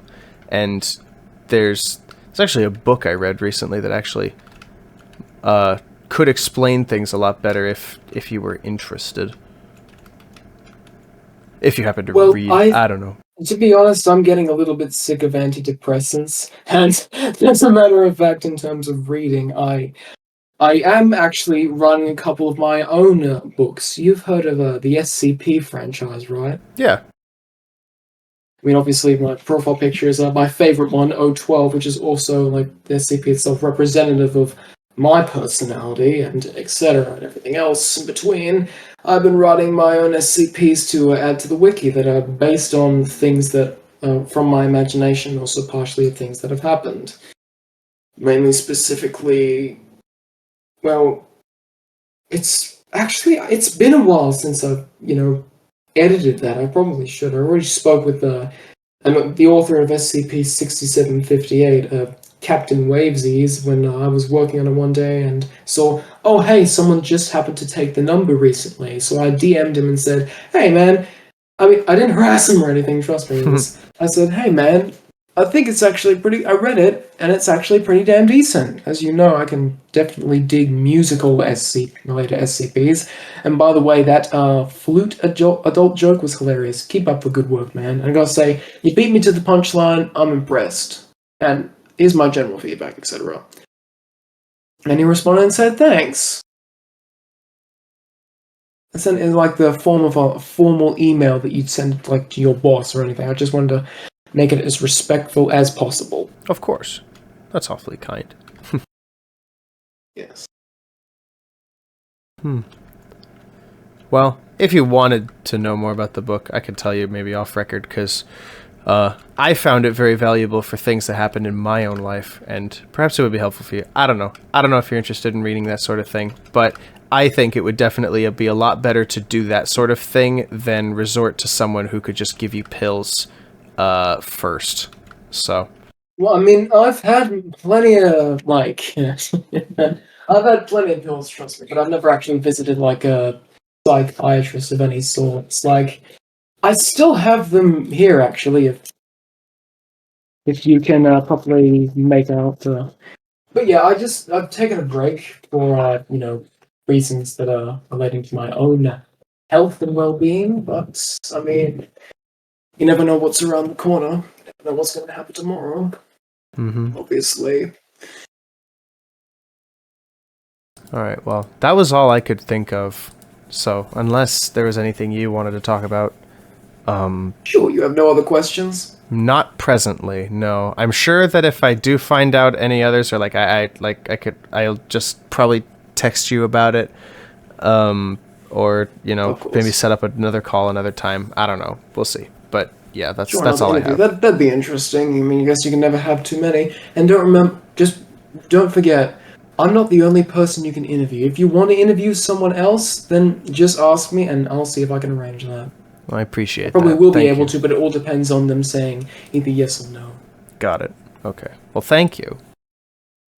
This is going to be like 5 hours watch time. I mean, obviously, you may want to put timestamps of like really important, like, hey, this is the real actual meat of the whole thing, where, hey, this is the cheat, this is what it can do, this is who's using it, and this is what's happening regarding the future botting issue. Like, just something like the TikTok adolescent minds of the fucking youth, just 10-minute attention spans at max. Yeah. I mean, I'd probably like edit it all together and then like send it to you just to like very quickly like zip through it and make sure everything was all set and good to go. But yeah. Sure, I'd like that, thanks. Yeah. So yeah, I'll take care of that. Hopefully sometime this week. I'm hopefully starting like a new job tomorrow. So it's going to be, my schedule is changing quite radically. So I'm hoping that I can. Mind telling me what the job is? It's an electrician. Ooh. Very nice. Yeah. So hopefully... I mean, I can already tell that you're way smarter than I am, and you're way smarter than probably most normal people who don't think about the psychological evaluations and properties of just average everyday things and people, etc. So I reckon you'd have a very good understanding and a good focused, concentrated mindset when attending to something like that. I just do my best. So, yeah. It'll be interesting to see how just transferring from a very mind-focused activity to something perhaps a bit more pragmatic and simple. It'll be interesting. Yes. Very interesting. And to those of you watching, I just wanted to say, just because I'm honest about everything that I'm saying, I don't expect you to believe absolutely everything. You do you, that's your life. But I just wanted to say, don't expect other hosters to be as nice as I am, or understanding or forgiving, because if you go into that and you go into like a server or something, or you engage with anything in the cheating community, and you don't have like a lot of experience behind the mentality of these people, you are probably going to regret it, and there's a chance that you'll put your own personal safety at risk. So I just wanted to warn all of those at home. Yeah, that's a pretty good thing. Like it doesn't get much luckier than this in terms of a welcoming personality like HorHay. So don't try this at home. Thank you very much. Yeah. So, is that everything? I think that's everything. Yeah. I don't know if I should advertise. You know what? Screw it. I'll advertise your channel. Is that okay? Sure. That'll be a nice way to piss people off. HorHay has a YouTube channel. It will be linked in the description. I am not telling people to go and harass him. Please don't. But perhaps keep an eye out for what the future holds, because the future holds apparently many crazy things coming soon. So Indeed, yes. keep an eye out. Well, thank you very much for the plug. I upload content for both cheaters and legits alike. Most of it's not necessarily made for legits, but it has helpful information covering cheats and how to spot them, how they work in general, and just general news updates on the TF2 community. Like, I actually have ClickChamp open right now. I'm editing a video about how there's actually a TF2 bot wiki that's actually been around for a couple of years, and it just slipped under the radar somehow, and I'll just be covering that next time. It may take a while, though. I'm kind of busy. I'm actually applying for a job myself, just to earn some extra cash. But, yeah, I'm not on there, but it's still probably be an interesting video topic. That sounds like fun. I will definitely be watching that when it comes out. Sure. Thank you very much. Yeah. All right. So with that, farewell, YouTube, and you can harass me in the comments as much as you like, I suppose. Free speech and stuff. For those, don't do that. Don't do that. Yeah, I'm too tired to know what I'm talking about. Who am I kidding? I mean, if anyone wants harassment, it's me, because I'm kind of masochistic like that. And when I told Oracle, he said he was going to beat me to death, and I just sent :3. That's great. And it was during that CP incident that I just mentioned before. Oh my goodness. I understand why he was so upset. Man. What a guy. Okay. Alright. Well, I hope you found this very useful. Mm-hmm. Thanks very much for having me. Of course. Thanks for being so willing to discuss things with me even after all that time from the initial comment. I'm grateful for the opportunity, and I'm sure you know, like, in all truth, I have really enjoyed our conversations, and I don't see you, like, inherently as a bad person. I actually find you to be quite a cool dude, so I would appreciate staying in contact somehow. Even if there's, like, some sort of massive drama fallout or whatever, I'd still like to maintain contact. Thank you very much. Well, I mean, you did already join my Discord server before. I'm not saying you do, but I'll keep you at it, definitely. Oh yeah, sure, that's right. I was supposed to rejoin that, just as a extra cool thing. Where was... Is it in your Discord profile? Yeah. Okay. Just click that, and... It's also in the description of my channel. Oh, okay. For anyone else that wants to ask me something that I may or may not have missed. Oh, the link has expired in your Discord profile. Oh, it has? Yeah. Oh, well, in that case, use the one on my channel. That is set to permanent. I'll have to remove the one in my bio then, since that's useless. But yeah, are we friends now on Discord, or I don't remember? We are, actually, Oh, because okay, cool. you're still able to talk to me even though we don't share a server. Right. Okay. Joining the HorHay Discord server. Wow. Cool. I'm in. Let's go. The first thing you see is someone call me a faggot. Well, that's pretty typical. Alrighty. Well, I have to head off now. But thank you for talking with me, and I will get this edited and hopefully finalized like this week. So. Thank you very much. Of course. And thank you. Have a great one. You too.